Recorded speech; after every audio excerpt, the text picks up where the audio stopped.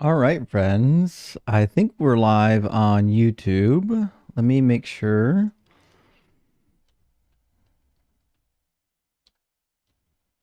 Live on TikTok. Should be live on TikTok in just a second. I wore red just for Hell Day. Not sure if it mattered. I didn't have bright orange. Bright orange would have been a good shirt for Hell Day. But unfortunately, this was the best I could do. You work with what you were given or with what you got. I mean, you have to make do. But I mean, to be fair, I did bring Fireball, so I got some Fireball. So there's gonna be some of that happening. Okay, TikTok stream is up and running. Let me open the guest box. The guest box is open on TikTok and on YouTube. Give me 1 second. I don't think we need this button on. It should be good to go. Okay. Hey, welcome in, friends. Ems, I did hear the news. Kiki's already asking. A lot of people asking about Charlie Kirk. It seems to be hot news right now. I think anyone who's watched my channel for any amount of time knows my opinion on violence. I don't like it. Not a big fan of it.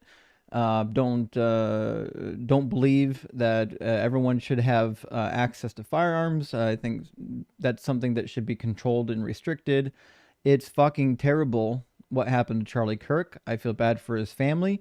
Obviously, you guys know I disagree with him every day to Sunday on his views. But I got to be honest, I'm sad that we're in this state of affairs right now in America, that we are now lighting people up that we disagree with politically. I don't like it. This is not a good place to be. It's just not. It's starting to remind me of like the civil rights era vibe. Not interested in it. Not a good idea. We shouldn't be here right now. It's very bad. So it's fucking horrible. I don't know what else to say about it.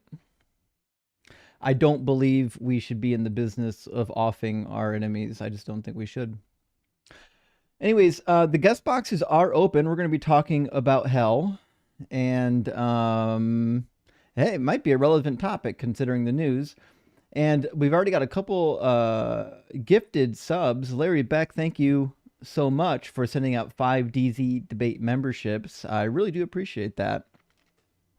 Yeah, Martin, I agree. Violence is never the answer. That's not the answer we need. That's not the thing that we should be happening. And Carlos, I hope you're healing up well, Carlos. Thank you so much for sending out 10 Deconstruction Zone gifted memberships. I really appreciate that. Big W to all the members and subscribers on TikTok and YouTube. I really do appreciate all the support. We should have, I think we got someone in the guest box already, so let's bring them in.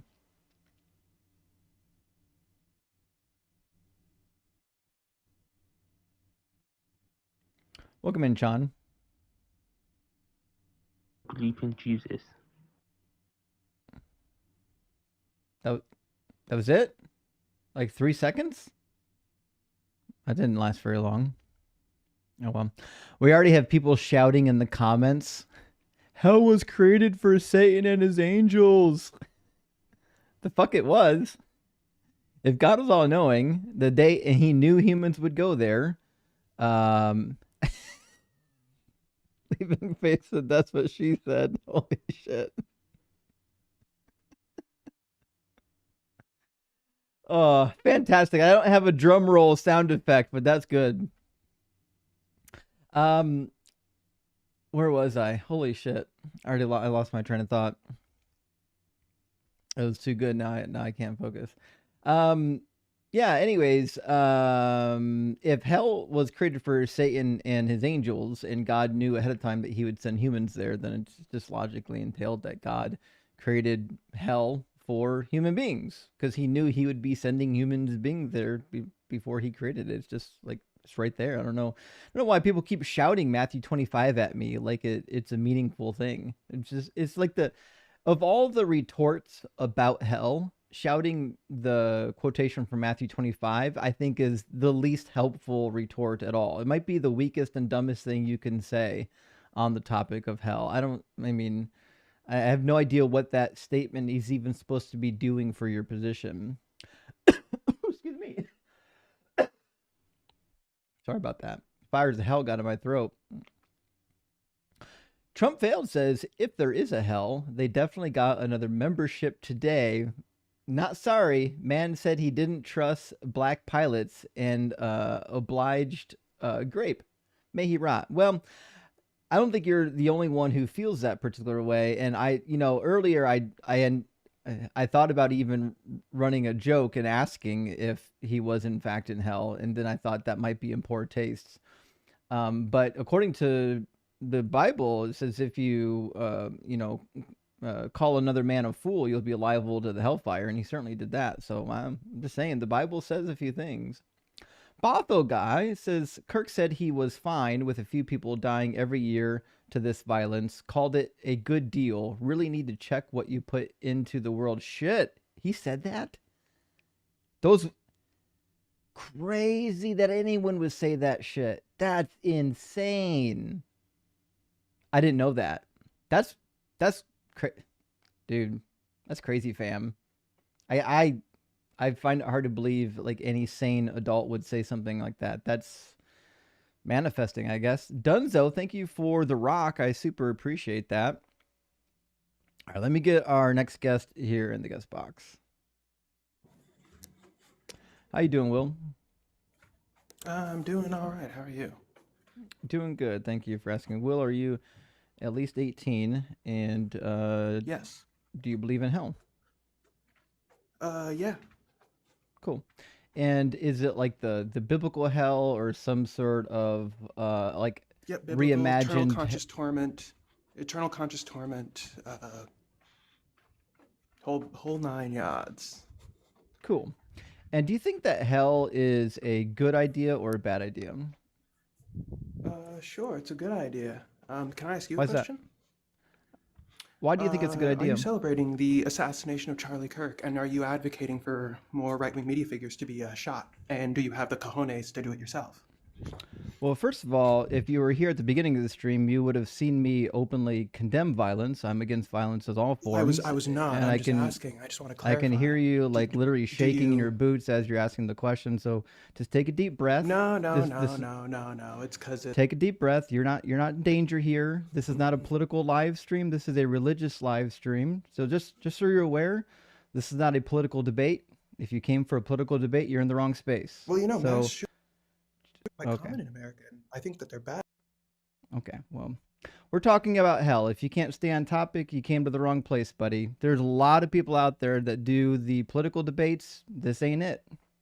This ain't the one. We're not going to be doing any of that dialogue today.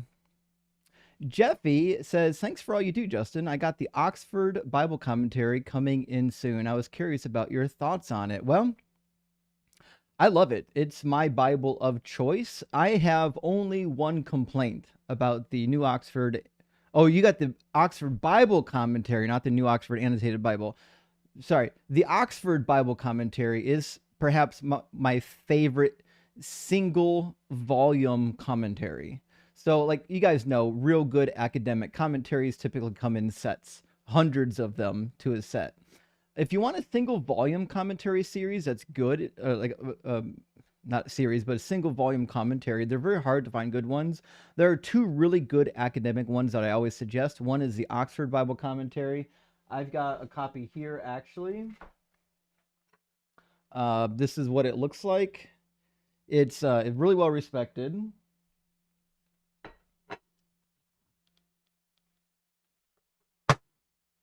I'm just going to knock all my books over now. And then the other one that I like, which is, I think on the 3rd edition now, is the Jerome Bible Commentary. It's excellent. The 2nd edition and the 3rd edition don't have any major changes except for the printing. The 2nd edition has got way better pages. Thicker. They don't bleed through. Also, unique. I don't know why you're putting that, but you're blocked. So you can go now. We don't do that here. All right, let me grab a couple super chats because we got another guest loaded up. Dexter, thank you so much for sending up 5 DZ Debate memberships. Big W, Dex. I really appreciate that, friend. And Jonathan, thank you for the super chat. Says Matthew 10:28. Just joking. I don't know What to believe anymore?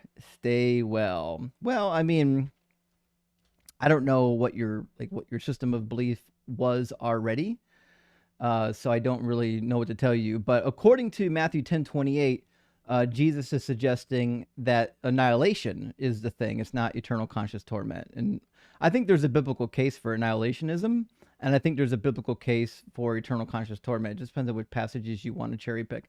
Pial says Charlie Kirk was a bigoted moron, but for him to be game ended on all of these days is such a Wednesday. Praise Doug. Well,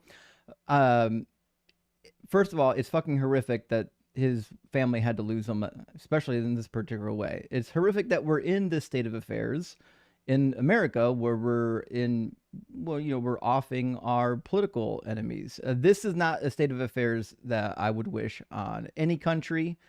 I'm especially upset that it's happening in my country. I don't want it. I don't like it. Thank you, Dunzo, for the galaxy. I appreciate that. To be clear, violence is never the answer unless you have been attacked, and then you have to protect yourself. Snip says I can't read that, a day full of blank, and he called in to say, thank you, Jesus. This is your brain on religion. Well, religion does things, actually. In fact, religion is usually what motivates these things. Michael says, do non-believers cease to exist when they're thrown into the lake of fire at the second death? Yes, so in Revelation 21, it seems, this is one of those passages that seems to support annihilationism. But as we've seen in the Dead Sea Scrolls and elsewhere, you can cherry pick your way to either viewpoint. Space Lord says, the Far Side has a comic showing forced labor, but one guy is whistling a happy tune. Satan comments, we're just not reaching that guy. Shit. I suppose so. And Piranha says, thank you for your donation. Well, Piranha, thank you for your donation. And Mega says, let's make Doug and Sharon some pleasing barbecue. You know that's going to happen on this topic. I mean, there's roasting happening. Metal says any torture would seem normal after a while. I agree, actually. Yeah, it'd be normalized after a bit. Dex says, do you think the historical Jesus, not the mythological one, believed he was the Messiah? What do you think convinced him originally? This is a good question, and I do think that he did believe it. And just for you, Dex, I'm uploading and releasing, I think, on Saturday, an interview with Dr. James Tabor on this exact topic as to whether or not the historical Jesus thought that he was the Messiah in the Davidic sense. So I think Saturday that's going to be out. He's got some really unique perspective on it as a Dead Sea Scrolls expert. So Dexter, mark your calendars for Saturday. I think you'll get some juicy information. And Texas says, thoughts on how NATO should respond to Russia drones. Just joking. Hell is dumb. Happy Wednesday. Yeah, thank you for not derailing the conversation into politics. I'd rather not. And Farrell says, Phil Bro, timer idea. All Phil Bros start with X minutes. Every use of Phil Bro jargon deducts Y minutes from their timer, forces them to choose words wisely. So I don't disagree with you. I've already ran over my idea of the Phil Bro timer. And here's how I think it should work is we give them a set time, and I tell them at the beginning that it doesn't matter how many times you stop to explain useless jargon. That's time that you're not going to get back. So basically, I set the clock for them and I say, this is how much time you have. It's up to you how much time you want to waste explaining stupid jargon. You know what I mean? All right, I got 2 more super chats, and we're going to get our guest in here. Shady, thank you so much for the super chat. Says, in Genesis 1:27, he created humankind in his image, aka perfect. Well, that's not what that means. Then where did the ability for Eve to be tempted come from? It doesn't say Satan created the temptation, only that he tempted Eve. Thoughts? Well, I do not believe whatsoever that Genesis 1:27 entails that they were created in the exact replication of God, meaning they had his spirit. So my understanding of the image is exactly what we see later when Adam has children. It says, using the same Hebrew word, that Adam had a son in his image. This is just meaning he had a physical representation that was in the image of his father. Not identical, just similar, right? So if I had a son according to my own likeness or according to my own image, it would just mean I had a son that was very much like me. So humans then were created to be very much like God in appearance, not in spirituality. They have to spiritualize this later because later they got rid of this notion that God had a physical appearance. Narrative, dude, thank you for the $20 super chat. Says, thanks for giving me ammunition as I argue my deconstruction with my family. Brilliant show. Well, listen, I'm glad to hear that you're getting what you need. That's one of the reasons why I started this channel. I want to help people to have the talking points and the information they need to adequately defend their positions. All right, we're going to bring in the Roman psyop here from our YouTube queue. Welcome in, Roman psyop. Thanks. Can you hear me all right? Yeah, I can hear you okay. Roman, good. are you at least 18, and do you believe in hell? Okay, yeah, I am at least 18, and I apologize because I am a dreaded infidel. I do not believe in hell, but I think we might end up debating anyway because I have a kind of an interesting theory Well, that I is want it to a- run past you. Is it about hell? It figures into hell somewhat, in as much as how Paul crafted Christianity to deliver to the Romans, and how and that being a mechanism of how Christianity had it to be adapted to spread. I totally understand if you don't want to discuss this now, but I think you would be a pretty interesting person to talk to about these ideas that I have. I mean, most 10 likely, seconds. but this is a debate stream. Unfortunately, I love a good chit chat, but no one's here for that. They're here for a debate. So, unfortunately, like I said, I have to give we the might- audience what they want. You know. Yep, I understand. I said we might end up debating, but I guess it's off topic, so maybe I'll try again another time. Yeah. Sure. Okay. All right. Thanks. Cheers. Cheers. I hate that he waited for that, but I mean, friends, this is a debate stream, and yes, Darko, he did kind of look reminiscent of Jim Carrey in Me, Myself, and Irene. Amazing movie too. To be quite honest, I was a little bit jealous of his mustache. That was a really good mustache. Man had a good mustache. All right, let's grab our next guest from the TikTok queue. The One, how you doing? Good evening, brother. The One, are you at least 18, and do you believe in hell? I'm 41, New York City, and yes, I'm a Christian. Cool. And do you think that hell is a good idea or a bad idea? So here's how I want you to think about it. I want you to think about in the beginning when God created the darkness, right? In the darkness, you can have a decision.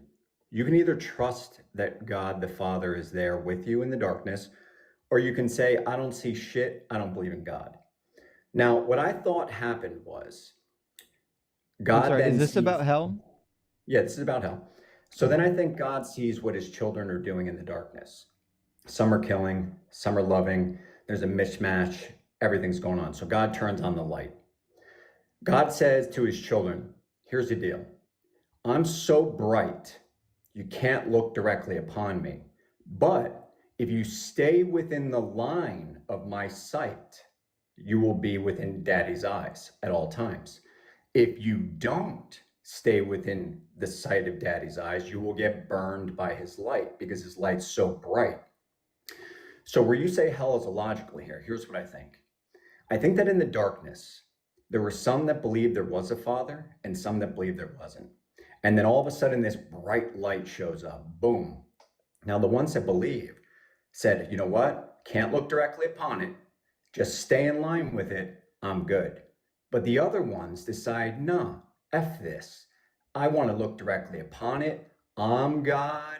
I want to get near that. And guess what happens? They get burned because they don't know what it is. They think that they are God. So is hell illogical? No. I think that's your own stupidity. I think that's your inability to believe that while you're here right now, there is a Father, there is a Creator, and you see this bright light in front of you, and you go up to try and touch it, and you get burned. Cool story. So who goes to hell in your worldview? Well, who goes to hell is, I think at the end of the day, the breath of life is Yahweh, brother. Jesus Christ is Lord and Savior, the So Tetragrammaton. Yahweh goes to hell? No, I think Yahweh is Oh. God. I think that just How do by you think that answered my accepting- question? Go ahead. What was the question again? I asked you, who goes to hell in your worldview? Well, Those that don't believe in Yahweh. Great. Those Okay. that don't believe. Go Cool. ahead. So, do you believe that hell is eternal or temporary? Eternal. Cool. And you believe that Well, hang on a even second. I believe that hell is eternal in the sense that heaven is eternal, but I believe that your stay in hell is not eternal. It's the So you're acceptance of the breath of so life. you I think believe that if you in don't accept Yahweh in annihilationism? your You life, think that you're eventually not you're breathing. annihilated? Well, no, because I think that creation itself, energy, is reused. I think it's Oh, for Christ's repurposed. sake. I think that in All God's right, eyes, just pay attention to the question. I want you to answer the question, not yap on whatever thing you want to yap about, right? So I asked you, do you believe that the souls that go to hell eventually get annihilated? It's just yes, no, or I don't know. yes and no. I do believe they do get annihilated in the sense that if hell was a black hole at the center, right? And God says at that very fine center point, the singularity is when crazy. you get annihilated. But if Buddy, do you know what the word switch- annihilate means? yeah, it's oblivion. It's gone. There's Okay. reconstituted into energy. Okay, so you think that the souls get no, annihilated doesn't mean you go into energy. So I believe that everything in the system itself is not fully destroyed. I think that it's broken down to its constituent parts. Okay, so you don't believe in annihilation, you believe in a transfer of energy. Crazy Correct. thought, Yeah, but I don't so really that's a better care. way of putting Okay, it. I so believe in that the sense in of your the soul, worldview, then creation, people who don't puzzle. believe in God go to the eternal fire for how long? As long until they start. So think about it this way: if you were not breathing, you're in hell, and as long as you start breathing God's name, Yahweh, you're out of hell. It's really up to the one in hell. Oh, try this again. How long do you think that could be?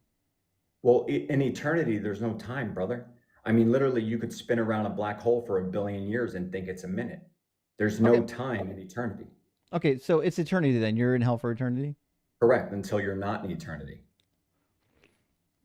Cool. And you believe the person that even only committed one sin probably goes there, right? I think that if you truly believe in the breath of life, Yahweh, I Jesus don't. Christ, our Lord and Savior, I think that you stop sinning. I think that we sin all the time, but I think that when you jump right to God, when you're sinning, you get better slowly. Listen, it's a process, brother. It's not just quickly overnight. Buddy, I think you got lost. I think you're in the wrong place if you think this is a preaching platform. We're here to No, it's not a discuss preaching platform. ideas. So I'm try trying to say actually that pay hell is attention to logical. the conversation, okay? So I think it's do you logical. believe then that a young person eventually comes of age and then they're liable for their sins? Like you don't think a 4-year-old is liable for their sins, do you? So, if in the eyes of the Lord they were to start saying, "I believe in just- Jesus Christ," Just need a I yes or believe no that from they're you. forgiven. I believe Just they're need a yes or forgiven. no. Just Yeah. need a yes So or what was the no. question again? Exactly. Do you think that little children like 5-year-olds are liable for their sins? No, if they're not taught who Yahweh is, then no, they're not. I believe that Okay.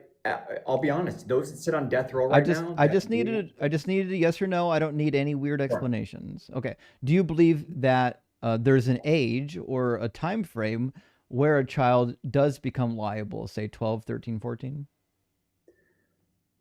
Okay, so you're arguing whether you believe in God or whether you don't. So Nope, not being even that you believe in close. God, I Not think even that close to what I'm asking. I'm asking, do you believe that there's an age at which a human being becomes liable for their sins? Most people refer to this as the age of accountability.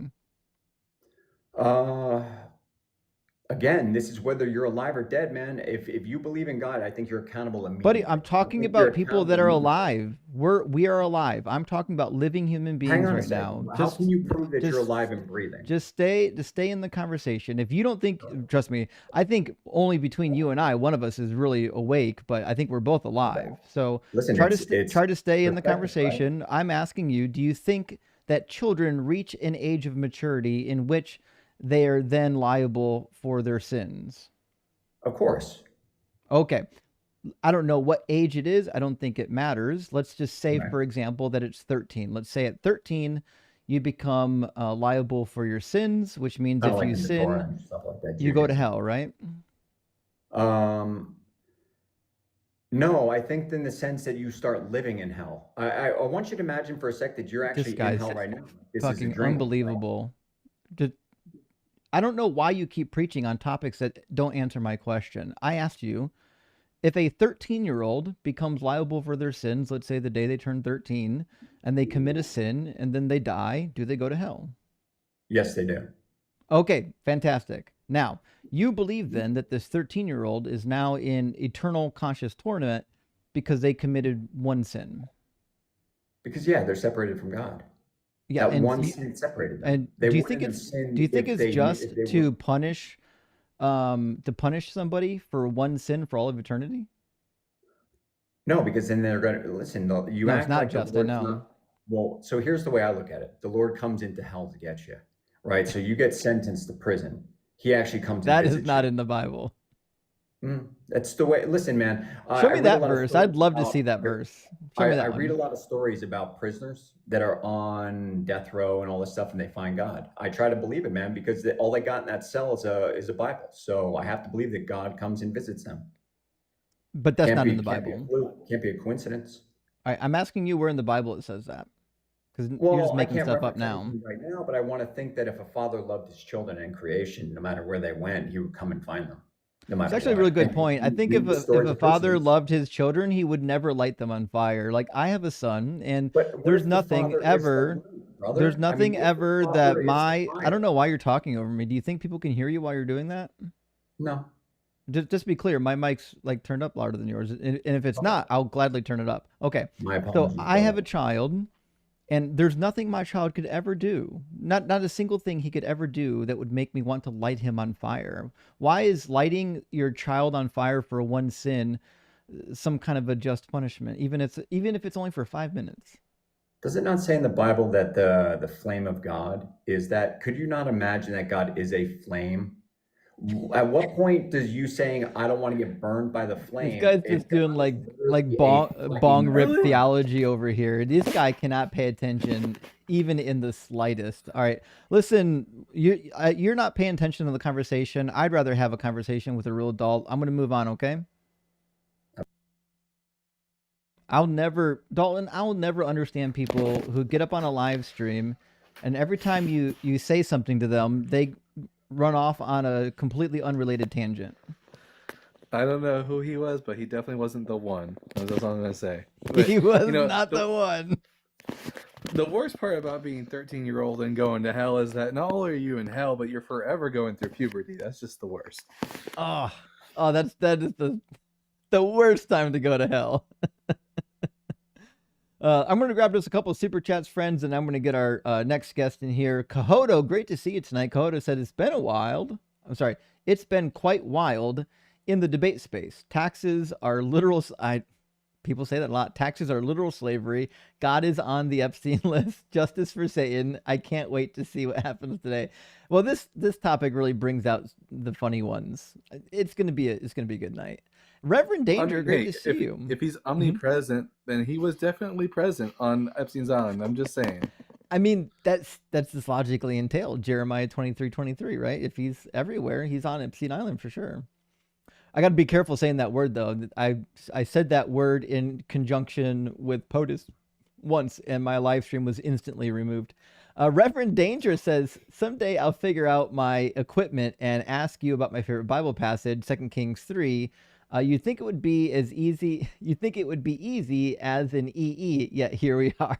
I don't know what to tell you, Reverend Danger. I love you, bud.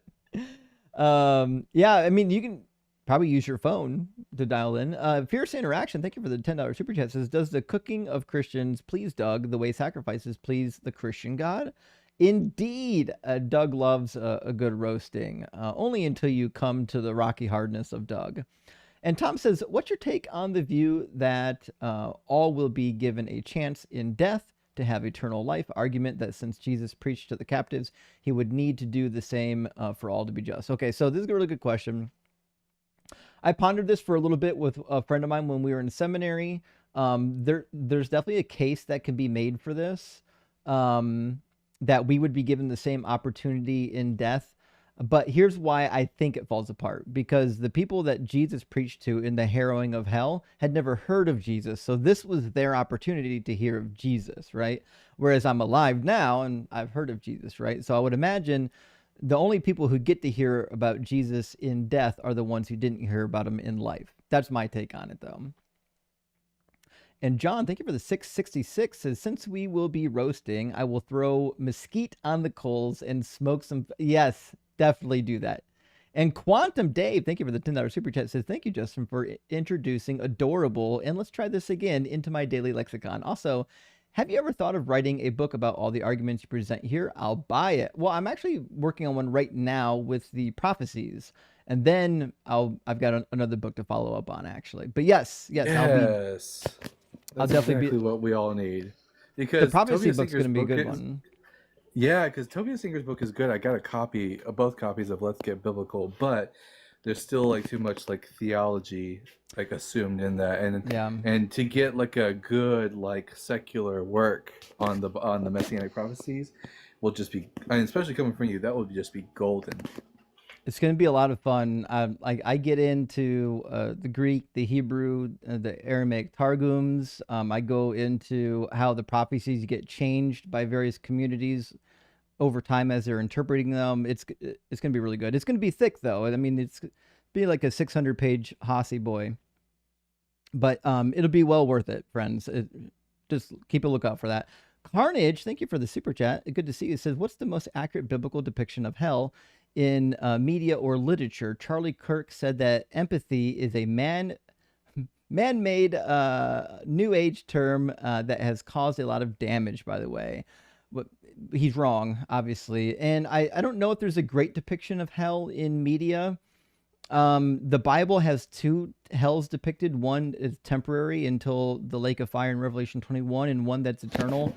Kind of depends on which verses you want to pick out. The Apocrypha is the same. There's some passages in the Apocrypha that lead towards eternal damnation and some that leads towards annihilation. Dead Sea Scrolls, same thing. In the Dead Sea Scrolls, some passages talk about being there forever and some talk about being annihilated. It's kind of like gambler's choice. You got to pick and choose, you know? Justin, how long have you been on today? 30 minutes. Did you hear what happened? Oh, yeah. Oh, yeah. Okay, yeah. Yep. I did, and it's going to keep coming up today. All right, last super chat for now. Thank you so much, Eltine, for the $49.99 super chat. Huge, my friend. Big W.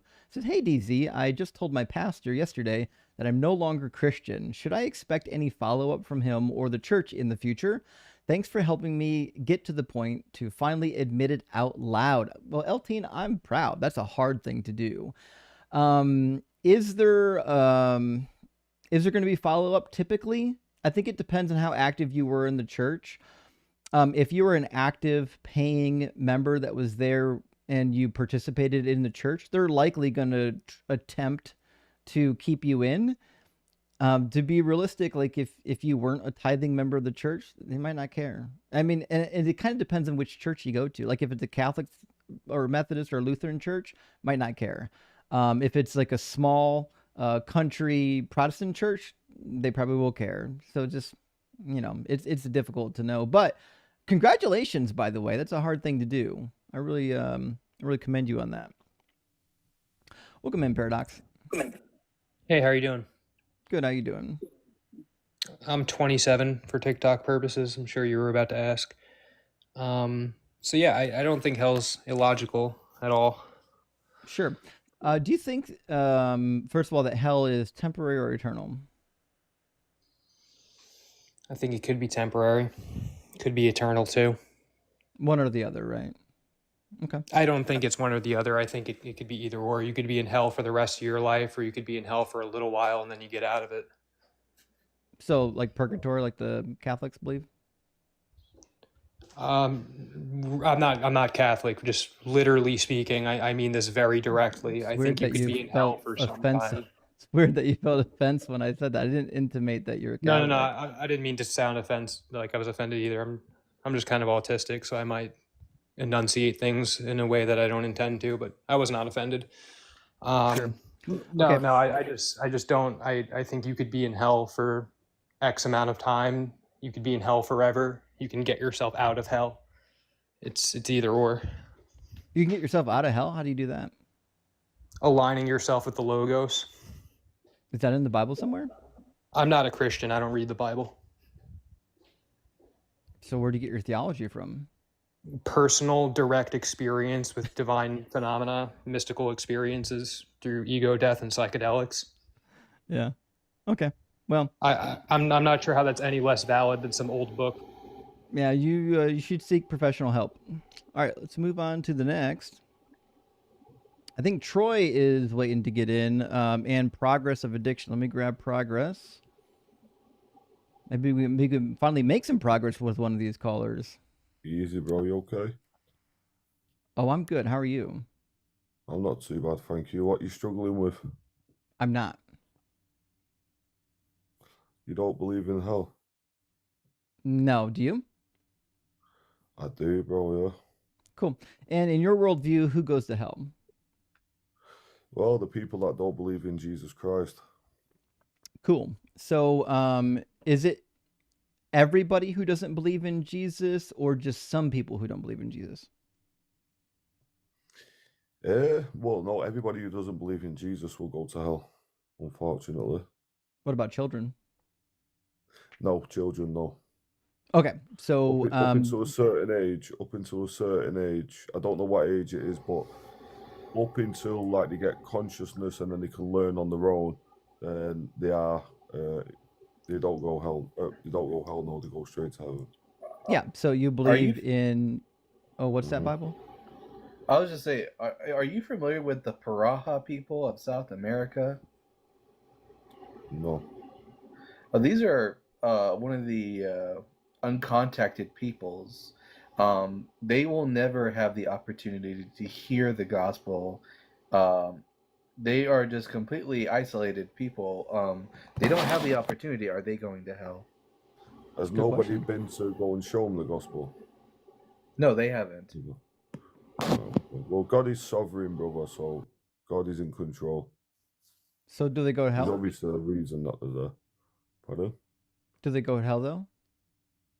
Well, they go to hell if they don't believe in Jesus Christ. Okay, so the people who don't even know about Jesus still go to hell. That's crazy. However, though, Jesus might have come to him in a dream, in a vision, or in physical form, you know? Yeah, He hasn't. They have no idea who he is. How do you know this? We've sent researchers to go speak with them, and they don't even have a word for God in their language, let alone this idea. And when someone tried to, this was like probably 30 years ago, someone did try to present to them Christianity, and it just didn't make any sense to them. And so there are going to be tons of children and people from this tribe who just simply have no concept whatsoever of a Jesus figure.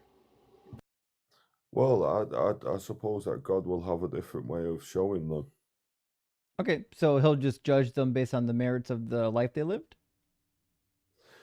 No, because it doesn't say that in the Oh. Bible in the spiritual laws, brother, and God has to stick to his laws. However, God can do anything, though.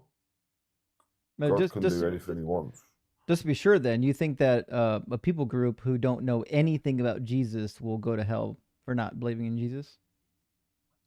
Well, yeah, I grew up not knowing Jesus. Well, I knew Jesus because of school, but like none of my family believed in God. I didn't ask. And I never met I didn't ask anybody if that you believed believe in Jesus. I'm asking about the Parah people. Do you think the well, Parah God people is are sovereign. going to hell? God is sovereign, bro. I don't know what he's going to do with them people because I'm not God. But if they don't believe in Jesus or they don't have an encounter with Jesus or something like this and they don't have Jesus in the heart, then yeah, they'll go to hell, bro. That's what it That's says in the Bible. crazy. So you think that thought crimes are, you're like people are justified to be lit on fire for it? What do you mean? Thought crimes, like not believing something. People lit on fire for not believing in Christ. That's the reduction of your position. You think that human beings get lit on fire in eternal hellfire for not believing in Jesus, and they don't even know about him. It's the spiritual laws, bro. So God sent his only begotten son to die on the cross, to die for your sins, right? Because the heavenly realms are perfect, bro. We're trying to follow. The believe in the Praha spiritual- people don't know anything about your Jesus. Pay attention. I'm asking about those people right now. So it's your belief then that just merely not believing in something you've never heard of is justified like a justified reason for lighting somebody on fire for eternity? Right. So, That's bro, fucking it's what I'm crazy. saying. Thanks It's for what I'm saying. thanks for Is that illustrating my point. God is sovereign, brother. Do you believe Yeah, in I'm sure. evolution? Then, do you believe in Evolution has evolution? nothing to do with the topic of hell. We're talking about hell right now. So, right now, I think we've already illustrated the first point, which is that God will literally send anybody to hell for any reason. Like, it seems like the only thing people go to hell for in your worldview is just not believing in Jesus, which, to be fair, it's a correct reduction of your viewpoint. You believe no matter how many sins you've committed, whether it's 1 or 1,000,000, that not believing in Jesus sends you to the eternal hellfire, don't you? Well, yeah, but I'll tell you something, right? Well, There we're you all go. sinners, yeah. We're all Do you sinners, think that but when you God receive is the God of when you receive the justice? when you receive the Holy Spirit, you're born again. Try this again. Do Yeah. you think that God is a God of justice? He's a just God, yeah, of course. What's the definition of justice? Justice is basically is the difference between right and wrong and punishment for doing wrong and right. Yeah. Or, So, like, justice entails that, like, the punishment and the crime are somewhat fitting, right? So if you commit a crime, you'll get punished in a way that is somewhere comparable to the amount of harm that you caused.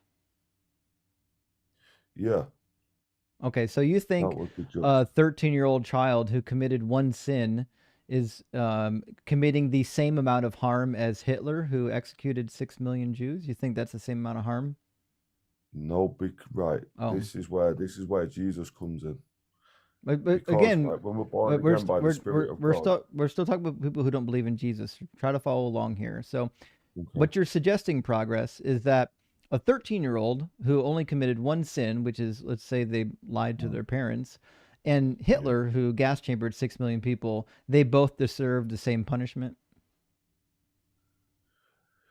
Well, yeah, because it's not having faith in the only begotten Son, bro. Okay, so you don't believe in justice then, because you just said a second ago No, that I know what justice you mean, means right? that I know. the Yeah, but crime you this is committed what- should this is have a what I'm trying to say. proportional punishment. What do you think proportional This- means? Like proportion is how much. How much what? Do you How- you how much believe that justice entails the punishment is proportional to the crime? No, because no, not really, bro. I know you don't. Yeah, that's the reality is you don't. You think every crime should have the same punishment, and that punishment is horrific. They should be lit on fire for But eternity. not every crime does, because in Jesus, That's crazy. it's forgotten. Yeah, no It's one cares. forgiven. We're talking about people who don't know Jesus. Just People who don't know Jesus, to right? bring this back for the 15th time. I don't believe in Jesus. I'm talking Right, so about I'm people gonna who don't tell believe you- in Jesus. This whole conversation so Right, far I'm gonna, is about not yeah, believing in I'm Jesus. gonna put it in the simplest form. No matter what sin you do, the one biggest sin is not believing in the Lord Jesus Christ. Oh, So fuck. unless you believe, yeah, you right. So we're all sinners, brother. You've Okay, lied, so I've lied. let's I've imagine for a you've second stolen. that there's a 13-year-old, and the 13-year-old has reached the age of accountability. They've never committed a sin yet in the age of accountability. The only thing that they've done is they said, this Jesus guy doesn't make sense to me. I don't believe in this guy. And then they die. They go to hell for not believing? But let me just tell you something. The minute you are born a Dude, sinner. So, Due to Adam and Eve dying. so our Adam and default Eve dying. position, the Yeah, by day default. I'm born, my default position is I'm going to hell? Yeah, basically, Okay, until you so- believe in Jesus. So you think that infants that are aborted or No, not that infants, die right, shortly so- after birth, you think that they go to hell? No. They go straight to heaven. No. Why? They go straight to heaven. But they have original sin. Right, no, they go straight Sinners. to heaven because they're void. They're void because they don't have accountability. This is what I'm trying to say to you, yeah? So when somebody's born and they die as an infant, they go straight to heaven because they can't have Actually- any accountability. However, we're I actually all don't born know if sinners. that's the case.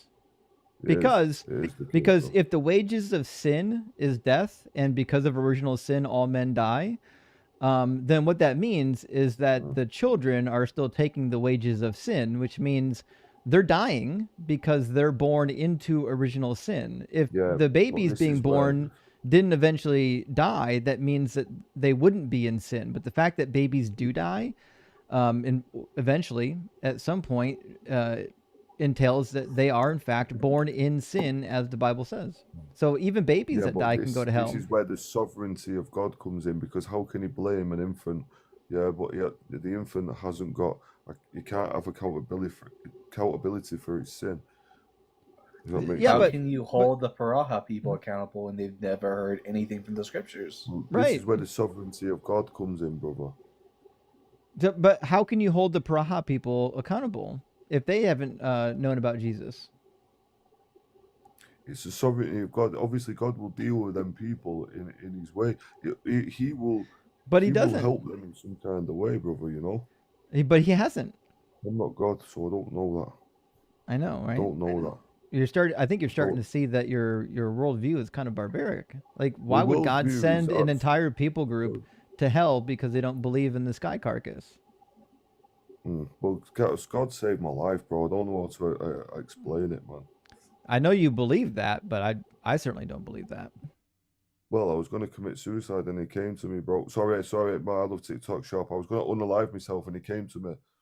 He came to me, brother. My apologies. I didn't mean to say that. But yeah. Yeah, and the he same came is to me. true of other deities. I have friends who met the Egyptian deities. I've got a friend who met the Hindu deities. These types of visions are not unique. I have no reason to believe that your story is true for the same reason you don't believe that their story is true. No, I believe because of DMT and stuff. Is it DMT? They seen all these things? No, they were not on What drugs. did it? It was not on drugs, but they met these deities. Yep.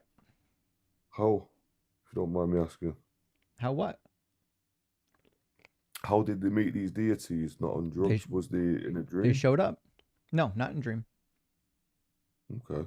What, they showed up just like in real life where we sat now? Yep.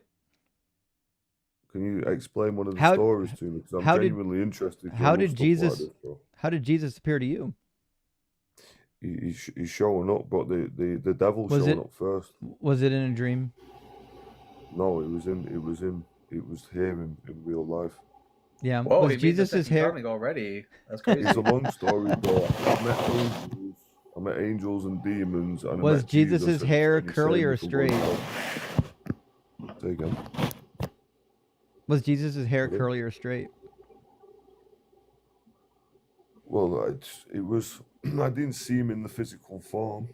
How do you know it was I felt Jesus? his presence, and I knew it was Jesus. Okay, so brother. you didn't see Jesus. You felt But you yeah, felt something I and did. interpreted it as Wait, Jesus. right, so let It's me crazy how explain. these stories always fall apart once you start No, asking no, let me explain questions. to you, It's right, so- crazy to me. No, I could explain. I could tell you my full testimony if you want, but it's 45 Yeah, minutes I long. certainly don't want that. Nobody here Well, I'll wants tell you. that.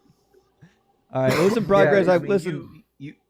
You said that you saw Jesus in person, but you just now said that No, it wasn't his right, physical so form, what but happened Jesus is a physical being. And unless Right, what happened is, I felt this warm, loving presence and this And no one bright white cares. light entered the room, right? And then I it said, came up Jesus. behind you and whispered in your ear, "Yeah, I got it. Yeah. Listen, progress. I'm glad that you found something that works for you and that you're no longer taking the DRUGS. We're happy for that, but this is not testimony hour. I think you told us what we needed to hear about your concept of hell and how it's illogical, which is why you contradicted yourself in explaining the justification for it.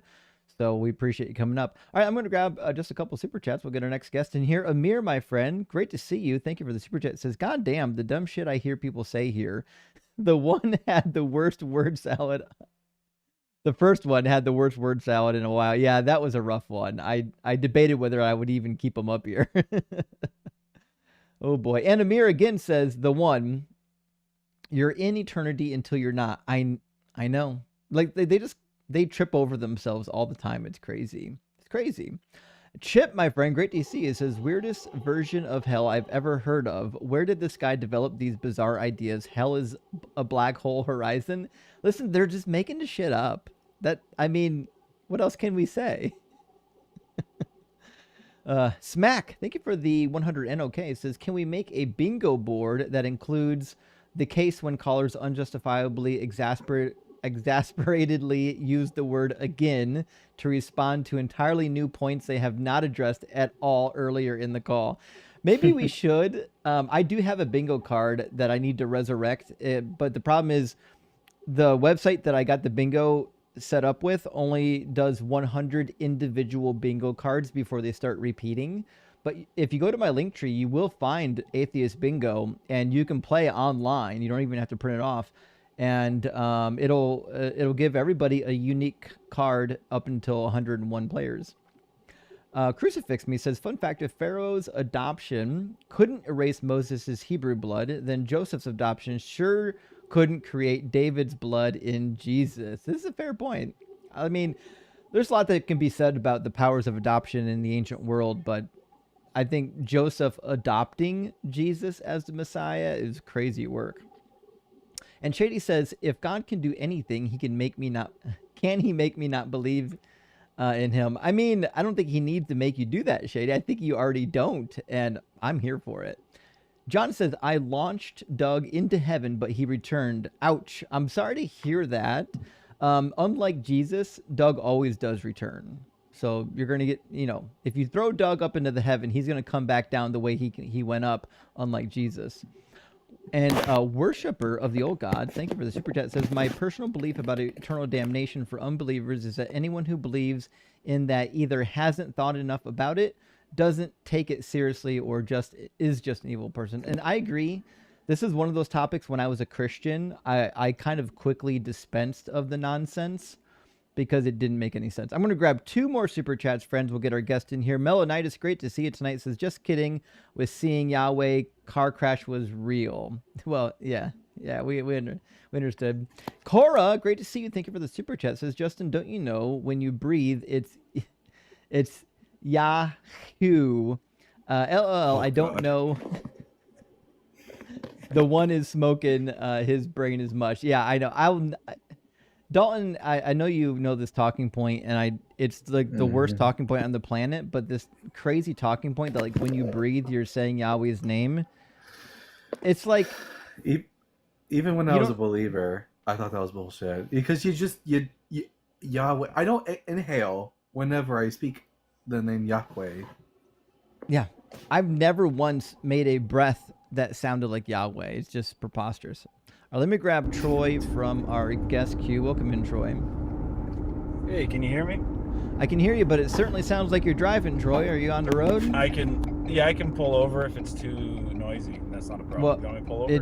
It's noisy and it's against the terms of service. We can't drive in live. Oh. Okay, I pulled over. Yeah, there's actually a video somewhere in my catalog on YouTube of somebody trying to drive in live that lied to me about it and then hit a curb.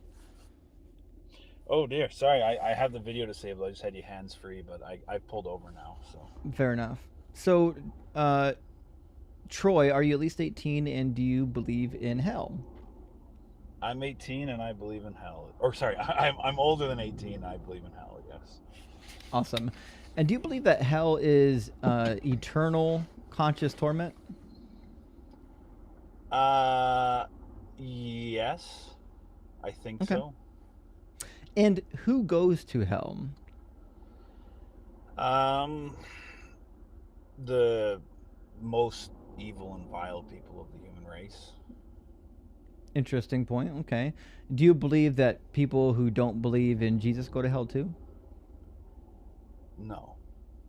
Oh, that's fun. Okay. So do you believe that the Bible is like literal when Jesus says that? I'm Mormon, by the way. That'll probably speed things up a bit. Oh, so you don't actually believe in hell then? Okay. Yeah. What do you mean? Yes, I do. No, you don't. I just had this conversation for like 2 hours with a Mormon the other day. You guys have a completely different concept of hell. You think that people can literally just get out of hell once they're there for special reasons. It's not the same as the Christian hell. Oh, well, no, it's very different from the Christian hell. Okay, yeah. You meant by the Christian hell? Okay, yeah, no, yeah, okay. Sorry, right. I was not aware of that conversation you had, so. Yeah, I mean, we know that you guys have some version of hell, but it's certainly not the same as like the Christian version or even the Islamic version. That being said, I have heard different editions of hell from various Mormons, so I'm a little bit curious to know which type of hell you believe in. Do you believe that just the soul goes to hell or the soul and the body? Soul and the body, of course. That's doctrinal. Right. Well, I'm just asking because I hear different things from different Oh, now Mormons. you've piqued my curiosity. Like, how? Like, I mean, I'm sure if we were to dig up someone who is in hell, their body would still be in the grave. Do they get like a copy in hell? That's an interesting point. I would. It's clear that the body you are resurrected with is not the body you had on Earth. I would agree with that. Is it So made just out of? because- Oh, sorry. Is it made out of the same material? Doesn't seem to be, no. So it's made out of like spiritual material? No. We believe spirit and like physical bodies and spirit matter are two different things. What's it made out of? I don't know. So it's a body? To be fair Yes, to it's him, at least this is more consistent with what the Jews in the first century would have believed about spirit. Like, it's not incorporeal. It's like some sort of finer material. I mean, it still doesn't make any sense, but at least it's consistent with what actually early Christians would have believed. It's true. It's true. Okay, and so you do believe, though, that there are souls that go to hell and they get tortured in fire, I assume, right? No, absolutely not. Oh, okay. Yeah, so it's just altogether kind of different than what the Bible says. The Bible does refer to the hellfire, though. You know that, right? You get to live with your spiritual equivalent for eternity. That's your punishment. You get segregated with those who are of the same moral character as you. Right, but there's no fire in hell, which is weird because the Bible No. clearly depicts fire in hell. But if they're murdering, rapist, torturers, and they're all in the same place, that's basically hellfire, right? Right? So, No, I don't. No, I don't think so. In the story of Lazarus, I will one day I will pronounce that name correctly without my lisp. Lazarus went to hell and experienced. Actually, the rich man went to hell and experienced being in hellfire, and I don't really have a good reason to interpret that as being anything but fire, because he says that, I'm in anguish in these flames. Yeah, he begged Abraham and Lazarus for like a drink of water. Synonymous with being hot, right? I don't know whether he was describing like his state or if the author was interpreting it correctly or they had some dogmatic view and changed what he said about it, so I don't know. But the burning would not be consistent with my theology, no. Right, and that's, I guess, what I'm trying to poke at, because in Luke, when he goes to hell, it says, he called out, Father Abraham, have mercy on me, and send Lazarus, I'm going to say Lazarus, that's the only way I can pronounce it without my lisp cutting me off. Send Lazarus to dip the tip of his finger in the water and cool my tongue, for I am in agony in these flames, right? So I don't know why I would read this and think that it's anything other than flames. Maybe it's the best thing you can understand, the best way they can describe how bad the torment is. Right, So but why the would... closest thing they could think of is burning. There's no other way to explain it. Because But- my version of segregation might not sound that terrible. And separation from God also is another anguish. So Right, but why would he say in these flames? That's like a location with a surrounding. either poetic or inconsistent, that's all I'd have to say. Gotcha. Poetic, So I mean, we're- Revelation also refers to it's like the lake of fire with brimstone. Yeah, the Book of Mormon refers it to as a pit where the smoke ascends up forever and ever. They use fiery. There might be a fiery element to it. I highly doubt it, but I don't think it's fire, personally. Why? I think Jesus... it's poetic language.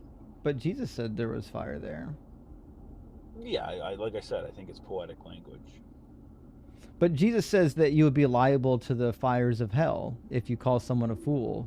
Why would he say the fires of hell if he meant something else? Like I said, I could be totally wrong and there is fire, but I suspect it's not, and it's poetic language. Why, though? That's what I'm asking. You keep saying it's poetic language. I'm asking you, why would someone believe that? Why would they believe it's poetic language? The reason sorry. Say your question again. Yeah, that was my question. I'm trying to figure out, why would I believe that the word fire is poetic in all these passages? Just Well, I don't know about you, but me, I would believe it because of other theology I have, like other scriptures on the nature of hell, and I guess more descriptive words of prophets, like modern day prophets that we have. They're not saying Right. there isn't fire, but I'm saying it doesn't seem like there actually is like literal fire. Well, it seems that way. Jesus says, if your hand or your foot causes you to sin, cut it off and throw it away.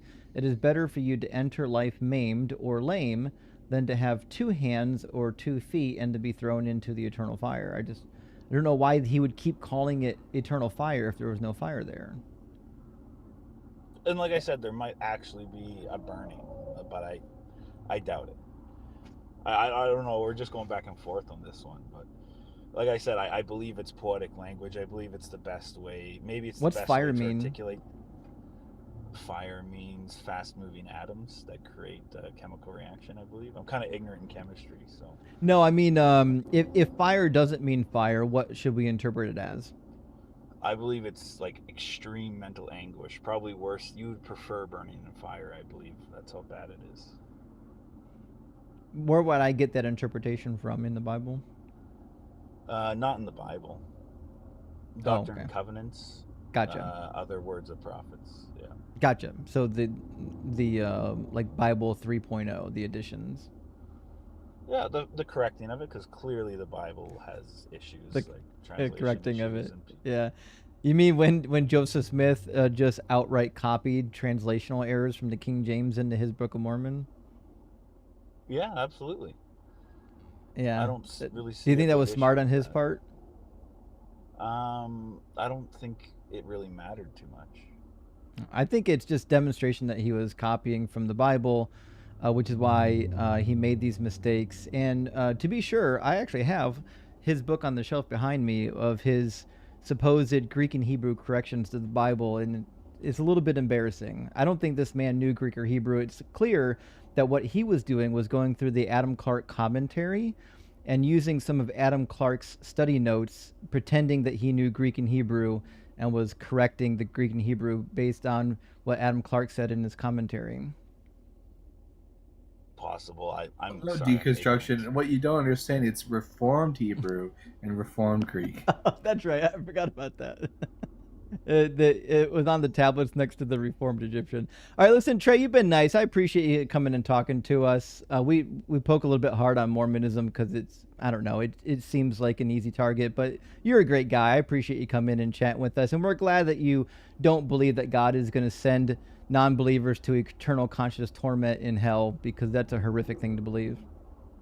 That would be an evil God. I agree. And I would hate cheers, him friend. just like you do. Yeah, I'm with you. You know, hell was actually like the very first thing I ever deconstructed when I was a fundamentalist evangelical. That was the first doctrine I deconstructed. Yeah, well, so me, so I grew up in the Catholic school, right? And so we already had purgatory. And so like when I became an evangelical, I kept the doctrine of purgatory like what the Catholics have, because it just made more sense. I'm like, it doesn't make any sense whatsoever that God would send somebody to eternal conscious torment for just not believing something. Obviously, if hell is just, it's just because wicked people go there, not decent people who just don't believe the right thing. Yeah, I went from eternal hell to annihilationism, and then I went into universalism, and then I was out. Yeah, hell has the tendency to do that. All right, friends, let me grab just a couple of super chats. We'll get our next guest in here. Brianna says, so much violence going on right now. Really needed to clear my head. Thanks for the distraction. Have fun cooking. Thank you, Brianna. I appreciate that. And guys, remember, you've heard me say it once. You'll hear me say it 1,000 more times. Violence is not the answer, friends. It's just not. I don't care how much you disagree with a political opponent. Violence is never the answer. It's just not. Melanitis, thank you for the super chat. Says, just had a bad car. Oh, shit. I'm sorry to hear that. Happy to watch you now because I could be talking to Yahweh now. Holy fuck. Just joking, Rock Hard for Doug. Well, Melanitis, take care of yourself. Holy shit. Don't text and drive. Don't super chat and drive. Watch out for the road. Please be safe. And Nathaniel says, what's the original eternal hell belief? I know, i.e. demons were borrowed by Dante's Inferno and there's speculations of Gehenna as a garbage dump. Okay, so on my deconstruction cheat sheet, I have a tab dedicated just to hell. I have collected every reference to hell that exists in the Apocrypha, in the Bible, in the Talmud, in the Dead Sea Scrolls. If you want to know what people thought about hell, the tab on the deconstruction cheat sheet will tell you. According to Jewish tradition, it originally started as what appears to be some kind of Sheol, abode of the underworlds. It was co-opted during the Greek period to be more like Hades. And then as we get closer to the 1st century, there's lots of ideas where it's not just like Hades. There's also torture, because in Hades, not everyone gets tortured, by the way. In Hades, there's like different tiers of punishment. But by the time Jesus came along, we had this concept that just being unrighteous sent everybody to eternal conscious torment, although some of the Dead Sea Scrolls do reference a temporary torment where you then end up in annihilation. But it's a long spiel, but check out that sheet, spot on the cheat sheet. It'll just read it from top to bottom. It'll take you like an hour or two. You'll appreciate it, though. Steve, thanks for giving me your Christian money. I appreciate that. Steve says, I get it. This is a celebration show. It's not. For the blank, not going to hell, way to egg on the atheist, DZ. Well, it's not, Steve. I'm sorry that you can't separate politics and religion, which is why like you keep endlessly giving me your money and making dumb political comments on my show. But this has nothing to do with what happened in the news today. By the fact that I didn't bring him up, he's not part of this topic. I don't know what your problem is, but I'll take more of your money. Steve says, take pleasure in knowing CK's blank won't go to hell, right? Well, listen, I don't take any pleasure in anyone getting shot, but I get it. You can't separate politics from real life, which is why you're here now crashing out on my live stream. Yoko says, heaven for the weather, hell for the company. Mark Twain's got some good one-liners, actually. DB, thank you for the 1999 super chat. It says, if Yahweh isn't evil, then why is he so concerned with people obtaining knowledge of good and evil? Well, because he's scared. That's the thing. He's scared of human beings being a threat to the deities. He's scared of human beings being a pester to the deities, similar to what we find in the Babylonian literature. That's why, of course, the tower was such a problem for God, because they could theoretically storm the heavens. This is actually detailed in the book of Jasher. If you read the book of Jasher, they give this explanation for the tower. Welcome in, Miles. Hey, how's it going, man? Good. Justin. Hey, thanks for waiting, Miles. Miles, you look at least 18, so I won't ask you that. You've got as much gray as I do, so we're probably about the same age. And do you believe in hell? I'm a non-believer, so I know you're trying to get Theus on here. I won't take much time. I'm a huge fan, man. You become my favorite atheist debater. I probably listen to about 2 hours of the show every day. Thank you. I only have one complaint, and it seems like you're always knocking on philosophy, and philosophy is actually what helped me deconstruct. So I was just like, what is it that you hate about philosophy? Oh, I hate it. Not philosophy. I hate philosophy bros that come in and then get upset that I don't know all their insider jargon that they only use so they can sound smart. Like, I took logic. I'm an electrical engineer. I took lots of logic.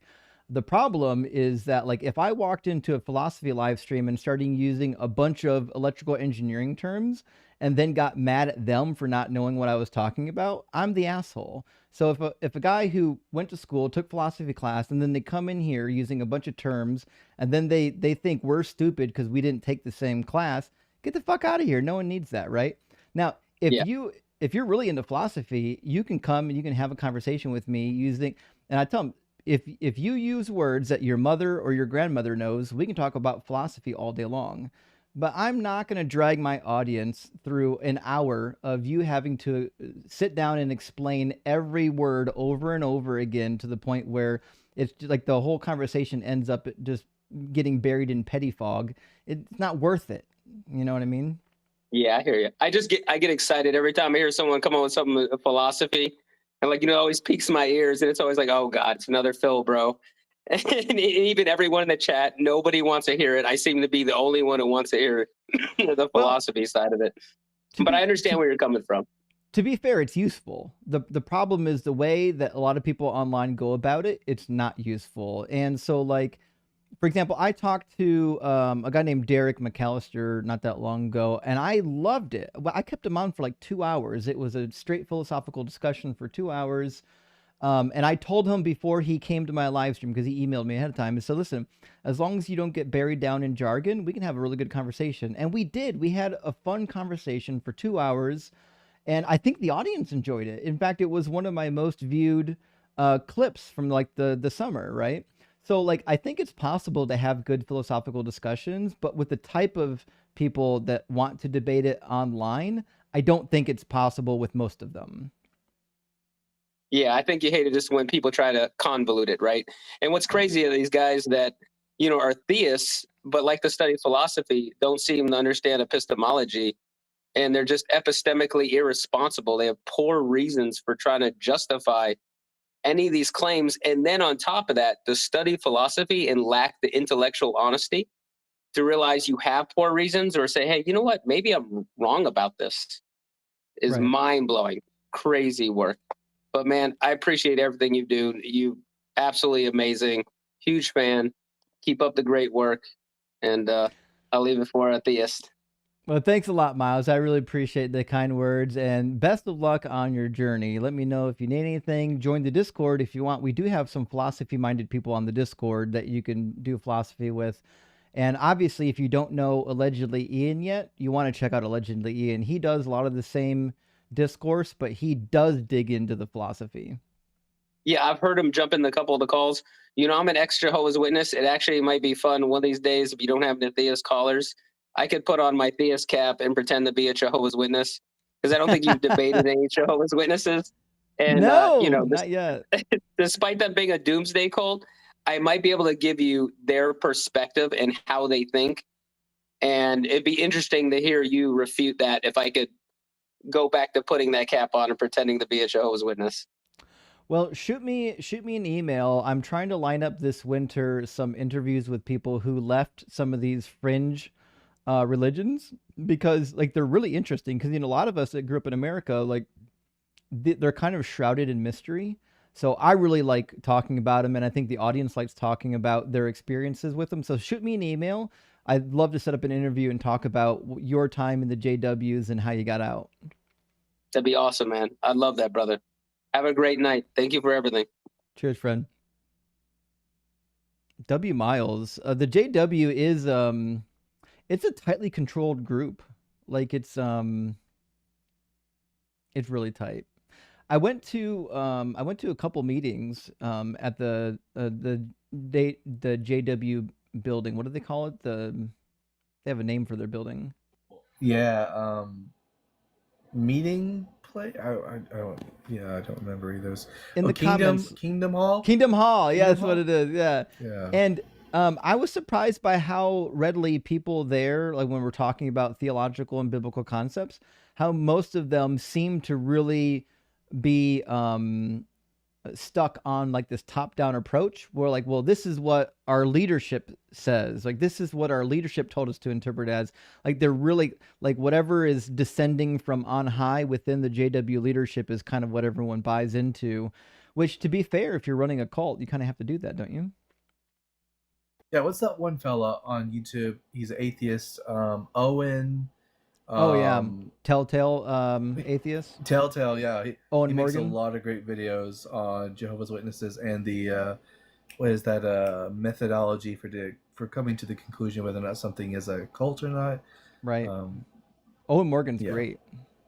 Also, Nick, thank you so much, Nick, for the $50 on Venmo. Big W for supporting the channel, Nick. Nick says, not a coffee drinker, so this is for the Coke Zero Orange Cream Fund. Well, I really appreciate that, Nick. And I do have a big affinity for the Orange Cream Coke Zero. I get it's not for everybody, but... I'm always Dr. Pepper Zero. Dude, Dr. Pepper Zero is good. Yeah, I'm a big fan.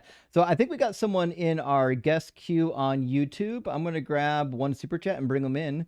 Space Wizard, thank you so much for the $20 super chat. Space Wizard says, You are lost when your political views become your personality. Praise Doug and Sharon. Space Wizard, thank you for saying that, because I couldn't agree more. When your entire personality is your political viewpoint, I think there are problems. Now, to be fair, I think it's great to have strong political views where you've done study and research. But like, if you come to a religion live stream and you can't help yourself but talk about politics, you've got a problem. Like, I don't go into political live streams and start talking about woodworking. Like, it's just it's not necessary. It's not required, right? Anyways, let me It's grab wild that some of these Christians are, through super chats, are sending you more money than they're probably tithing to their pastor, which is just funny. Okay, so I have to clip it. I haven't clipped it yet. I had a live stream like 2 months ago where there was a Christian just crashing out like crazy. He must have sent $200 in super chats trying to preach to the whole audience, and I kept telling him, "Don't stop it. This doesn't help." I saw that. That was wild. Yeah. And then his wife ended up commenting in the video. His wife commented in the video basically saying, "Hey, this is my husband. He's off his rocker. He sent all this money to your live stream. I'm sorry for his behavior. He won't be back." And so his wife had to come and apologize for him afterwards. It was crazy. That's a smart woman. That's a good woman right there.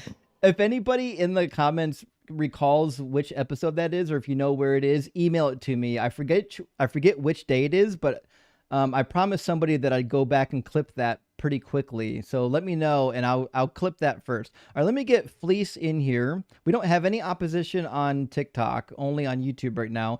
If you're watching on YouTube, there's a link in the description to get into the debate. If you're watching on YouTube and you can't get to the description, there's a link on the screen, tiny.cc/dzguest. You can get into the action. If you're watching on TikTok, I mean, you already know how to get in on TikTok. Just hit the guest request button. And with that, let's get Fleece from the guest queue. I think I've talked to someone named Fleece before. I don't know if it's the same one. How you doing, Fleece? Hello, how you doing? I'm good. Fleece, are you at least 18? And do you believe in hell? Yeah, I'm at least 18, and I believe in hell, yeah. Okay. And do you believe that hell is eternal conscious torment? Yeah, I believe eternal conscious torment. Yeah, I believe that. Okay. And in your worldview, who goes to hell? I believe the people that go to hell are the people that reject the gospel of Jesus Christ. Shit. What about people who never heard about him? They go to heaven too. Oh, they go to heaven? Yeah. So if you never Fuck yeah. so let's say if you never find out what the truth is, like let's say, like there's some people that say there's like their tribes and all that stuff. They get judged probably a little more differently. Maybe one day, I don't know. The whole point is basically everybody has a conscience and they will be judged accordingly. So we shouldn't tell anybody about Jesus then, because the minute they hear about Jesus and they reject him, they're liable to the hellfire. So like, we got to hide this dude under a bushel basket. Yeah, but you got to realize that I'm basically trying to put a situational context, right? So some people like to ask, like, what about the people that never heard it? We like to, go to the Bible that basically says that at the end of the day, they're going to get judged accordingly, basically. According to what?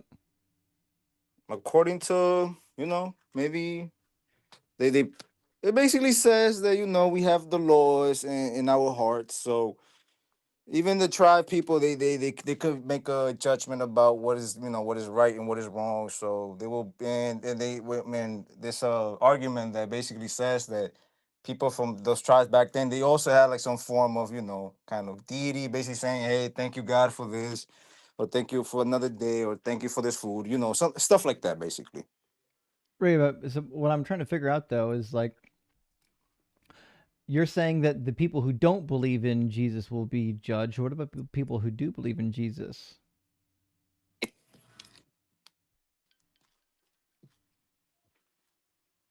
Hello? Yep. Hello? Yeah. So the people who do believe in, well, there's some people, there's an argument that there's a head belief and there's a heart belief. So you could believe that Christ, was this good guy or whatever, but that might not be a personal thing to you. You're not accepting that. You're just seeing him as another guy. And there's this Christian perspective of you accepted Christ's sacrifice through your heart. So basically, you're going to heaven because you're accepting Christ, and you're not having this head belief of, oh, he just came to die for these type of people. Right, but follow my question. If one Christian and one non-Christian die and go to judgment, are they both getting judged based on their deeds, or are they getting judged on something else? No. So a Christian is getting judged by Jesus Christ. You go to heaven. You're getting judged for whatever you did on earth for Christ. The other Okay, guys, so they get judged for whatever you did, and you're going to hell. so there's no justice for Christians that committed horrible actions then. So No, God doesn't believe in justice? God believes in justice, but we're under time of grace. So basically, we have Jesus Christ's righteousness imputed into us. So that basically means like God put whatever his work he did on earth is on us. So we don't go to hell because of whatever he did. Do you think that's just? I believe, yeah. I believe that. So Yeah. you would be okay then if we let everybody on death row out of prison as long as one person was willing to go to death row? I don't get the question. What I'm trying to say is But no, my soul is clean. My follow soul is along, clean, please. and I'm going to heaven. Follow along, please. We're talking about the definition of justice, right? And Dalton brought up a really good point, right? You think that it's justice for all the people who committed bad sins to be let off the hook because of one person who didn't. So you'd be okay then with all the people on death row being let out back into society as long as we had one person that was willing to take the fall for it? Well, we're talking about afterlife, right? We're not talking about on earth. Like what I'm trying to say is like We're whatever you talking do on about earth. please pay attention. We're talking about the definition of a word, the definition of justice. Yes. What is the definition of justice? Well, it's like a balance. Like, so if you committed that, then it has to be, there has to be a balance. That's right. It has to be balanced. Now, that means that people who commit crimes will be punished proportional to those crimes, right? Yeah, here on earth. Okay, so there's no justice in the afterlife then. No. Is that a no of agreement or a no of disagreement? So no. I'm No not what? getting whatever I commit here does not mean I'm going to hell. I'm going to heaven no matter what. That's I the didn't gospel I ask believe in. you The gospel about I heaven or believe in. hell. I asked you, will there be justice in the afterlife for people who committed horrible crimes?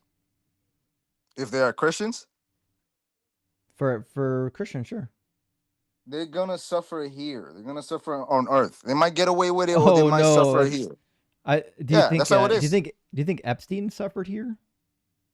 Who's that? Is that he probably did? He probably did. You don't know. Epstein, you think he suffered? What about Well, mustache guy? Well, Yeah. that's one and two. We're under free grace. So what I'm trying to say, we're under free grace. Some people get away with it, and some people don't. Okay, so not everyone suffers while they're here, even if they're bad. That's what free grace is. We're under Okay. a free grace time.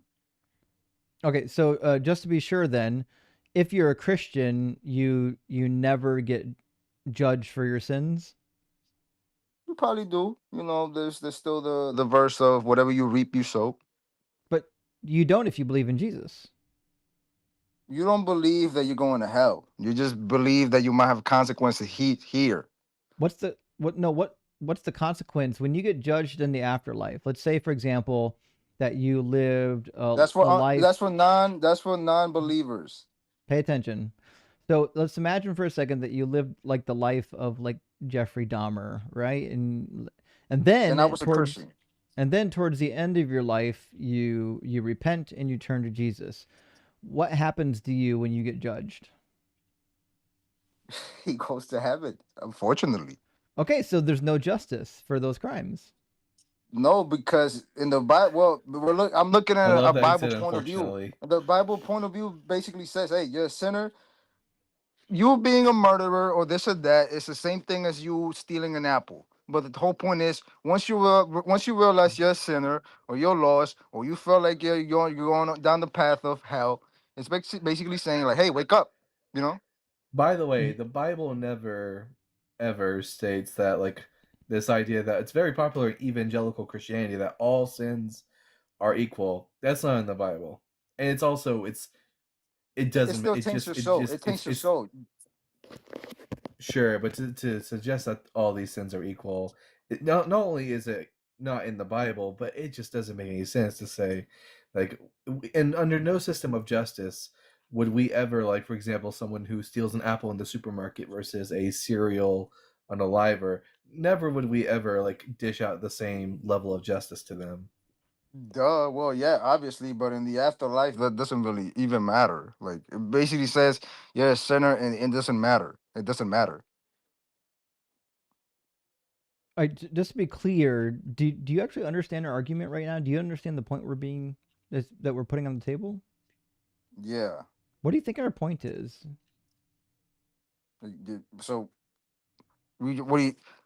The thing is, I see what you're trying to do, and the thing is, like, it don't make sense to me either. I don't think you do. Okay, so what we're trying to do is trying to illustrate to you that the afterlife What I'm trying to tell you is, in the if you're a Christian Christian, worldview if isn't you're a an Christian, afterlife of justice, because in your worldview, people who do horrific crimes and then turn to Jesus never get judged for those crimes, whereas people who only committed one crime but didn't believe in Jesus would go to eternal hellfire. So, like, yes, if I was Anne Frank and I died in that house, you believe she went to hell for eternity.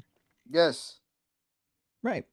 That's why I'm saying hell is illogical, silly, and unjust, because how is that illogical, silly, and unjust? Because in a just system, the punishment must fit the crime. The punishment must be proportional to the crime. Court system. A human court system is not the same as a spiritual court system. So do you think justice is relative? In what way? Do you know what relative means? No, but I don't understand, like, what are you trying to mean in that sentence? To say that justice is different, depending on which person is enacting it, that's relative justice, meaning there's no actual definition of justice. Justice is different for every person. Well, justice comes from God either way, so. But if justice comes from God, that means we should be abiding by his perfect form of justice, right? Yeah, and then we should try. Yes, we should try to. Okay, so if we should be striving to be like God, including his form of justice, then we should be letting everybody off of death row and out of prison as long as we can find a scapegoat. But that's the thing. It's a spiritual court system, right? So to me, basically saying, like, I'm not going to hell because Please, Christ did you understand what I just said? No.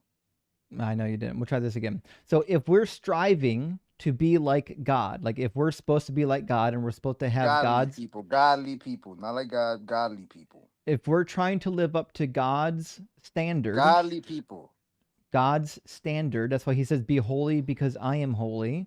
If we're attempting to live up to God's standards, that means he said that he's trying to talk to you in a humanic way, like in a human way. God's not trying to tell you be like a demigod or be this or be that. Follow my ways or something. God's standards are the highest, right? A godly person is a good standard. Okay, godly so God's standard of justice is the most perfect form of justice, right?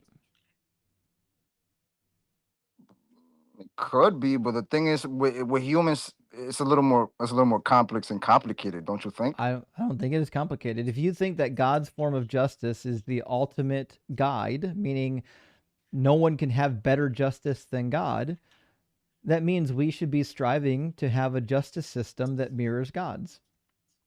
Yeah, godly system, I guess you could say. We could just be godly. We could be godly. I don't think we could be godlike.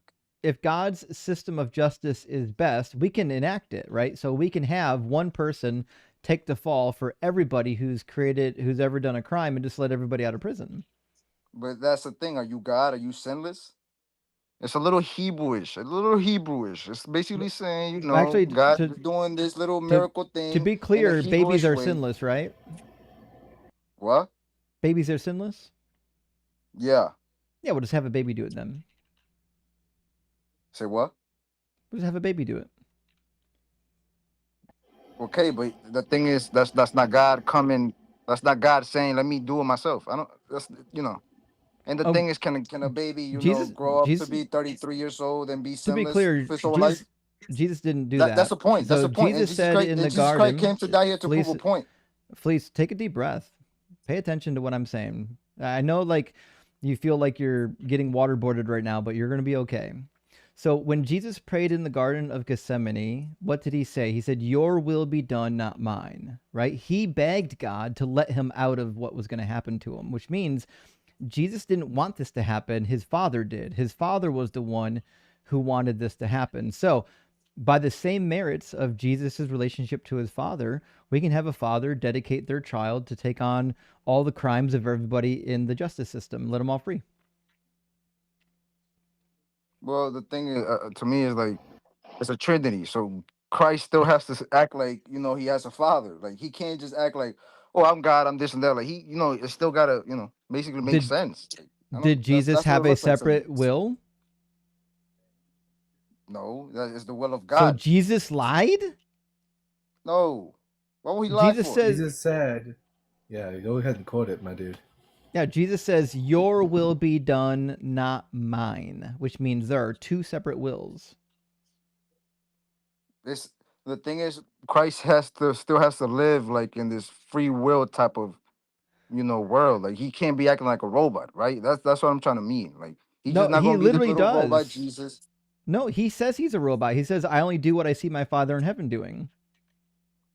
Yeah, but isn't that a lot of Christians that got free will? Like we say that, but we're trying to basically follow Christ, but we're not gonna be sinless like Christ, right? I told you, babies are To me, sinless. it's like I don't know. To me, it's like I'm getting this little Children are silent Scientology like argument. Like I don't know. please. Children are sinless, right? Yeah, but they're not God, and they didn't grow up to be 33 years old to be sinless. They Why didn't. do you? They didn't do that. Why do you have to be God?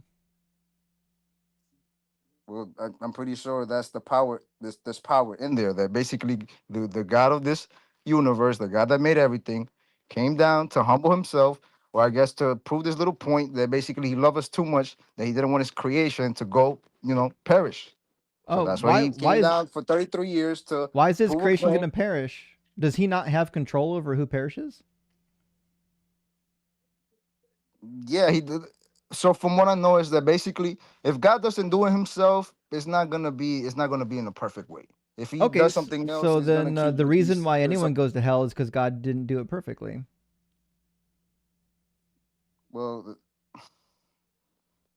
it's a little more complex, don't you think? Those were your own words.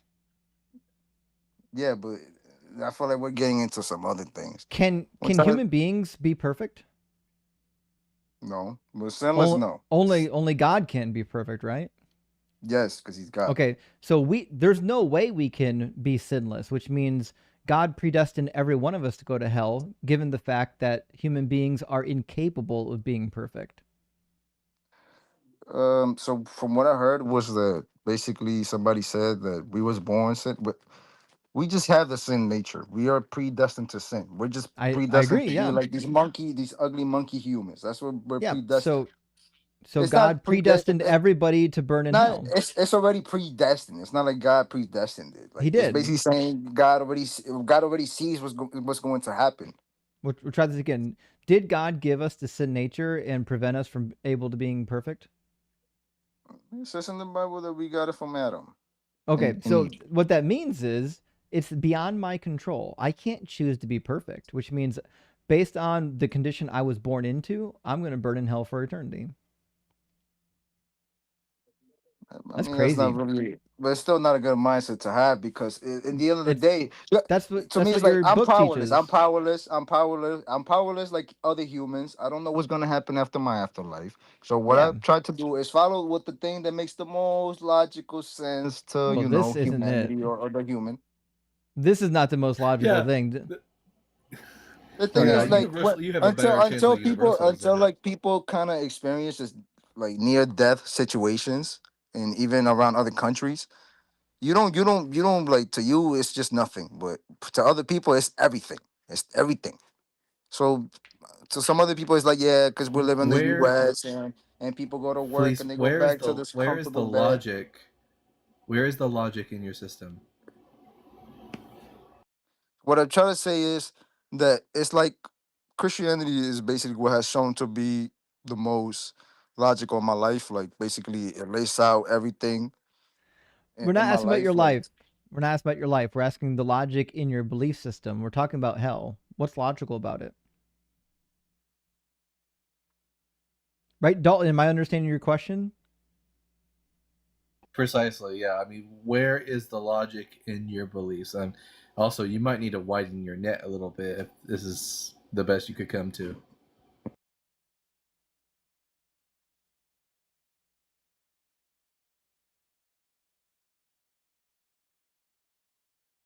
I think we lost Fleece.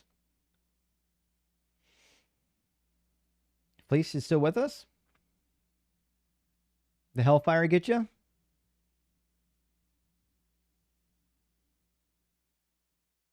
Oh, well, all right then. Well, I think Got he lost raptured. reception. Yeah. Either he lost reception or he got a phone call. It's hard to tell, but I'll grab just a couple of super chats. We'll get our next guest in here. Amir, my friend, thank you so much for the $10 super chat. Says the amount of Pavlovian conditioning with these people are that these people are under is amazing. What a phenomenon! Anytime they find themselves in a corner with horrible or illogical beliefs, they go jibber jabber, preachy babber. Oh, 100%, Amir. It's like they get into a corner and rather than being honest, they say crazy stuff. Like I don't understand it. When I was a Christian, I wouldn't have done that. I would have said, "Oh yeah, that's a really difficult thing. Let me spend some time thinking about that." RW says the Piraha tribe of the Amazon jungle, the missionary who went there became an atheist and wrote a great book. Don't sleep, there are snakes. Holy, I didn't know that. I'm gonna look it up. Daniel, what was his last name? Daniel. Let's take a look. I see it. Yeah. What a cool thing. I had no idea. Daniel Everett. Yeah. Yep, that's him. That's the guy. Damn. All right, cool. I'm adding it to my shopping cart. I'm going to get that book. That sounds like a good book. All right. When you grow up believing that every person intuitively knows who God is, and then you meet a people group who don't even have a word in their language for God or deity, it can sort of, It's pretty wild, huh? Probably a good book.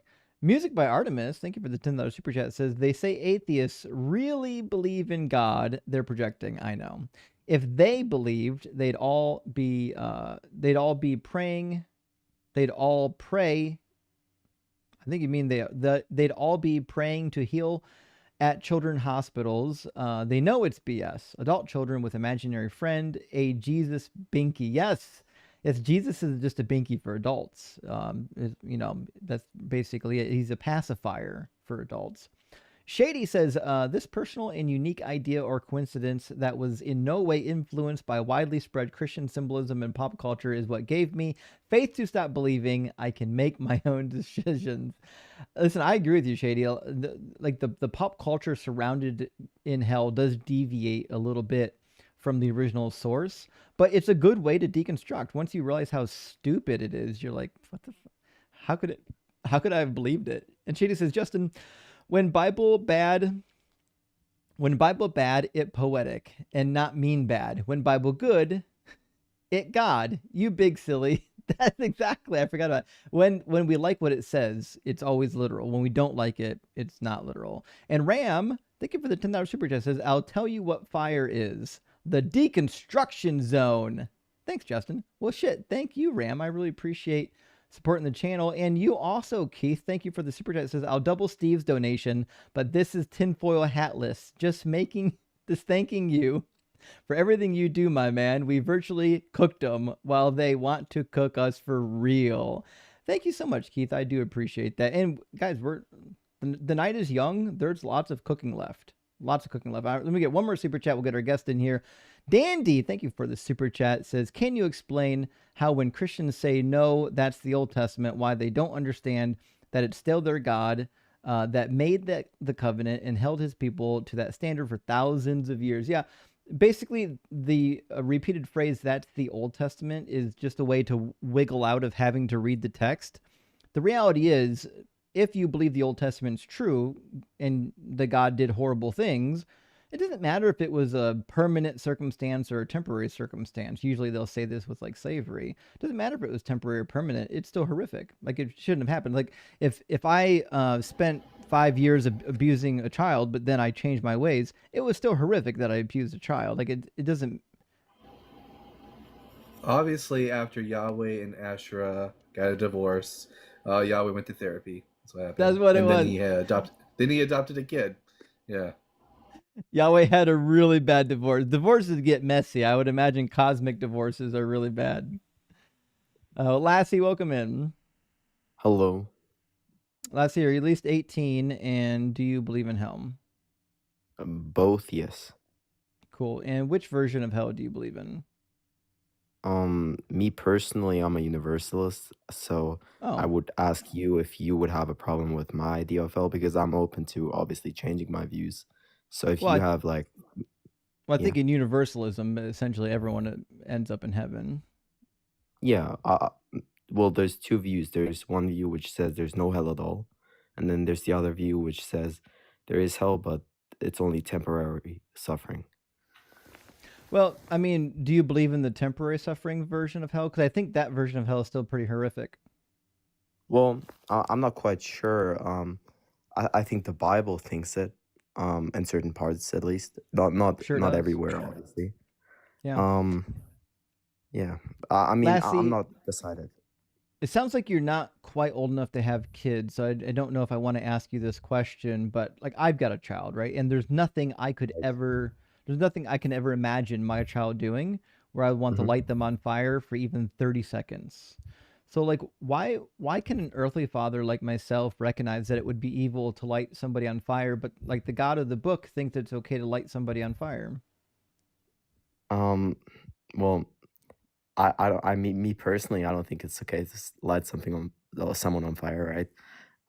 I'm not sure. You probably know more on this. Um, I thought that it was more like the whole fire motive is more of a myth that comes from Gehenna, which is like a place in Jerusalem, I guess. But it was not originally like, or at least in the early books, and then later maybe developed into like an idea of like fire. I'm not sure.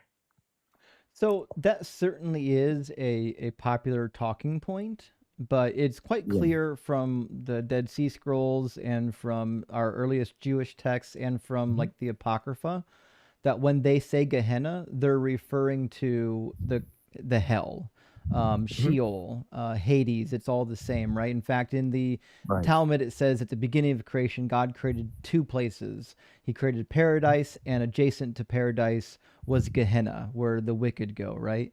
So when Mhm. Jesus uses the phrase Gehenna, it's pretty clear that what he's referring to is hell. That's just one way that they would Yeah. refer to it. And Yeah. Sorry. we do find it again in Revelation 20. In Revelation 20 says, "Then death and Hades are thrown into the lake of fire. This is the second death, the lake of fire. Anyone whose name was not found in the book of life was thrown into the lake of fire." And it's funny because the English translations do funny things with this passage, but in the Greek, the word Gehenna actually shows up in Revelation 20, verses 14 through 15, but it gets translated out for some reason. But Yeah. Gehenna just means hell. Yeah. And I actually agree with you on that part because I do believe that is the case in the New Testament and probably also in the late Second Temple literature. I've not studied in it specifically.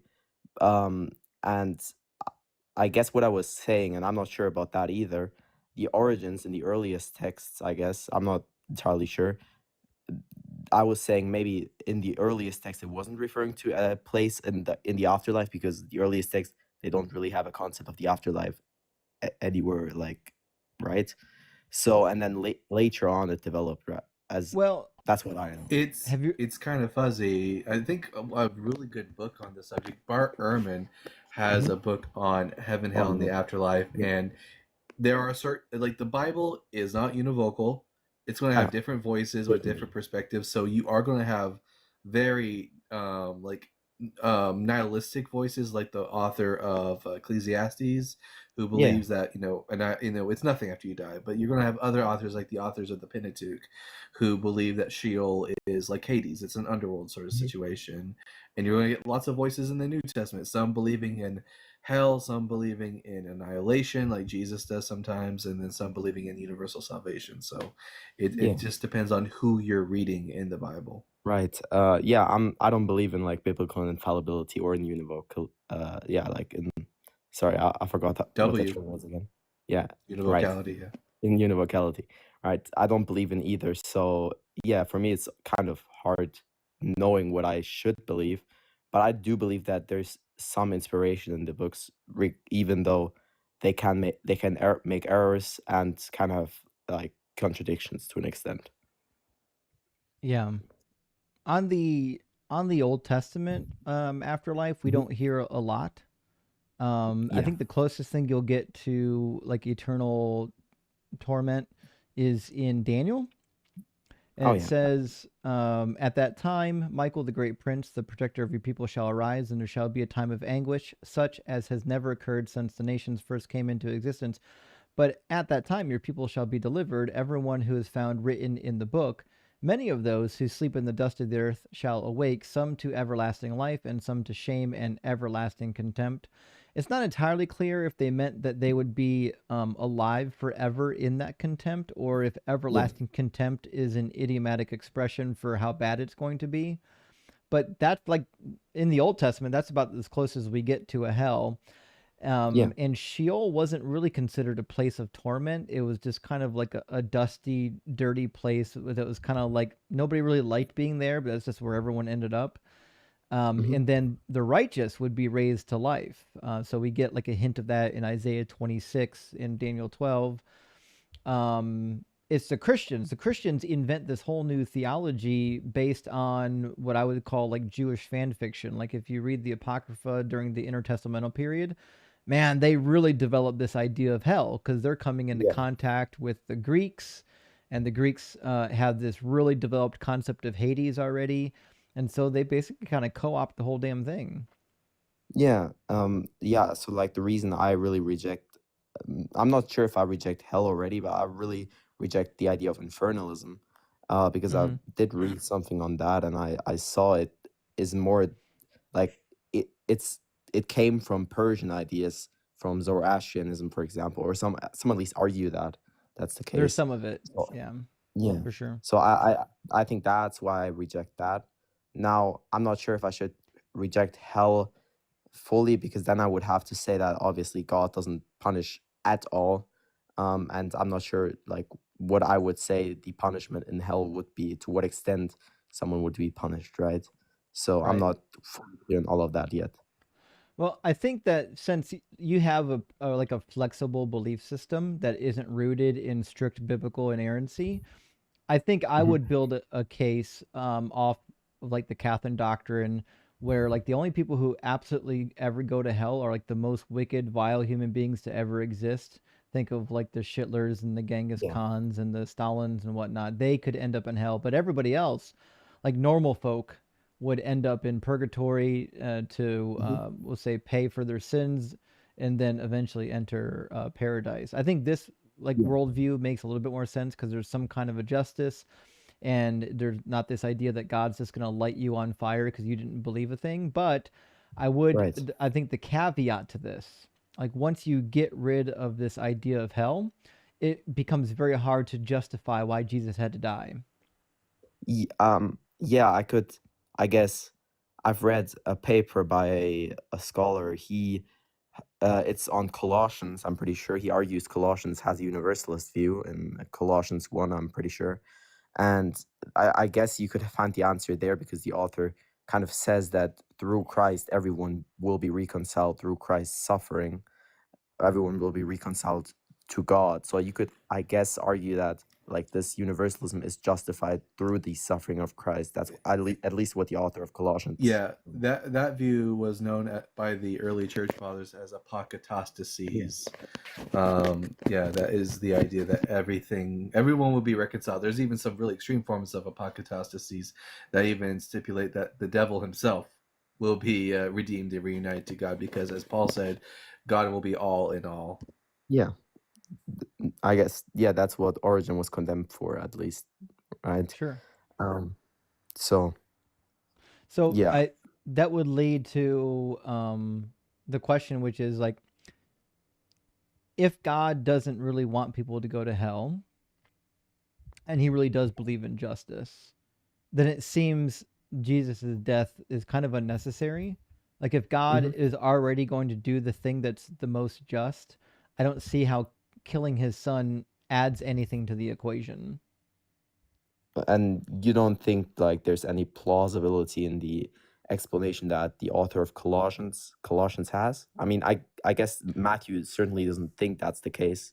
Well, what I'm so suggesting is, like, if you believe that the afterlife must line up with the idea of justice, meaning God wouldn't give an unjust punishment in the afterlife, then at that point, well, Jesus doesn't really do anything for you. Like, because in the Christian doctrine, it's the righteousness of Jesus that gets imputed on you so that you can essentially like bypass this horrific judgment, right?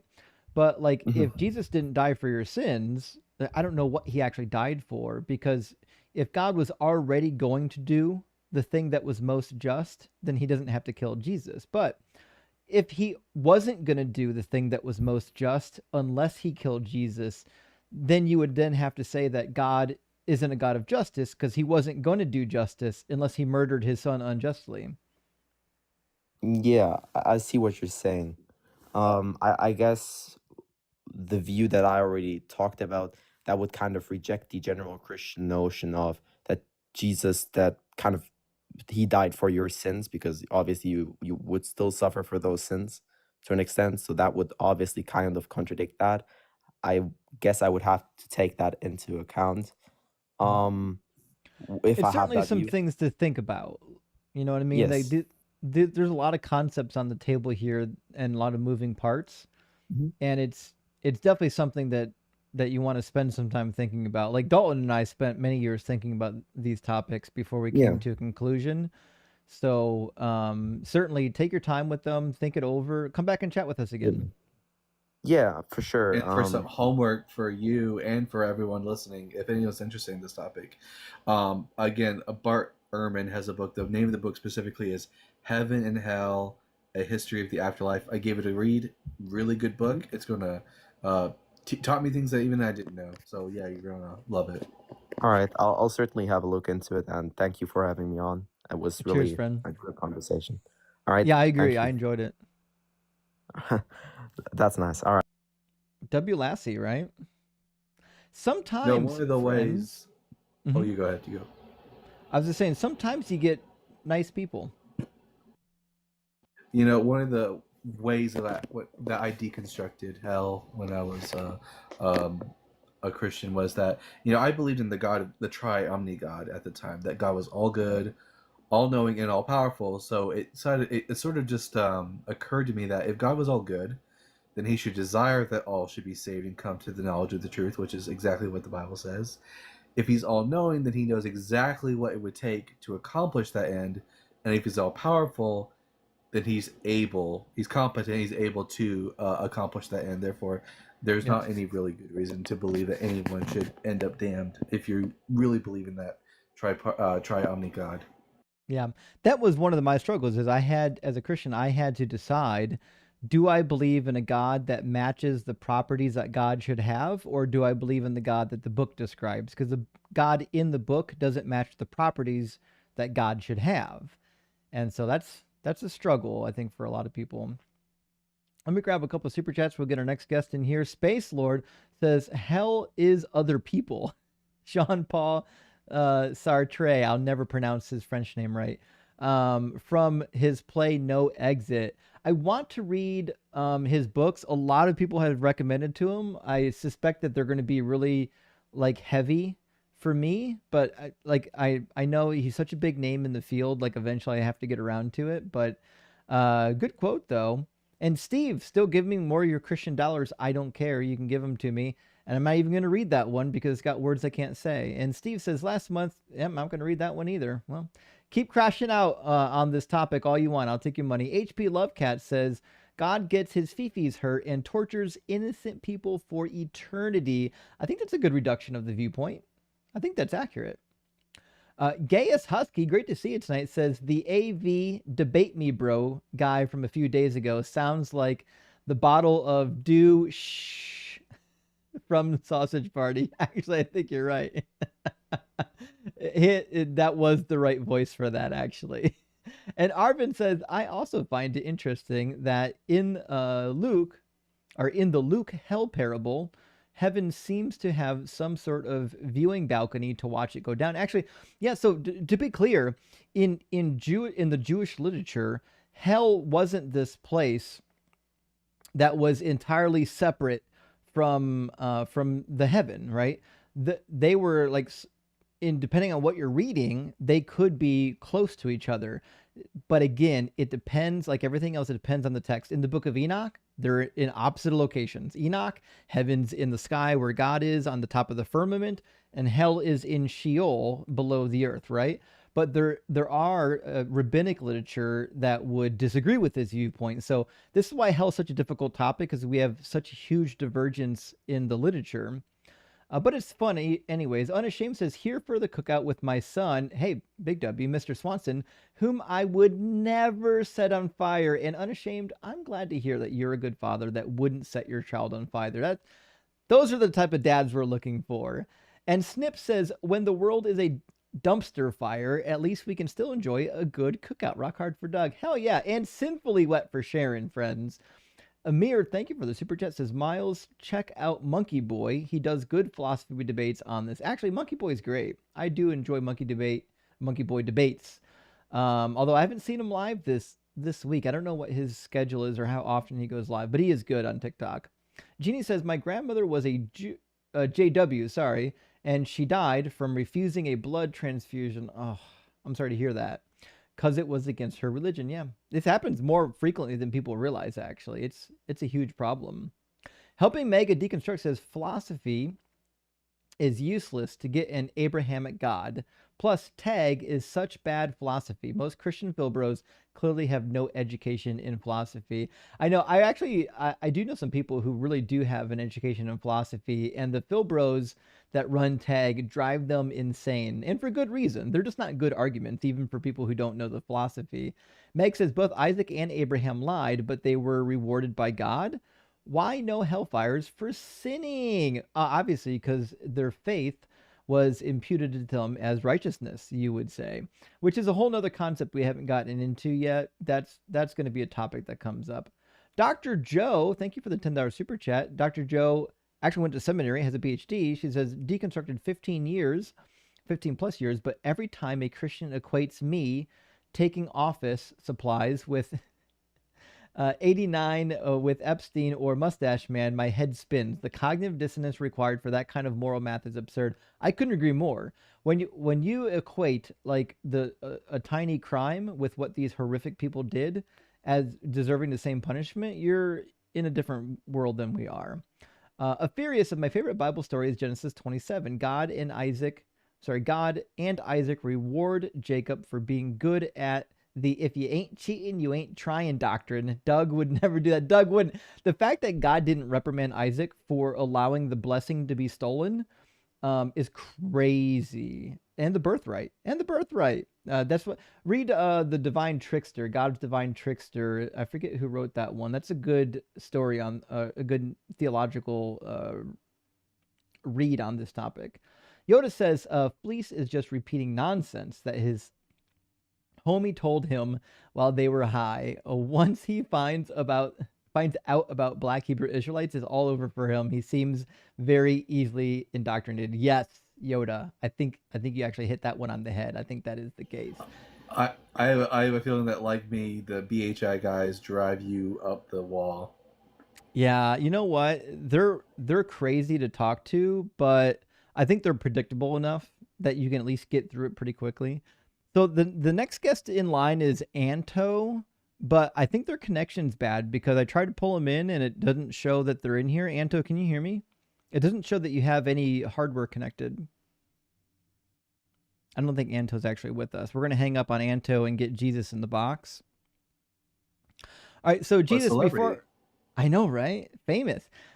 Jesus, before we pull you in, you cannot be smoking while you're on a stream. TikTok will take the live stream down, so you'll have to put your cig down for a bit. Welcome in, Jesus. Hey, good evening, guys. Good evening. Jesus, are you at least 18? And do you believe in hell? Yes and no. Oh. Well, you know we're debating hell, right? Yeah. You're a Christian, right? No. I said yes and no. I don't believe it. Yeah. Oh, okay. Well, listen, thanks for being here, but we are talking to people who do believe in hell. And listen, Okay. we're happy that you don't believe in hell because hell is ridiculous. It's a dumb thing to believe in. Yeah. All right. Cheers, friend. All right.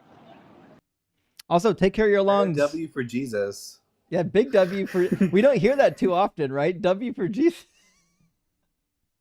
That is not something you will hear often. Also, Jesus, we love you enough to tell you, protect your lungs. Yeah, I know that lung transplants are a thing, but they're hard to get. They're very hard to get.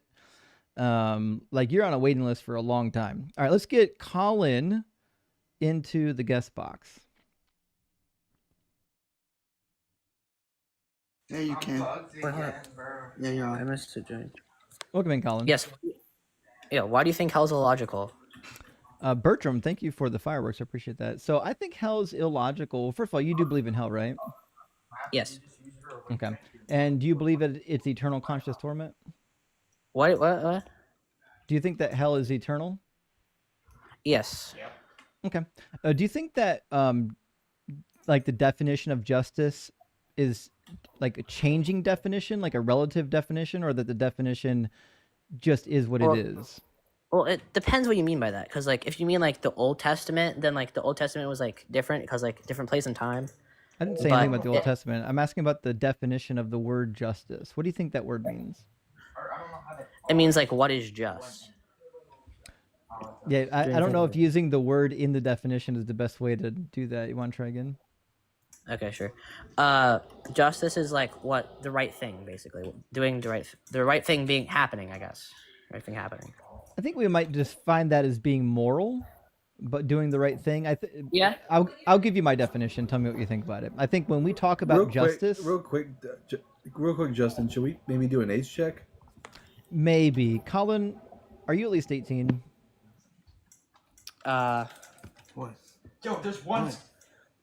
Okay. What should I say? I don't even know what he said. He said, "Are you at least 18?"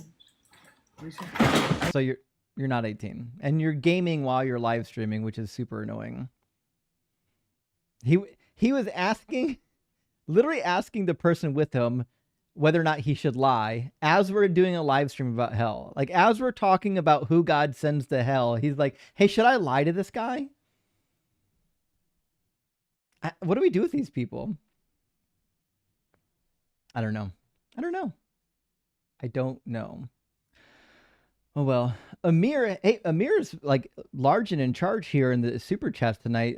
Thank you so much for all the supers. He says they get judged a little differently. Probably. What the fuck is wrong with people? Making it up as they go so confidently. Forget Chat GPT's hallucinations. I know. And Dalton's seen it too.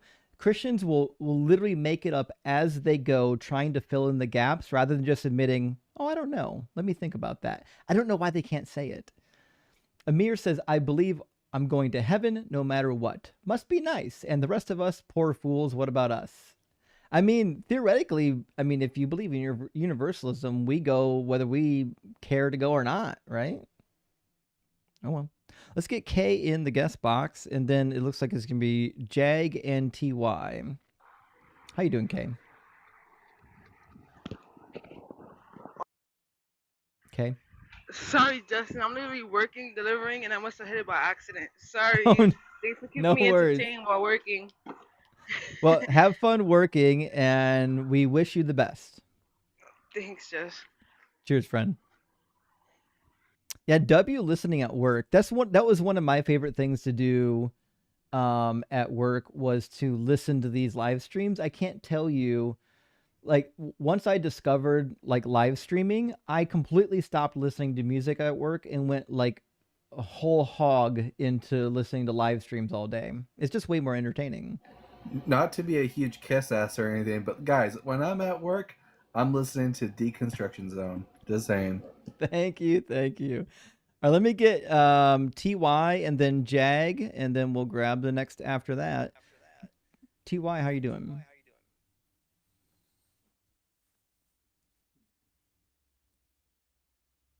T. His mic's not plugged in, and he's got an echo. Okay, well. Are you on right now? Yeah, I'm on. Okay, let me get headphones. Sorry. Yeah, headphones might help.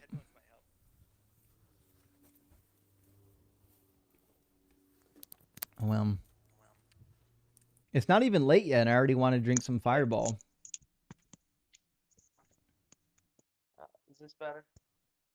I mean, I can hear you, and the echo's gone, so I think it is better, but you're a little bit quiet. Give me 1 second. I can turn your volume up, so 1 moment. Also, I can hear you kind of like fumbling around with something, and that's going to make it hard to listen to. Okay. All right, say something for us. Introduce yourself. We'll see if your mic is at the right level. Hey, I'm Ty. I'm 28, and I do believe in Jesus. Perfect. I thought that audio was okay in my ear. How about you guys? Was the audio okay? It's a little quiet. I can turn it up. Okay.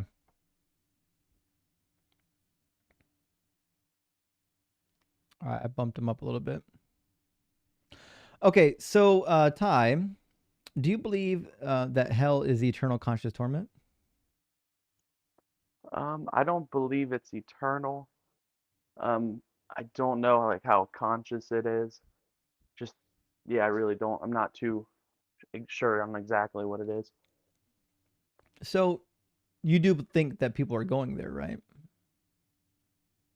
I think it's probably reserved for people who are just extremely evil, and like there are people out there who love and actually like crave to do evil things. I think it's reserved for those type of people. What about people who don't believe in Jesus? Well, actually, that's the other thing. I think if people actively just reject God, I don't think he's going to make them be in heaven. I think if they reject him, he will probably they'll probably be in hell too. So I should go to the same place as the person who commits heinous crimes just because I don't believe in this deity? Why?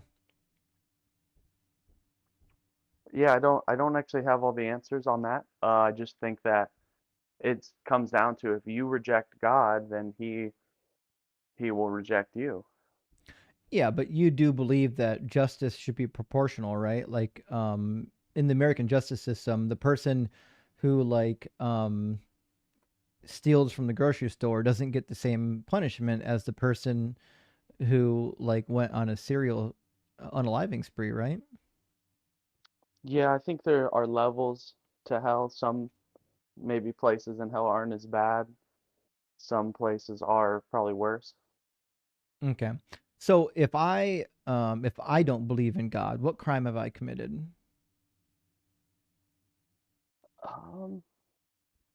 I think it's actually, I mean, you consider it a crime just by rejecting God.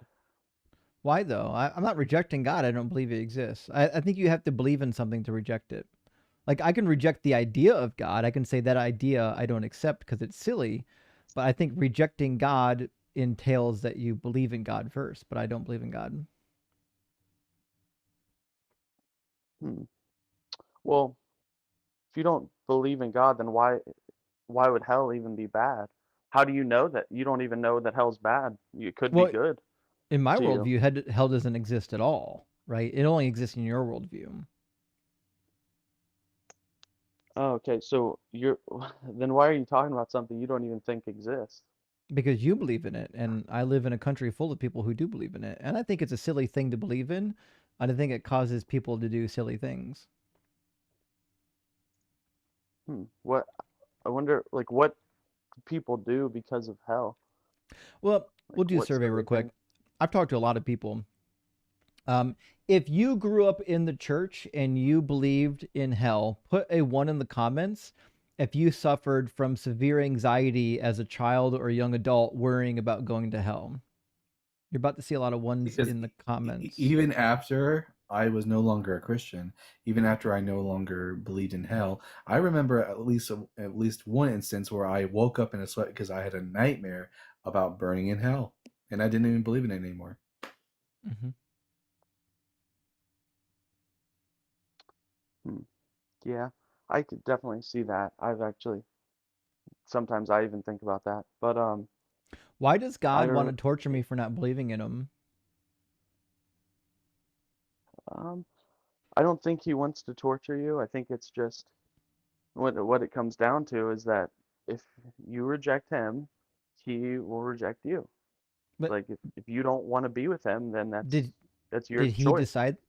Did he decide that? Did he make that decision? No, that's people's choice. No. It's our Did choice God to accept or reject. try this again? Did God decide what would happen to people that didn't believe in him? Actually, no. People choose that. No, I didn't choose hell. I mean, if I get to choose, Yeah, I mean, I'll just make it real easy. I don't choose hell, so I'm going to heaven now. if you accept Jesus, Oh, I accept didn't. God, No, I don't do that. okay, then exactly you're not going to be with him then. But I didn't choose hell. Yes, well, you literally just did by not accepting God. No, I can't force myself to believe in God. I don't believe in him. That's you're using your will, your mind Mm-hmm. to physically say, I don't believe in God. So No, that's a state of that's a state justifiable. of belief. It's not a decision. I can't make myself So believe that God is real. Can you make like yourself believe right now that you're the last person on earth? well, that's not something I would believe, obviously, because there's people all around me. Right. So yeah, exactly. It's not something you can do. You can't just will yourself to believe it, can you? Well, actually, well, it's our choice. Like so when you woke up and put a red shirt on, Try you again, didn't Ty. shoot. You're saying Can you will yourself to believe that you're the last person on yes. earth? Okay, then do it. If you really wanted to, you could. No, I want you to do it. Go ahead and do it. Okay, I just did it. I can convince myself I'm the last person on earth if that's what you wanted to do. So Well, now you're a liar. Yeah, so now you're just lying. And you want to know why I know you're lying? Dalton knows too. Because if you're the last person on earth, you'd be in an absolute fucking panic right now. You'd be losing your mind. No, I wouldn't. You might, You but not you me. wouldn't be losing your shit right now if everybody on the earth just vanished in the blink of an eye and you're the last one left. No, I have a calm sense of self. I have a peace, so I wouldn't freak out. So I lying would never freak out. again. Liars go to the So lake of fire, Revelation 21. Listen for a second. So you're pretending to know what's in my mind. You do realize that's ridiculous. No. Your behavior lets me know what's in your mind. We'll try this again. We'll So do another you're one. all I want knowing. you You can I read want you people's right minds. now to force yourself to believe that you're on fire. Yeah, you can imagine that and you can theoretically, yes. No, you do could, it right now. If you want, use your mind. Go ahead and do it. Okay, right now I'm imagining how I would feel if I was on fire. I can imagine that. No. Not imagine it. Make yourself actually believe it. Also, holy fucking shit. Jeff just texted me. Jeff says, if you believed you were the last person on earth, you wouldn't be talking to me right now. You liar. That's just a ridiculous. So Okay.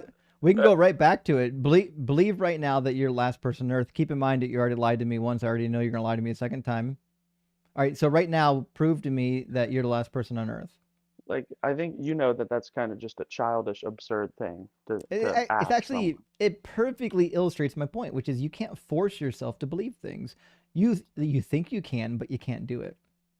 In fact, So do you not have? force yourself right now to think that I'm attractive. That's kind of a weird, God. weird Oh wait. line, the What? path to go down. Do it. Prove me wrong. You okay, man? You're a good-looking guy. Tell me No I'm pretty. homo. I'm not gonna do that. That's just a little bit weird. Yeah, because you can't do Let's it. get back. Stay focused. Get back to It's the not. original. It's not weird if you're attracted to Make me. make yourself not think it's weird. Yeah. So you're saying that you can't choose to believe in something. Tell me that my eyes glisten when the sunlight hits them. I know that it's very weird that you want other men to say you're pretty. That's just very odd. That's a weird thing for someone to say that's attracted to men. Yeah. I'm attracted to men. I just I put mean, that right now now. you can make Isn't that what you yourself said? attracted to man according to your worldview. Mm-hmm. Come on, we got to get back to the original line of questioning. This has nothing to do with anything. Actually, I think we've proven the point, which is that you can't force yourself to believe things. You either believe things or you don't, and that's just the bottom line. And I don't believe that this cloud zombie exists. I certainly don't believe that hell exists, right? Now, Well, if God's going to send me to hell for not believing that he sent his son to die for himself to appease his own vengeance, like that's the most nonsensical thing ever. it doesn't make sense to you, but if how does this not make sense? If you reject God, he rejects you. I didn't You reject choose to God. go away from. I don't believe in him. Exactly. You reject even the idea that a God exists. I know, right? So Yeah. So I can't reject something I don't believe in. so you don't have the choice. Like, why didn't God make an alternate location for non-believers that are decent people? Like, why couldn't he create like a third destination where like all the decent people go to that just happen to not believe in God? Why didn't he do that? we don't know that he didn't. He could have done that. You We think don't he have did? proof.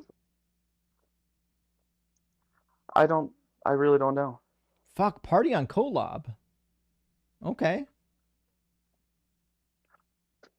Do you think that's in the Bible somewhere? Some people enjoy hell. Like in our belief system, for example, I'll tell you one thing. I'm going to enjoy it there. I'm bringing beers. Yeah, that was actually the devil's mindset. Actually, he loved the idea of rejecting God and going the other way. He got off on that idea.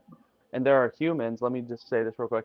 There are humans that love evil and absolutely crave evil. Like if a grandma was Christians. being tortured. Yeah, good one, really funny. Jeffrey Dahmer is If in a heaven. grandma was being you know for a fact that Jeffrey Dahmer is in heaven. What a He's a Christian. ridiculous statement. He repented. He's a No. Christian. Someone can say, Do you not know "Oh, this? I'm a Christian," but So without. you can read minds? Yeah, let's say he's ready for Jeffrey Dahmer's You just mind. claimed. I hate that I keep interrupting Dalton when he's about to say the same thing I'm going to say. So we're always on the same page, buddy. You guys don't know who's in heaven. I don't know. Nobody knows who's in heaven or hell. Well, the Bible tells you. Bible says is wrong. Well, the Bible says unless you're born of the water and the Spirit, you don't get into heaven. That's in the Book of John. I'm not born of the water and the Spirit. Jeffrey Dahmer was though. No, you don't know that. So do you know his brain state? Do you know he lied? We both can't prove whether Jeffrey Dahmer's in heaven or hell. You're claiming to know. I didn't claim to know. Well, listen, I'm taking him at his word. Why would he publicly accept Jesus Christ and become a Christian just for the fun of it? I don't know. Are people allowed to lie? People lie about things. Maybe he. Why just would he said lie that about that? I don't know why he Do we have would any lie. evidence? Do we have any evidence that he was lying? We don't have proof either way. Like I mean, To innocent until prove proven guilty. to say that you know who's in heaven or hell, that's wrong. Christians, Well, we don't claim to know who's in heaven or hell. well, the Bible tells you. If you go to Romans 10:9 and 10, it's pretty No, it doesn't. explicit. It says, if Where you does it confess say with your Jeffrey mouth that Dahmer's in Jesus, heaven? try again. If you confess with your mouth that Jesus Christ is Lord and believe in your heart that God raised him from the dead, you will be saved. So for the So one who you believes with the know, heart, leading to righteousness, and the one confesses with the mouth, leading to salvation. So all I'm saying is, if Jeffrey Dahmer did this, he's in heaven. if he believed it in his heart and fully Okay. had a change of heart space, yeah, That's all I'm saying. probably. What I'm saying is that if Jeffrey Okay, yeah, there's a Dahmer, chance, right? if Jeffrey Dahmer did this, that means he goes to heaven, which means a guy who literally like melted human beings' bodies with acid after he sexually assaulted them. That guy goes to heaven. But me, as it turns out, I've never dipped anybody in acid. I go to hell. Yeah, there's a very small chance, yeah, that could be correct. Small chance. The Bible tells you. But you don't know Jeffrey Dahmer's heart. Again, my So you don't scenario know. entails that he was a truly repentant person. If Jeffrey Dahmer was a truly repentant person, that means he's in heaven. Yeah, theoretically, yeah, that could be true. Okay. So this is why this is such a silly, nonsensical, illogical belief system, because you believe that somebody could repent of their sins in the 11th hour, as Jesus says in his parable. In the 11th hour, someone who has spent a life committing heinous crimes will go to heaven, whereas me, somebody who hasn't done any of those things, will go to hell for merely not believing in like this weird, gruesome human sacrifice. Right. Yeah, I didn't make the rules, and I know that the atheists hate this idea, but Well, yeah, I hate that's it. It's just what we silly. believe. Do you think it's Okay, but just yeah, to not punish criminals and then to punish people who didn't commit those crimes? yeah, it's very gracious, very graceful No, is it that we can just? do totally wrong things. I Yeah. didn't say anything about grace. I said, is it just that criminals go free and people who aren't criminals don't go free?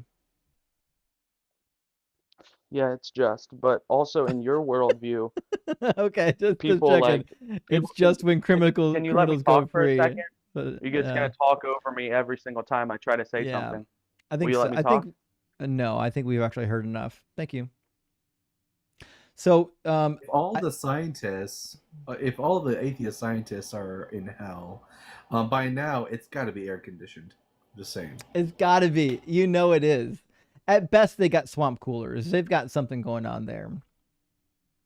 Like, listen, I don't know what else you can say when you would openly admit that it's justice for people to not get punished for their crimes and for people who didn't commit the crimes to get punished. The conversation's over at that point. There's nothing I can do for you. Your brain's been deteriorated by this religion. Design, thank you for the super chat, says God wrote human laws on human hearts, and he wrote bee laws on bee hearts, and he wrote wolf laws on wolf hearts, and he wrote bacteria laws. That seems to be the case if he wrote the laws of all of nature. I don't know how you can get away from that. Rory, good to see you, my friend. It's been a minute. Rory says, the Doug abides and everything is made of stardust. I agree. So don't panic and let Doug and Justin help you deconstruct from a harmful indoctrination. Yes, it is harmful to believe that it's okay to punish people who didn't commit the crimes of a serial killer and let the serial killer go free. Yoda says, sometimes bad people are punished and sometimes the all-knowing God doesn't see their sin and they never get punished ever because justice? I think you nailed it, Yoda. In fact, this is one of the reasons why I think the Jewish people were so ready to adopt the idea of hell, because they were so punished by their own God in their worldview that surely there must be some justice in the afterlife. But as we're seeing, that doesn't seem to be the case. Michael says, I like cats. And Michael, thank you for the 666. And I fucking love cats. Although my cat's not hanging out with me tonight. Usually he's hanging out with me, but he's camera shy. So unfortunately you can't see him. Nathan says, because of your sin nature, because of our sin nature, we had to invent rocket ships and fly into outer space Too bad we weren't perfect and could just fly there with our wings. I'll never understand people who will say that like human beings have the human sin nature because God gave it to us, and also we're getting punished because we have the human sin nature that causes us to sin because God gave it to us. Crazy like roundabout there. SGT, thank you for the $10 super chat, says Deconstruction Zone, please look into debating Creality Jesus Saved. Never heard of him. He's an arrogant, pseudo-religious flat earther. He begs for debate, and you should give him what he wants. He needs to be taken down. I've never even heard of this person. I don't know if you guys know this. I don't really hang around in the debate space all that much. I just got on TikTok doing my own live streams one day, and this is kind of where it ended up. But like prior to TikTok, I wasn't like, I watched the Atheist Experience, and I would watch like the university debates, like when there's a debate at a university, and that was like it. I wasn't really into YouTube debate culture. So like I don't know half these people. You know what I mean? Like this wasn't my scene. I love debates, but I wasn't that into it. Also, flat earther, that sounds more like a job for Blitz. That 100% a job for Blitz. I agree. All right, let's get our next guest in. Looks like Good Question is next in line, and then after that is Nalin or Nalin. Let's grab Good Question and bring Good Question. How you doing, Question? Hi, Justin. Can you hear me? Yeah, I can hear you. Okay, perfect. Okay, so I have two things, not specifically about hell, but about objective morality and the Trinity. Is that okay for today? Well, I mean, we're talking about hell today. So unfortunately, like, I mean, these are really good topics. I agree, but I try to keep the conversations on the topic on the board, or else because here's what happens if I don't. I've been doing this for a long time, so I know the trend. If I start taking people that want to talk about alternative topics, before you know it, I'll spend the whole rest of the night talking about alternative topics and not the topic on the board. Okay, then let's talk about hell. Let's see if you agree with my point of view about hell. I think Yeah. hell. What's your position? Is Because we've talked before, but I don't think we've talked about hell. This is our first time. I've sent messages, but no. Yeah. Yeah. Thank you I've talked to for somebody taking my else call. named Good Question before. Oh, Must be pseudonym. Okay. must be a couple good More than questions one. out there. So, Okay, what's your position? Yes, I think hell is a point of view coming from Jewish religion and translated by the Greeks to something like death, but the actual understanding from Jewish people is that death is not annihilation. Death is actually they mention it in the Bible is going to sleep, right? It's a sleep state where where you later are going to come back to or revived or awakened by God, right? And punished, right? Or to receive some reward, like being in heaven or something like that. But death is not annihilation. Do you agree that hell is something like that? So you hold to soul sleep. Correct. Yes. Okay. And which Bible passages are you pulling for this particular view? Because it seems from the biblical text that annihilation is at least one of the plausible views, and the second most plausible view would be eternal conscious torment. Okay, there are 2 points of views. One is from the Old Testament. I don't remember exactly the verse, but I bet you know immediately. One is that when they mention that a parent or a patriarch is dying or going to die, they say going to sleep with your ancestors. That's one from the Old Testament. And from Revelations is when they are talking about the deceiver, the beast, or Lucifer, whatever. They say, and it's a portion of text that mentions, and death has been conquered or defeated. right? I think that's Revelation And 21 you're referring to. correct. And in When that death and case, Hades is thrown into the lake of fire. yes, exactly.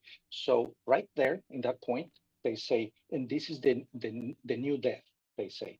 But the point is that Lucifer or Satan are not being eliminated, destroyed.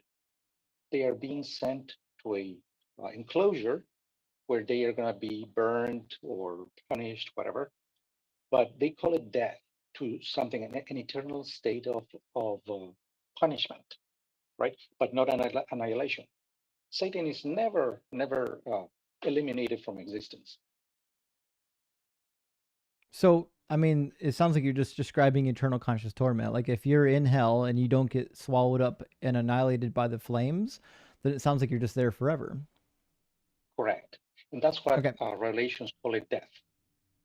Okay, so you do believe in eternal conscious torment? Yeah. Okay, dope. Now, in your worldview, who goes to hell? How do they get there? Okay. From Revelations is that all the followers of the demons, Lucifer, Satan, were the ones who were deceived by Satan or sinned. So people who are deceived go to hell? Yes. I mean, this does line up. It says in Revelation 21:8, says the cowardly, the faithless, the polluted, the murderers, the sexually immoral, the sorcerers, the idolaters, and all liars, their place will be in the lake that burns with sulfur and fire, which is the second death, right? So I fall into the faithless. I'm this guy, right? So that means I go to the eternal lake of fire for not having faith? Correct. And I use the word deceived, especially because Christians believe in that if you pray, you're going to be illuminated by the Spirit, so you cannot be deceived. Well, I don't think that's biblical because Paul says in 2 Corinthians that the God of this world has blinded the minds of the unbelievers to keep them from seeing clearly the light of the gospel of the glory of Christ, who is the image of God. So if Satan has blinded my mind, that's Satan's doing. Correct. Exactly. Why did God let him do that? Oh, because actually it's something that I think you will agree. Satan is not a bad angel. It's actually a very good angel, and he's doing his job as quality assurance officer. It does And he's depend testing. on, yeah, it kind of depends on which Bible verses you want to cherry pick, because in the Old Testament, he's definitely like God's henchman. But in the New Testament, he's clearly evil. Jesus says in John 8:44 that he was a liar and a murderer from the beginning. 1 John says that there's no truth in him. So I'm inclined to believe that at least if we take the New Testament serious, that he's not a good guy.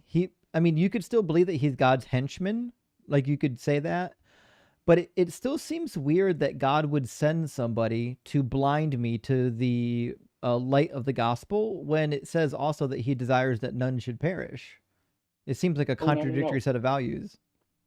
No. Actually, I think you will agree also with this. Lucifer is the angel that betrayed God. Satan, his job description is to deceive you, to try to trip you, and make you sin. You think there's two wicked entities, one named Lucifer, one named Satan? Well, in Christianity, there are thousands and probably millions that are wicked, right? And Lucifer is pretty much an angel of light, right? That was prideful enough. That's not in the Bible. No, that's not in the Bible. No. In fact, Lucifer, I think Lucifer Dalton is knows. just mentioned once. I think Dalton knows this talking point very well, which means it's a good opportunity for me to take a restroom break real quick. Dalton, can you give good question, a little bit of education on Lucifer? Yeah, absolutely. So, good question. The idea of a Satan being called Lucifer, this is a post-biblical innovation. There is no Lucifer in the Bible.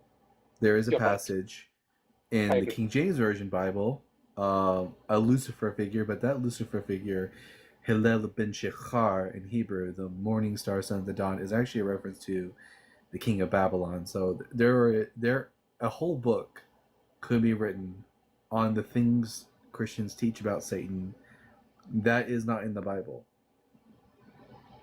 And I agree with you. Yeah. And Yeah. where else do you get this idea that Satan is an angel of light?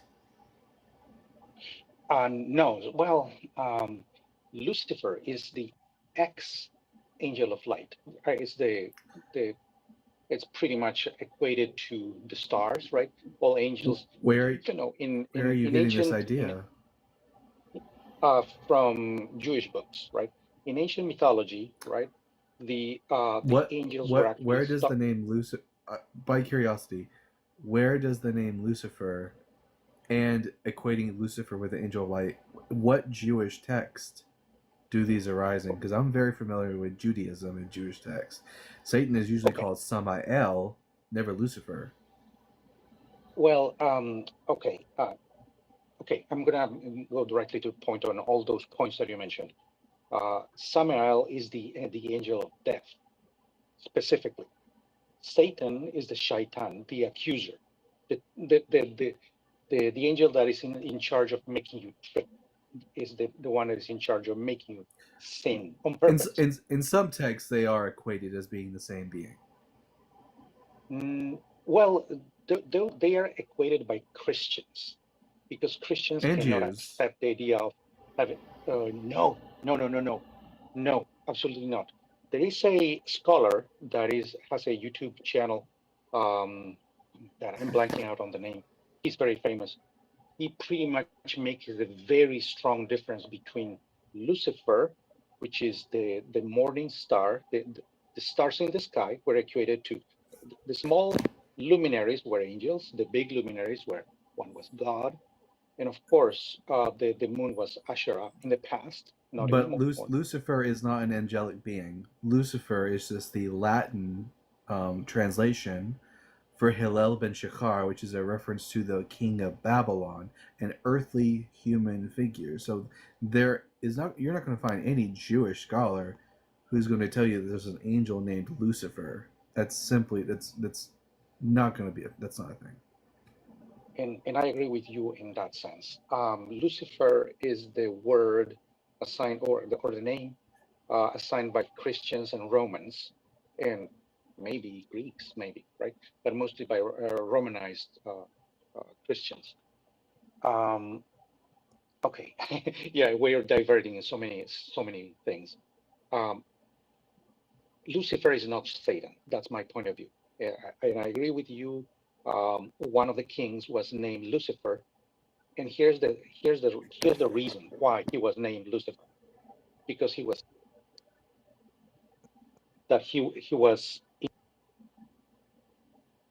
Oh, you're cutting out. Right, or a demon, right? So bad that But for example, the word Baal or Baal that is used is pretty much Lord. There are many Baals or Baals. Yahweh is a Baal, and Jesus is a Baal, and the kings are Baals, right? Because Baal is really a word that means Lord, many lords all over the place, right? So this name, Lucifer, was used in that text that you mentioned absolutely correctly, because he was so bad that he was called that one, right?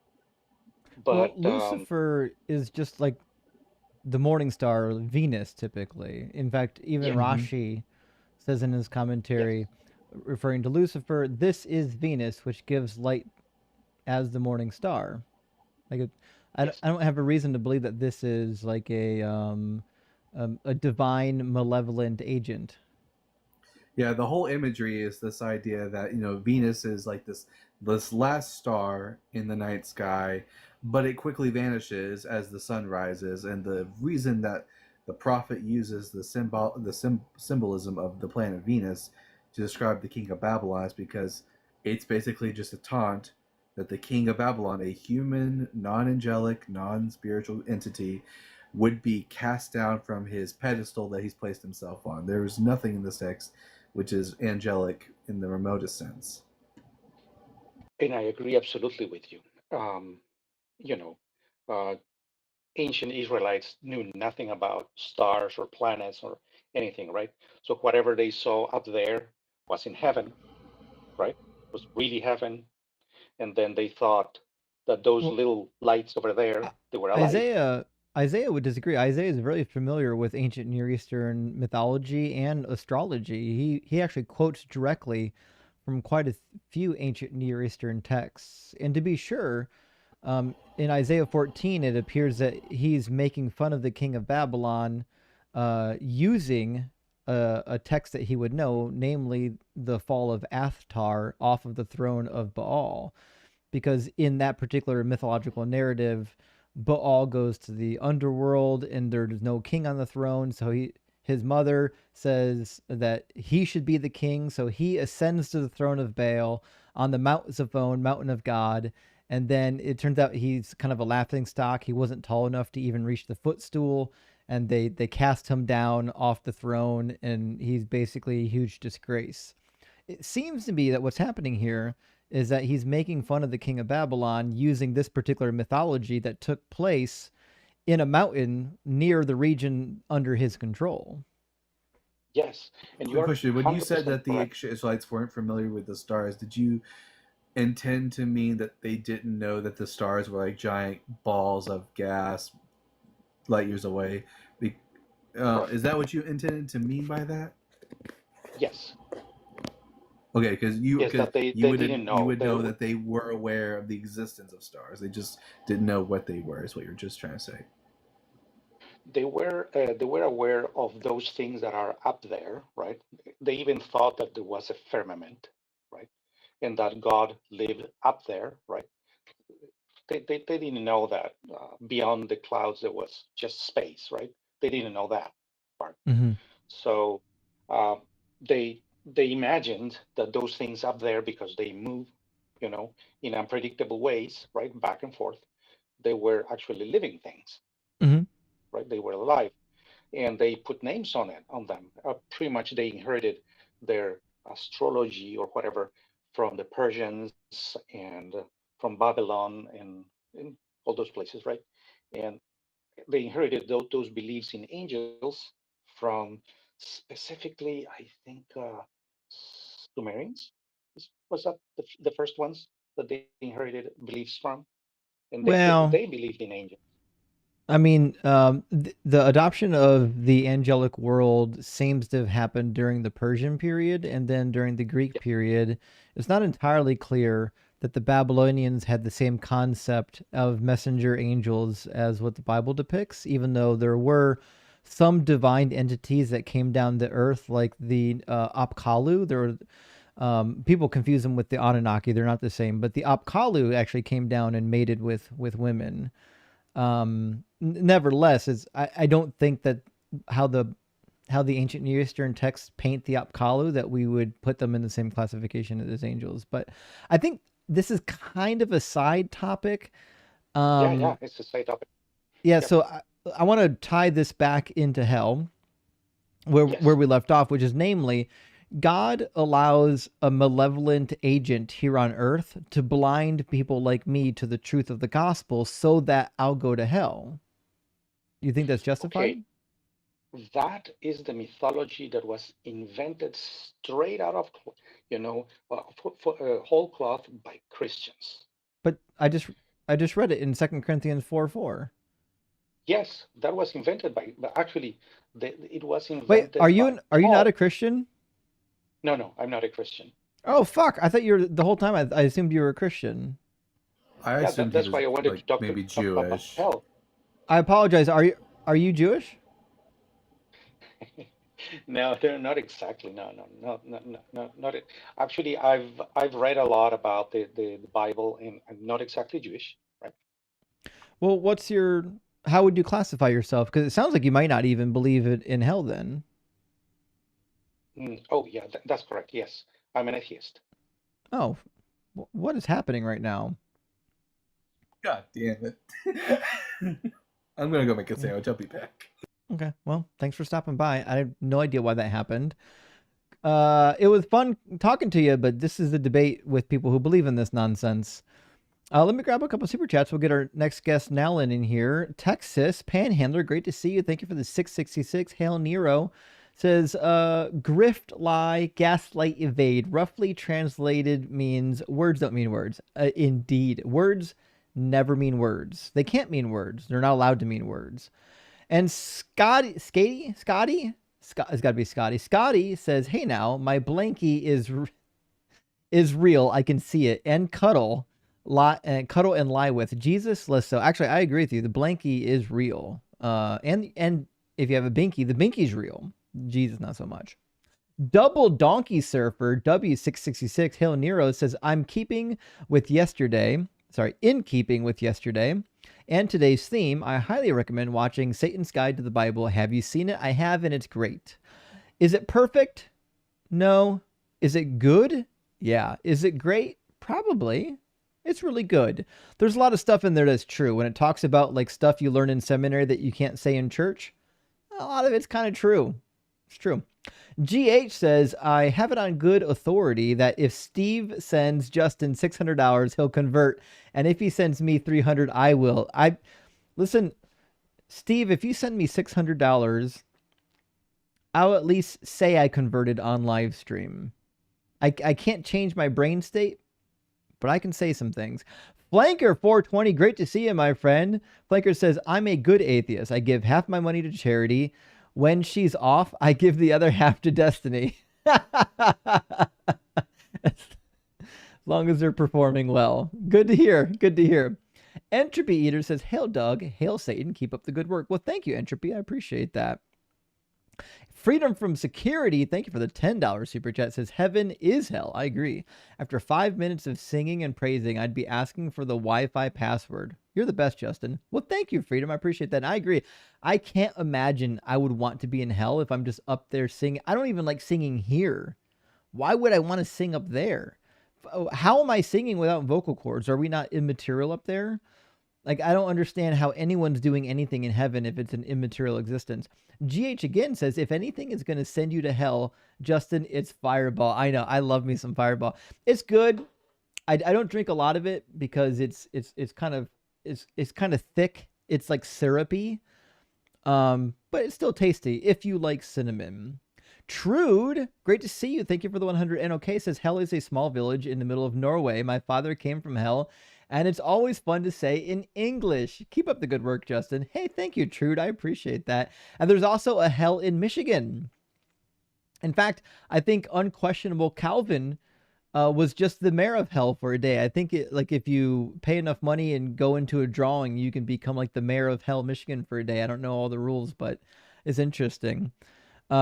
And holy shit, Mark Ballman, my good friend, great to see you. Mark, thank you so much for the $250 on Venmo. Big W. Really appreciate that support. Let's get some W's in the chat for Mark Ballman. He says, hey, Justin, long time no see. Love the work you're doing. Thanks. Well, Mark, thank you for supporting my work. It really does mean a lot to me that so many people support my work. And I enjoy getting feedback. In fact, one of the reasons why I'm doing more topical live streams right now is because I got feedback from the audience and they said, do more topical live streams. So that's what we're doing. Boogie says, Bible guy, your mic is crackling like crazy. Really? I wonder. It wasn't crackling for me. Please sort it out because I can't listen to the stream when that happens. Love y'all. Praise Doug. Let me know if Bible guy's mic is crackling for you or just for that one guest. That's interesting because it wasn't for me. I hope there's not a problem in the audio somewhere. Either way, let me grab our next guest from the YouTube queue. I think Nolan was next in the queue, so we're going to bring him into the discussion. And before we get too far, Nolan, am I pronouncing your name correctly? Naylan. Naylan, your connection's really, really bad. You might want to turn off your camera and try again. So your connection's I got 3 red bars over here showing your connection is very poor.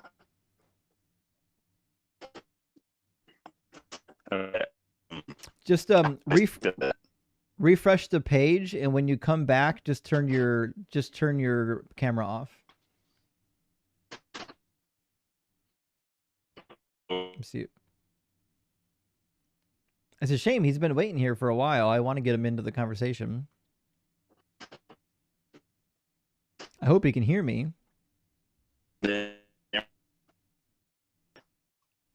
I can't hear you at all, Nayland.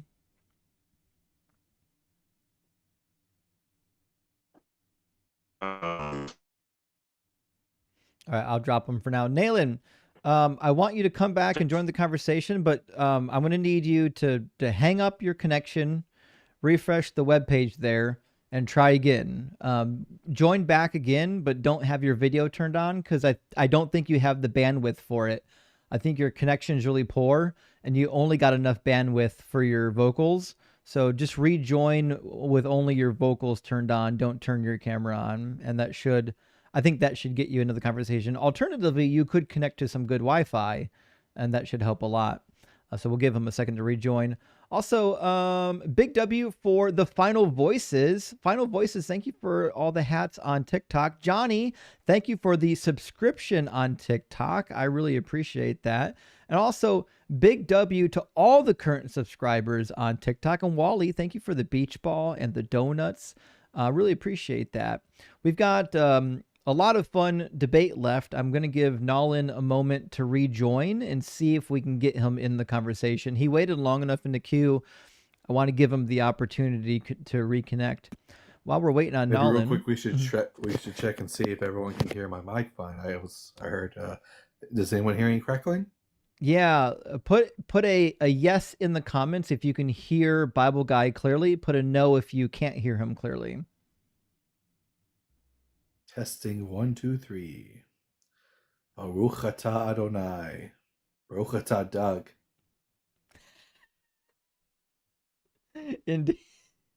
Indeed. Ode. So it looks like everyone can hear you okay. I think we're okay. And it looks like Nayland is reconnecting. So we're going to give him a second to connect. Design says an all-powerful, all-loving God causing punishment for rejection is a very poor method to get justice. Does wonders to build a dictatorship, though. Isn't that crazy? Like, I get that no one wants to be rejected, but you shouldn't be lighting people on fire for it. All right, we're going to give Nolan a chance to get back in here. Welcome back, Nolan. Thank you. Is that any better? It is much better, yeah. Nice. Okay. So, Nolan, are you at least 18, and do you believe in hell? Yes and yes. Cool. And do you believe that hell is eternal or temporary? That's kind of weird, but I believe I believe on annihilation. They cannot be undone. Okay, so you think it's temporary. We're losing you again. I mean, I'm going to turn your video off manually. Does it help if I just? I think you just want to turn your video off. We'll try that because I think your reception is just really bad. This is the one good thing about like the call-in shows like AXP and The Line is they do call screening, so you don't have to do this in real time.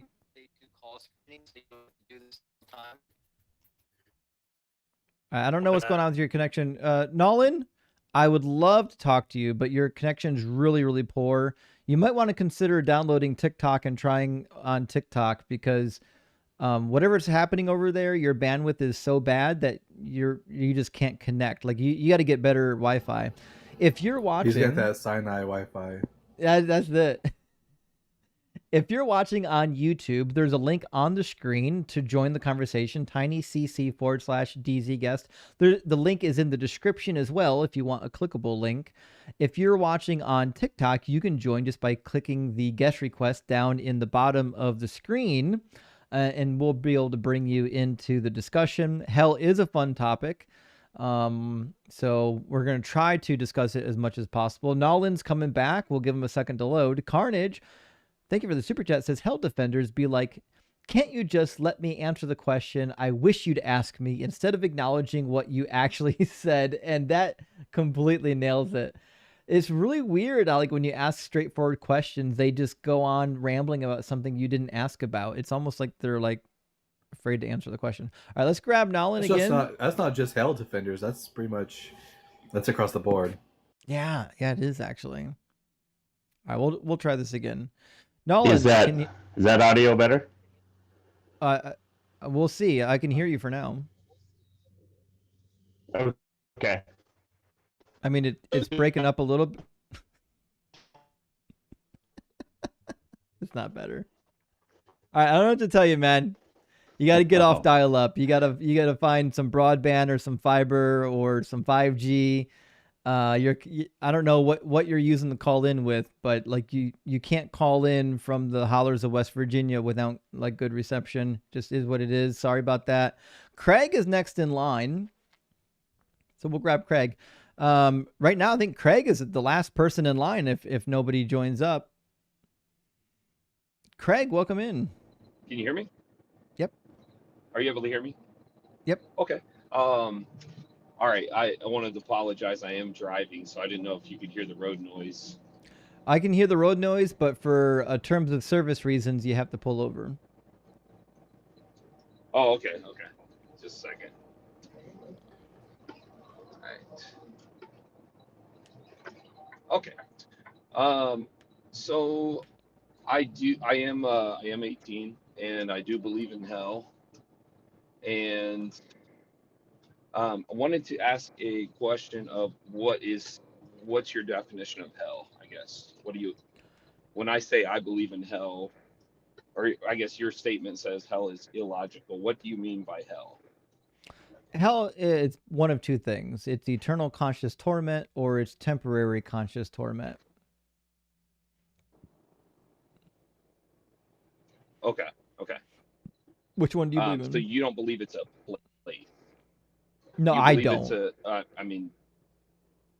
okay. I believe that it's a physical place that is currently is actually within time. Interesting. Well, that's what the Bible teaches. Where do you think it is?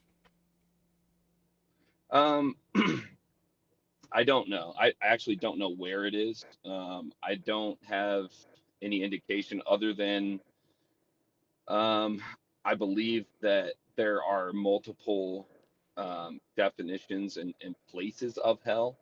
Like one I know in the Bible, I can't remember off the top of my head where it's at, but it describes the Bible as being, it describes hell as being down, potentially within the earth. Below the earth, yeah. Another, below the earth, I guess. The other one would be, I think there was a term that described it as the grave. Like in similar terms. Yeah, I think it's debatable whether or not Sheol equated to hell at the time the texts were being originated, even though it was eventually co-opted to mean hell. That being said, we agree that hell, Sheol is in the earth, right? So I'm assuming you believe that hell is in the earth. I would say that the current hell is in the earth. Yes. Okay. I don't believe that that what's described as the lake of fire is within the earth, though. Where's that? I believe. Where's what? The lake of fire. I don't know. I have no idea where the location of the lake of fire would be. Is it material or immaterial? I think the lake of fire is. I would probably describe it more as spiritual. So whatever is spiritual, is that material or immaterial? I would say probably immaterial if it's in the spirit realm. Since you think hell is a physical place in the earth, do you think that it has physical fire?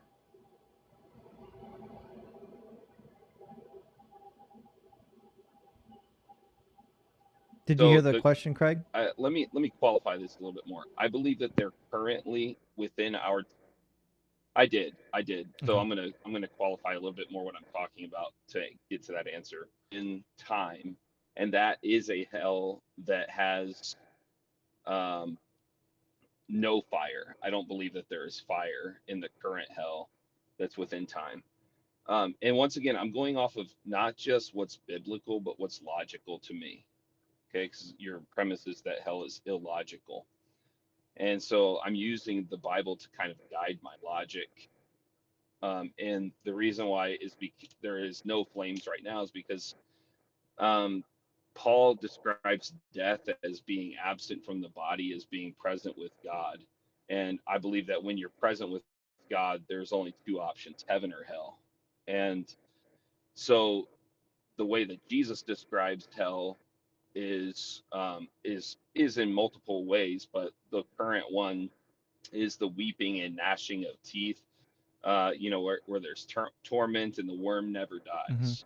Yeah. So I want to make So sure we're that clear on kind of this. leads me to believe that this is The not like a lake of fire situation currently. Yeah, the hell that you believe in, though, you think that it's a material existence, so like your body and your soul go there? No, shoot, man, that's a hard question. But I will say if I had to say yes or no, I would say, well, I'll have to say no because I don't believe that your body goes. Shoot, hold on, let me think. Are you Because thinking what Jesus I'm thinking, says Justin? That you can yeah, throw your body body and into soul are hell. destroyed. Yeah. Yeah, yeah.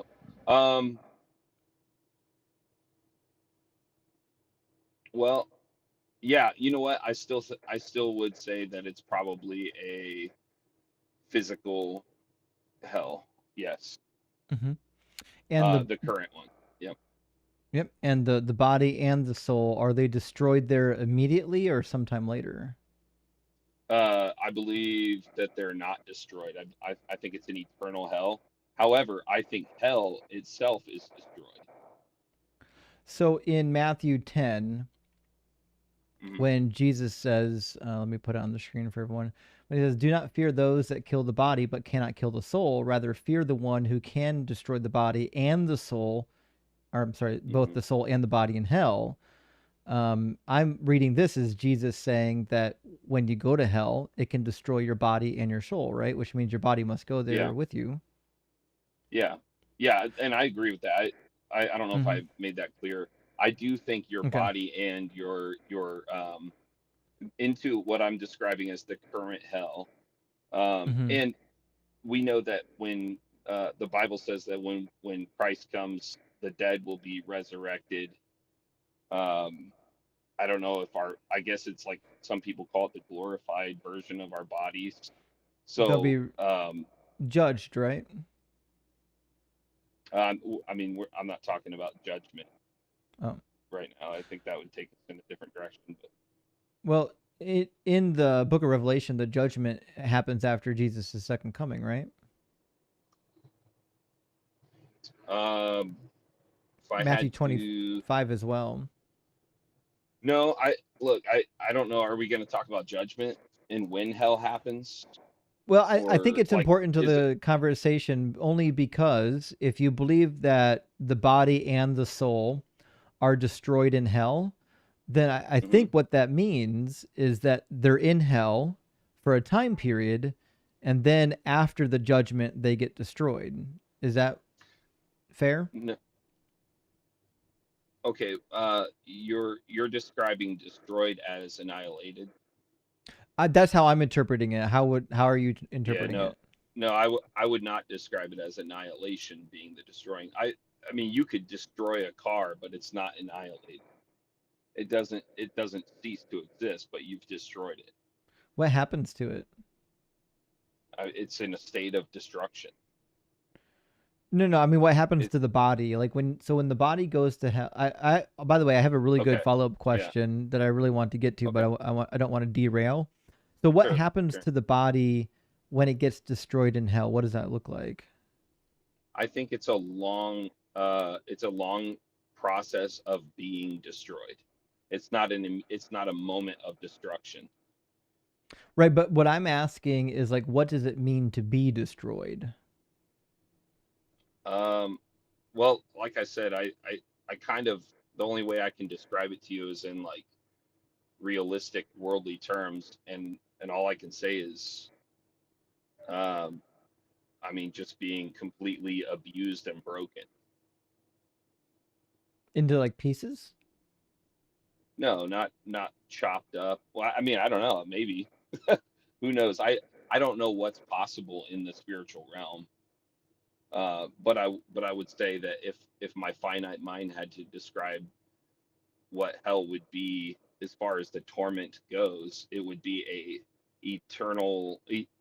I don't know if it's eternal long, but yeah, probably an eternally long process of being destroyed.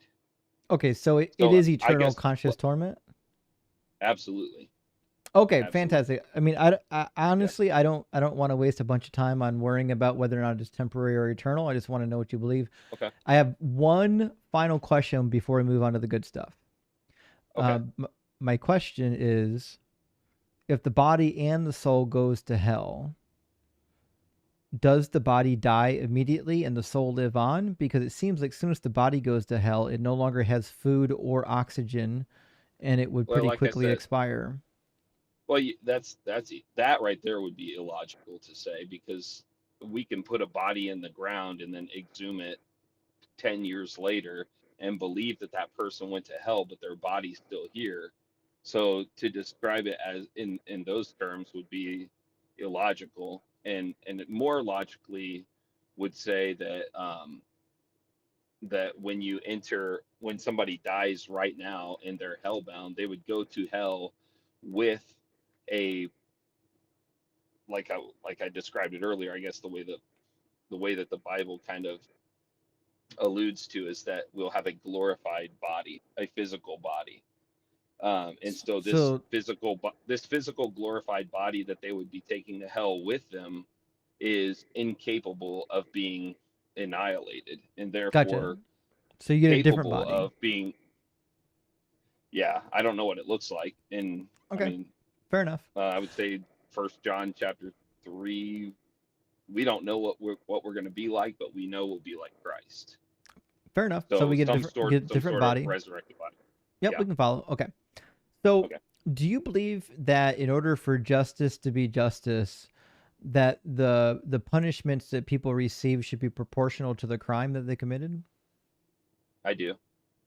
Okay. Do you think that hell is proportional justice? It is. Interesting.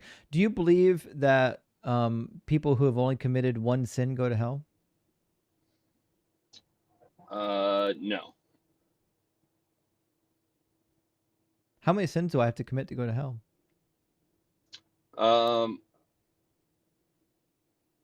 You only have to commit one sin, but people that commit one sin don't automatically go to hell. So who does? So you got to track with me on this one. So it's not sin that you commit that sends you to hell. It's the rejection of the grace of Christ that sends you to hell. So then there's no justice. You're basically punished for not believing something. Okay, actually, so it's multifaceted. You are condemned because of sin. You are condemned to hell because of sin. Okay, But so can human beings live a perfect life? A provision has been made to justify the criminal, the person that sinned. Can human beings live a perfect life? No, they cannot. Okay, so it's actually not possible for us to do the thing God wants us to do that will save us from hell? What does he want you to do? Live a perfect life? No, that's not what he said. He wants you to. He doesn't desire you to be sinless? He wants you to perfect, just as your heavenly he wants Father you to is perfect. Yeah. Sorry. Yeah, Leviticus 19:1 does not apply with what you're talking about right now. Yes, of course, the idea or the intention from the creation was that man would live an honoring life to God without sin, but that's That's not what I the world said. that we live in. Yeah, Right, if God but desires for you to live a life without sin, that's a perfect life. Okay, so to be clear, right. God Okay. wants us to live a life that is completely free of sin. Even one sin sends Mhm. us to hell, but we're actually completely incapable of doing that because we have Yeah, the human yeah. flesh, which means God sends people to Right. hell for the thing that they must do because they're human. You don't see the problem with that? Well, you're completely leaving out the provision of Christ, So what? and that's the only. So what gets you to what gets you to heaven or keeps you out of hell is not deeds. It doesn't keep you out of hell if you do good. We'll try this Because again. All right. So I okay. have a child. Let's imagine for a second. Mhm. My child cannot speak. I have an autistic child that is completely nonverbal. He can understand words. I can speak to him. He understands a lot of words. Mhm. If I tell my nonverbal child that if you don't speak by the time you're 8, I've got to light you on fire for the rest of eternity. Now, this is something outside of his control. He can't help it. Now, what if I told him that? Would I be evil? I think Craig's connection's dropping. Yeah, I think that. Sorry. Yeah, that would be considered evil because Why? the punishment that you're giving your child is not at the same level. It's not what was the word you used earlier? Like it's not at the same level as the person that's being offended. So what? In fact, if God is Okay, a so greater individual than us, then there's really nothing that could offend him. Like, how soft is God's feelings that he's like offended that a human being did something that literally he created them to do? well, let me ask you if I committed a horrible crime against a individual that couldn't protect themselves, right? Wouldn't you want there to be justice? Again, that's irrelevant. Hell is not justice, because remember, Well, the person who's only committed one sin goes to hell. So if I reach the age of accountability and I commit one sin, let's say you're not. I lie to my parents. Let's say I commit just that one sin, and then I go to church on the weekend. They tell me about Jesus. I say that's silly. I don't believe in this nonsense, and then I die. According to Christian doctrine, I go to hell. Well, you're not going to hell because of that one sin. Because I've committed I that am. one sin too. Are you trying to propose going. the apologetical idea that the magnitude of the punishment is equal to the magnitude of the dishonor to an individual? So the greater authority someone has, the No. greater the punishment is due to them? Craig, Oh, I I can see hear what you're your turn saying. signal. Didn't you say you pulled over? Yeah, but I actually had a somebody flash or a cop flash his light, so I had to turn off onto a side road. Uh-huh. Yeah, I'm pulling back over right now. Mm-hmm. You know, liars go lake of fire in Revelation 21. Right, but I'm not lying to you. I'm actually stopping right now. So yeah, I see what you're saying though about the about that, and I wouldn't necessarily disagree, but sorry, I'm actually new to this, so I'm not sure what your guys' names are. But I'm Justin, and my friend is Justin. Dalton. And Justin. Okay, so Justin, just to be clear on what you were saying, I do not believe that you're going to. Okay, there's a verse in the Bible that says, I think it's in John 14:6. You probably know exactly what it says, but it says that Jesus says, "I am the way, the truth, and the life, and no one comes to the Father but through me." And that would mean that no one stays out of hell without me. I know. I'm right, not questioning so- the doctrine. I know the doctrine. I'm questioning whether or not it makes sense, right? I know that Okay, without me too. Jesus, I'll be So you're judged hold on. based Let on me the make ones with the one sin that I've committed will send me to yeah, eternal conscious torment for one sin. right. So And you think that's justice? yeah, I do because of the and back to what Dalton said Do though. you think that all Uh, criminals should get the death penalty? Once again, who has been offended? I think that's irrelevant. I don't think who's being It offended is matters because if you're God, you're impervious. Nothing can offend you. Nothing can harm you. Yeah, the unless only you're reason, like for a God example, that desires justice. well, the question is, why does God desire justice? A desire sort of would indicate that there's something that's wanting in God, something that He needs in order to be completed, which would make Him Oh, imperfect. well, you could say preference then instead of desire. He prefers just. He prefers good.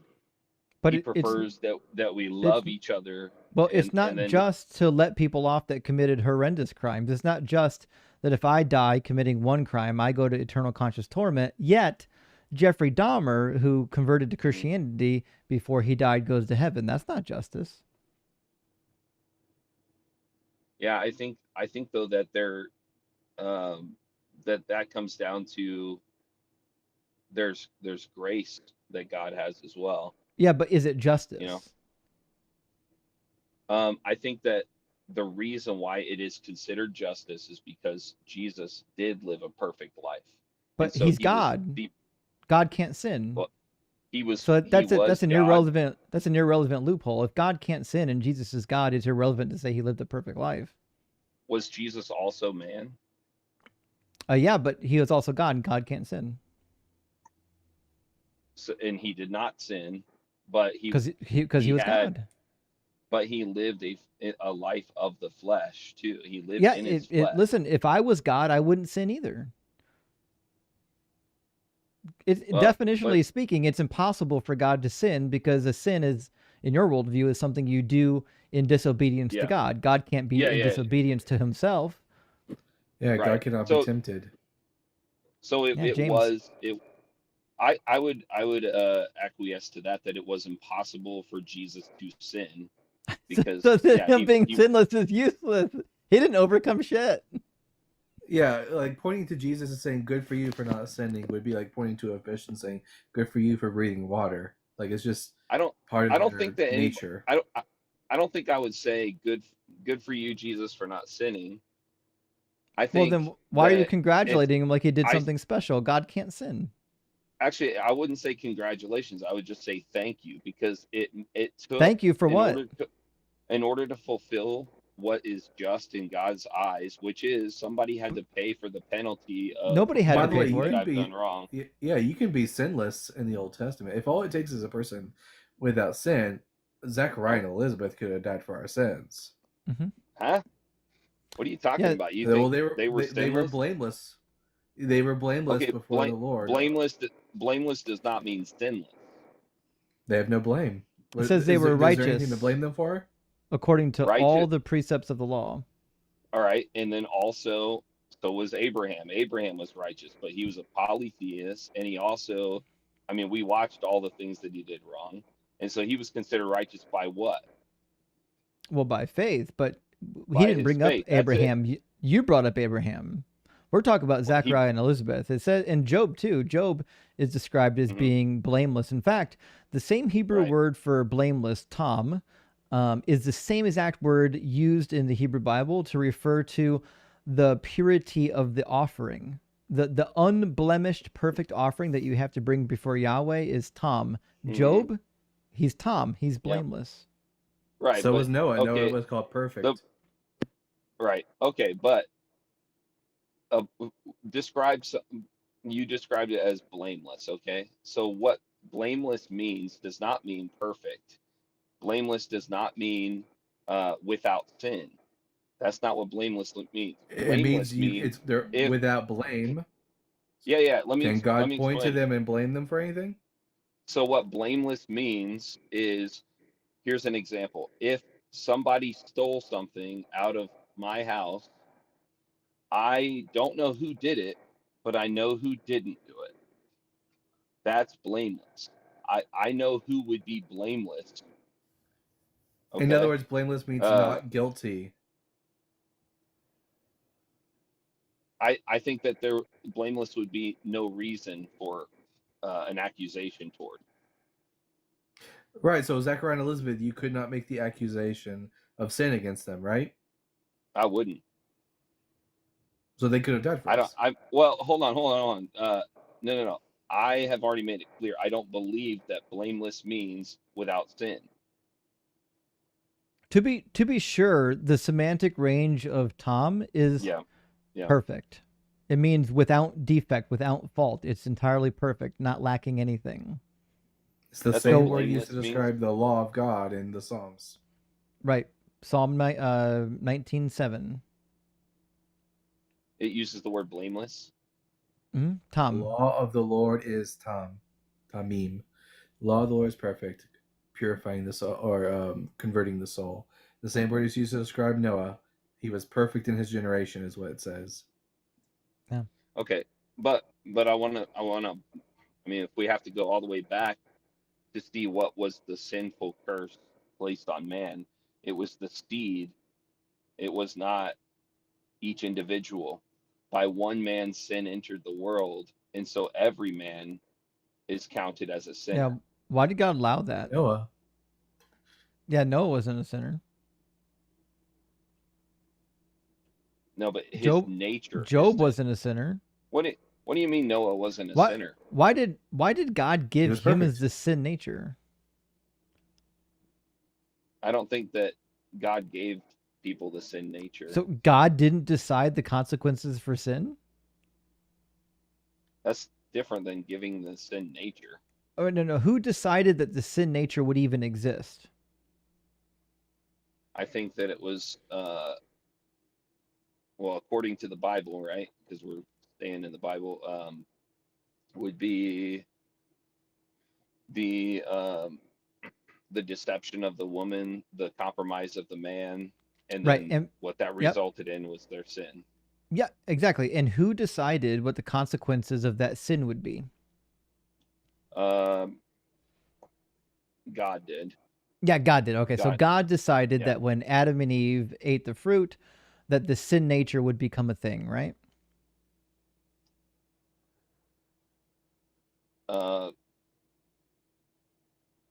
Yes. Yeah, okay. Did he have to do that? I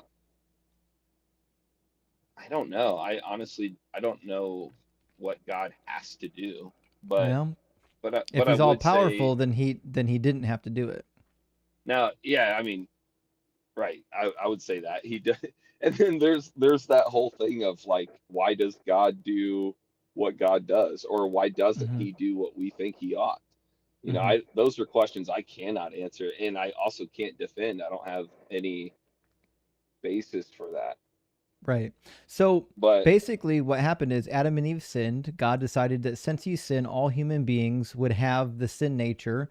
This entails that no human being can be sinless. So you have to sin eventually. And because human beings can't be sinless, your default position is hell, which means the day I was born, my default position was to be in hell. The only thing that could have saved me from that is A, believing in Jesus, which I don't, or B, dying before I get to the age of accountability, which if this is what you believe, buddy, you should be pro-abortion. You should be literally just going through the hospitals, like slicing people open, taking babies out and sending them to heaven if this is what you believe, because the minute they reach adulthood and they hear about Jesus, now they're liable to the hellfire. Yeah, I agree with part of what you're saying. I don't agree with the abortion part. I think that the age, I think that you're, that it is it's the kind of the default nature of man is sin now. However, so isn't it weird that God would judge you on your default nature? That's why I brought up the scenario of my son. My son can't speak. That's his default nature. That's what biology gave him, right? So for me to expect him to speak and then to punish him for not speaking is horrific. Mhm. For God to expect us to be perfect, even though he knew we couldn't be perfect because he created this way, and then he roasts us forever in hell, that's ludicrous. But he gave the ability to easily receive a new nature. No, wrong again. I don't believe in this guy, Carcass, because it's completely illogical. I can't make myself to believe in Jesus. Right.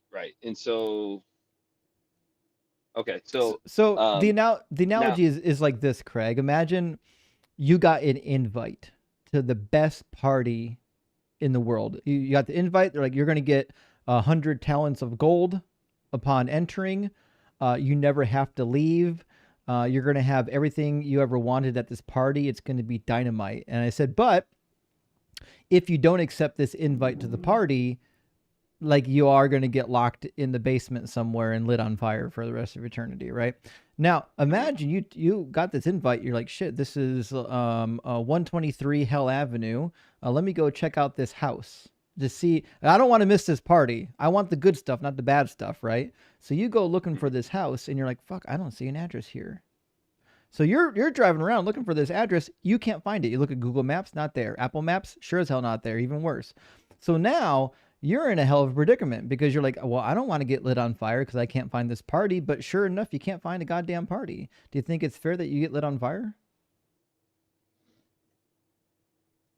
I'll be with you. I gotta admit, I don't relate to what you're saying because, I have found the party. So it's like, I haven't. That's what I'm saying. Right. In the analogy, you can't find the party. Okay, so it's not just an analogy. I mean, that is scripture. What is it? John chapter 6 or 8, one of the two. Says that no one can come John to the Father 6:44. Okay, so Mhm. unless the Father enables And him or calls him. What's 2 Corinthians 4:4 state? That there's somebody that's blinding, that Satan's basically blinding. This guy people knows like his you. Bible. I'm starting to like Craig. Okay, so Craig, you know Yeah. that God sent Satan to blind the eyes of the non-believers Yes. to the truth of the gospel, which means God is actively preventing me from going to this party, which is crazy that now he's going to light I me on know, fire right? because I can't find the address. So I think we're off of the hell thing, but can I ask you a question? What? No, the analogy is about hell, right? Heaven is the party. Okay. The invite is Jesus, and being Right. lit on fire is hell, right? So I've got the invite. I can't find the fucking house. It's not there. And In fact, not only do is you it not want- there, but God has blinded me to the address. And you want to be at the party, right?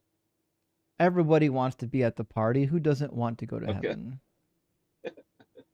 Okay. All right. And so, but if there was somebody standing there saying, "Hey, I know where the party is. You just got to trust me." You won't trust that person. But that person doesn't exist. I'm right here, bro. Yeah, but not only are you wrong, you're not the person in my analogy. The person in the analogy that the person in the analogy that you're trying to add actually knows how to get there, and you don't know how to get there. That's for sure. To get to the party that gets you to heaven. Because the only way to get there is for me to be convinced that it exists. And you don't have a method for convincing me that this God exists because I've read the Bible, and the Bible absolutely isn't true. Okay, and it says, it says that basically only God Himself can give you the directions to the party. That's right. Which means if It I go to hell, doesn't matter it's because God sent me there. I could be standing in the party with the front door open, going, "Hey, here it is," but unless God says, "Yeah, that's it," to you. No, that's what I'm saying. You keep adding something into the analogy that's not there. You're not with me in the analogy. You don't exist. Okay, gotcha.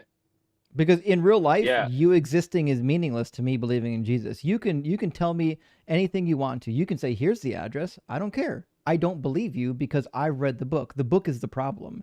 Until the book Mhm. proves to be true, I can't find the address, and the book is clearly not true. Mhm. Okay.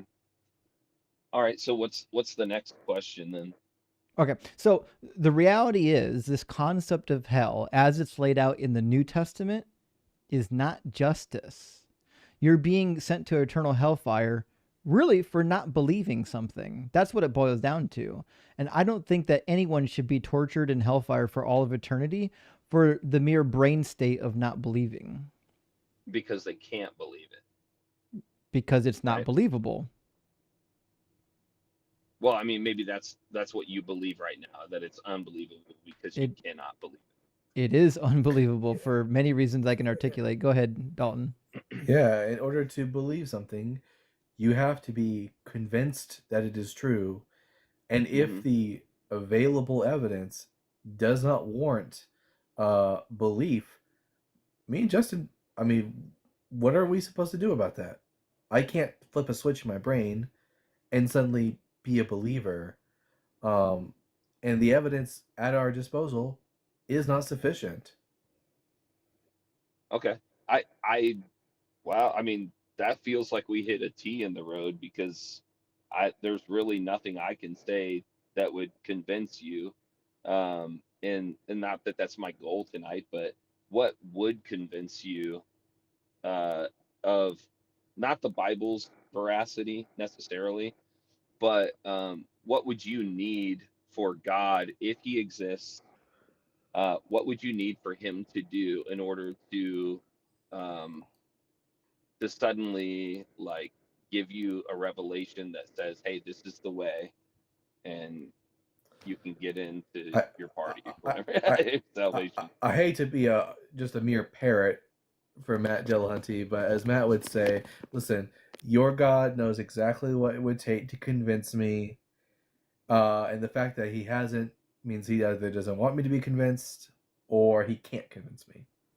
Do you know what it would take? I don't know. So That's you the don't thing. know If you. I knew exactly what it would take to convince me, what would make it definitive, then I could go and look for that thing and either definitively prove that the God doesn't exist or he does. Hmm. Okay. Now, to be clear, I like. that's God's duty, right? If God knows exactly what it would take to get everyone to believe, and He chooses to not give them that information, then it's the buck stops at Him. Do you think that there's, well, you won't agree with this, but I feel like what is it, like Second Peter chapter 1 says that you've already been given everything you need for life and godliness. So why would I believe I mean, that? it's obviously not true then, right? Yeah, I mean, Well, obviously it's not true. but I disagree. But I would disagree. I think that it is true. So we're just That lying? who you're lying. You think Dalton and I are think. lying about what we believe? No. I'm not saying you guys are lying, but I'm saying that So we're if I stupid. do believe what the Bible says, and I do believe that tells We don't. me that the only information I've been given is, well, obviously personal experience, which isn't really admissible in a debate, but I would also say that the Bible itself is sufficient. And now Do rabbits chew cud? Do what? Do rabbits chew cud? I have no idea if a rabbit chews cud. Leviticus says it does, but it doesn't. Oh, Rock okay, badgers too. okay. In fact, rock badgers can't even regurgitate. They lack the physiology for it. Have you ever seen a rock badger? No, but I have seen a rabbit. But here's the thing. Like, I believe that the Bible holds sufficient wisdom to find the way. But it says I things think that are that- demonstrably untrue. Okay. Right. Like, if it just Well, says things that are okay. demonstrably what's- untrue, I don't know why I would trust it on the mythological stuff. Oh, on the bigger things, like if the little things aren't accurate, then the big things can't be Yeah, accurate. Jesus himself The big things says. are inaccurate too. Yeah. To be fair, the big things are certainly inaccurate, but I mean, Jesus himself says that if you can't be trusted with little, you can't be does it trusted with much. does it say that every kind of rabbit chews cud? It says the rabbit, the hare. It's a Oh, okay. classification of animal in Leviticus. And by the way, there isn't a single species of hare on the entire planet that chews the cud. Right. Okay. So chewing the I mean, cud there's requires a multi-chambered stomach, usually one of them dedicated to fermentation. okay. You know what I mean? Yeah, I mean, I don't have any explanation for But like, the Leviticus rabbit. I don't know if The you need to be a Leviticus rabbit hole. I don't know if you need to be a zoologist to find errors in the Bible. I think the easiest like ways to find errors in the Bible is just to find like all of the many contradictions, because there are so many contradictions in the Bible. Like, it's dizzying. Like even Jeremiah 7:22 is a pretty famous passage, shows up in the New Testament. I'll read it for you real quick and put it on screen. It says, "For in the day that I brought your ancestors out of the land of Egypt, I did not speak to them or command them concerning burnt offerings and sacrifices." I mean, come on. That's literally the first thing he did, was tell them how to do offerings and sacrifices. Who is he writing that to? This is in the book of Jeremiah. He's writing it to the Israelites, most likely the Israelites that are remnant from the captivity or about to go into captivity. Or how about did Abraham know that God's name was Yahweh? Did Now, that's a Yahweh make problem. himself known to Abraham, Isaac, and Jacob as Yahweh? Because I see instances in Genesis where Abraham, Isaac, and Jacob all refer to God as Yahweh, yet God says to Moses, I was known as El Shaddai to Abraham, Isaac, and Jacob, but by my name Yahweh, I did not make myself known to them. Yeah. Yeah. This was my favorite contradiction for a long time because it's so obvious. But do you see the problem there? Yeah, but I honestly don't have the I don't have the attention span right now to actually dive into this with you. I thought we were just talking about hell and the logic nature of it. Well, first of all, we agree that hell. I would love to though. I'll keep watching this show because I think it's really cool, and I will have to bounce off of here because it's getting late here and I've got to get to my kids. I'm still driving, so. But it's been a really good. Enjoy your time with your kids. It's like one of the great joys in life is spending time with your children. So I wish the best for you.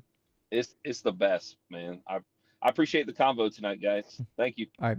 Cheers, friend. Drive safe. All right. Bye. Well, I think Craig was trying to follow us. Like he was actually involved in the conversation, unlike some of our prior callers. And he knew his Bible. Yes. He actually knew a lot of the passages he should know for this topic, which is really good on him. Commendable. Let me grab a couple super chats. We'll get our next guest in here. It looks like Nalin is back. We'll try him for the last time. Shady, thank you for the super chat, says Christian Cope bingo. Uh-oh, looks like we got a problematic verse. Quick, say it's out of context. That doesn't work. It's now a metaphor. Wait, it still doesn't work? Distract with bringing up Jesus. I think this is a perfect flow chart. We need to start flow charting these conversations because this is identical to what we would expect. And Shady again says, if 2 Corinthians 11:14 says Satan is like an angel of light, and John 8:12 says that I, Jesus, am the light of this world, does that mean that Jesus is Satan? I understand the implication of what you're suggesting. I don't think so, because I'm assuming that Jesus could be the light of the world and being a separate light source than the light source that Satan is tapping into. But it's a really astute observation. I definitely think that was a good question. They also meet in the story. Yeah. So they mix, don't they? It's not like Clark Kent and Superman, unless Batman is disguising himself as Jesus so that Jesus can be Satan and tempt him and all that kind of stuff. Yeah. Acme Hero, good to see you, says, would you ever do the topic your religion's goon not just God, is evil. I think all religion is magical thinking and stunts humanity's growth.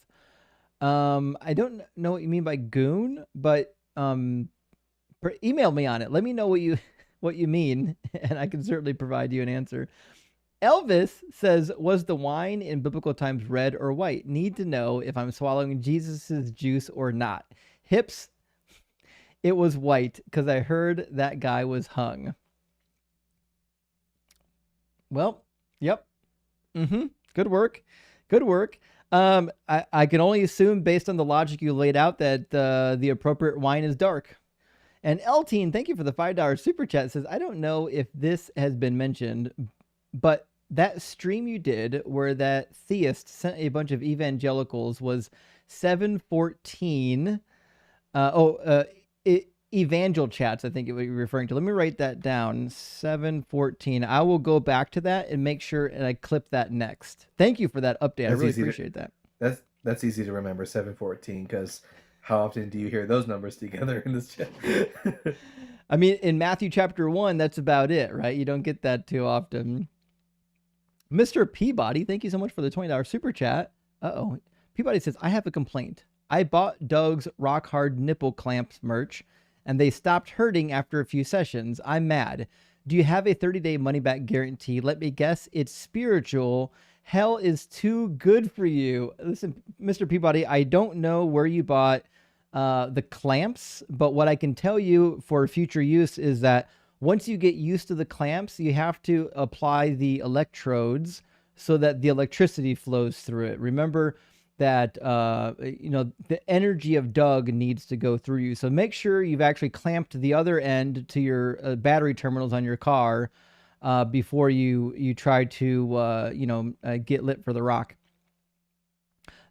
Nightman says, fun drink to make with Fireball is mixing Fireball with rum character. It tastes like Cinnamon Toast Crunch, cereal milk.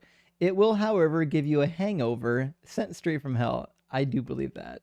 I can't drink that kind of stuff a lot like I used to. I'm too old for that. I get headaches.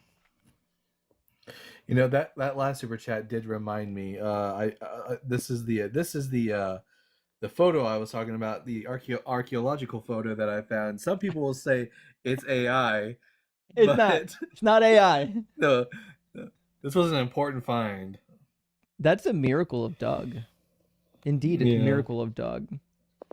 I've got 3 more super chats, friends. We'll get our next guest in here. Joshua Shell, thank you so much for the $20 super chat. Says, I'm sure that it's appropriate to tell children about eternal punishment, and it's just to prevent them from it by faith in Jesus. Only way is gaslight to salvation. Your default is imperfection, but the demand is perfection. I agree. If your default is imperfection and you can't help it, and that means you go to hell, that just means God created literally everybody to go do hell. There's no way around it. It's just the way it is. Joshua coming in again with another $20 super chat. Thank you, Josh. Says, when guest says they can't make a judgment on good or bad action in the Bible, could you press on original sin? And if they deny the effects of knowing good and evil, as they should have the ability that believers do? This is a really good point, because according to Genesis 3:22, they do have that ability. I don't press on that as much as I should. Remind me to do that, friends. And last one from our friend Design. Thank you so much. Says, does the Bible say that non-believers are here for Christians to convince free will, or that they are here as agents of Satan to make them stray, NPC, genuinely confused? I mean, it's a little bit of both. Jesus says, whoever is not with me is against me, and he who does not sow scatters, which seems to give us the idea that if we're not with Jesus, we're part of the enemy.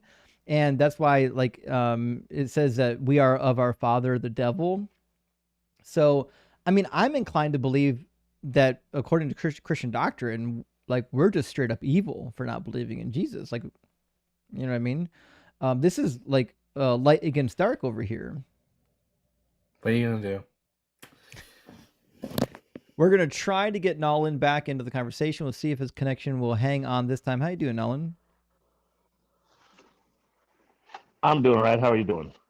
Doing good. Thanks for asking. Nolan, are you at least 18? Am I broken up? It's okay right now. It's a little bit delayed. I but am it's 18. Not broken I am up. over 18. Okay. I'm gonna count to 5, or I'm gonna count to 4. When you hear me say 4, I want you to say 5. 1, 2, 3, 4. 5. Okay, we've got a 4-second delay. Nolan, I really appreciate your tenacity for wanting to be in this conversation, but it's going to be like pulling teeth to have a conversation with a 4 to 5 second delay between every statement. I really appreciate you being here, but you got to find a way to get better reception, okay? Fair enough. All right, cheers, friend. I feel horrible. He's been here for like 2 hours. He's probably a decent guy. I'd love to talk to him, but anyone who's been here long enough knows you can't have a conversation with a 4 or 5 second delay in between every statement. This is what it is. All right, we're going to grab our next guest. It looks like Jason and then Ryan and then Chris. Let me grab Jason.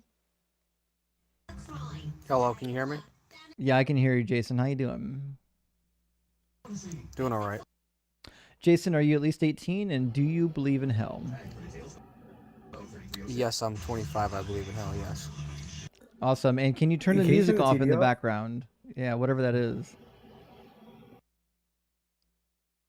Oh, sure. Just give me a minute. Sounds like he's listening to like Slayer or something back there. About to rock out. A little bit of Cradle of Filth. All right, it's off now. Is there a fan in the background I hear? It's just so No. loud. Yeah, it's just the where I am right now. It's a little loud. Yeah, well, we'll try it. So, Jason, you do believe in hell, and you're at least 18, correct? Yes, I'm 25. Yes. Cool. And do you think that Yeah, I believe hell in hell. is eternal conscious torment? I'm not sure if it's eternal conscious torment. I know that's eternal separation from God. Is there torment? I'm not sure if there's torment or not. I'd say no. So Luke 16 is a lie when it says that the rich man went to hell and was in agony in the flames? Oh, agony. Oh, yeah. You can mean agony. It doesn't mean he's tormented with the pain of it. He chose to be there. He chose to have his greed. Okay, so just to be clear, there is agony in flames in hell. Yeah. Okay, so it sounds like you agree with me then. Hell is torment in flames. Yeah, for the people who choose to be there, yes. Because no one goes to hell and doesn't choose to be there. Well, that's not true, but we'll get there next. Okay. So now, do you believe that hell it is, 'cause is a temporary condition where somebody gets annihilated after a certain amount of time, or something else happens? No, it's permanent. Okay, so it's weird because Until- when you if God first, decides someone 'cause can when get you out of hell, first then he came can in choose. here, you said that it wasn't eternal conscious torment. Now it sounds like it is. When did I say it wasn't? Literally the first thing I asked you. I said hell, and I said, is it torment? No, you didn't say eternal torment. So you can switch up words, that's fine, but No one heard what you said because you were breaking up because God killed your connection. oh, okay. So can you hear me now? I can hear right now. Okay. So you switched up words, that's fine. So you said What do you think eternal torment I means? said no, it's not torment. Like constant suffering or constant something, like, I don't know, tell me the definition. I don't have a dictionary on hand, so tell me what it means. Yeah, eternal conscious suffering. Okay. And what's the definition of Okay. torment? You just gave it to me. It's suffering, agony. Okay. So Which if you dictionary believe that using, there's Webster? suffering and those were your words. Are you paying attention? Okay. Oh, I am paying attention. Yes, I'm Okay. just saying because So you're your saying, like, own 10 words different things. was that no, I'm saying your words. Your words were that the torment is suffering. To be clear, the dictionary agrees with you. Torment is severe physical or mental suffering. Yeah, it's spiritual suffering when you're in hell. Yeah. I didn't ask spiritual. I said is it eternal conscious torment? Let's just go with your definition. Say yes, it is for the sake of argument. Say yes. I mean, the Bible explicitly says, and they will be tormented with fire and sulfur in the presence of the holy angels. Yes. And Okay. who are those people? The people who choose to be there, the rapists, murderers, Yeah, and so on, and choose to be you there. can keep repeating that line, and it's just going to cook you every time you do it. Okay, so in your worldview, does somebody who commits only one sin go to hell?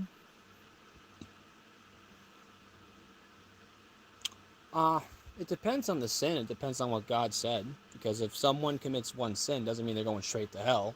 You steal $5 off your parents, you're not going to hell. So you can sin and not go to hell? Yeah, you get washed by the blood of Christ. No, I'm not That's what talking about purgatory Christians. is. Nope, not talking about Christians. Oh, okay, so we're talking about non-believers. Well, then let's say if someone is born in a Hindu faith in India, then yeah, they'd go to hell if they don't want to recognize Jesus Christ, yes. Okay, so let's It's eternal imagine... separation from God. Cool. So let's imagine that the Hindu person has only committed one sin in their entire life. You think they go to hell? Well, yeah, they'd go to hell because they don't believe in God. Okay, so you think that not believing in something is worthy of eternal conscious torment? Sure, let's say that, yeah. Because they Why? don't believe in God, that's what hell is. It's eternal separation from God. Yeah, why is that justified?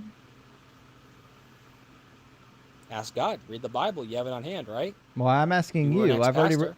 already read the Bible. I'm asking you. What makes hell justified for not believing something?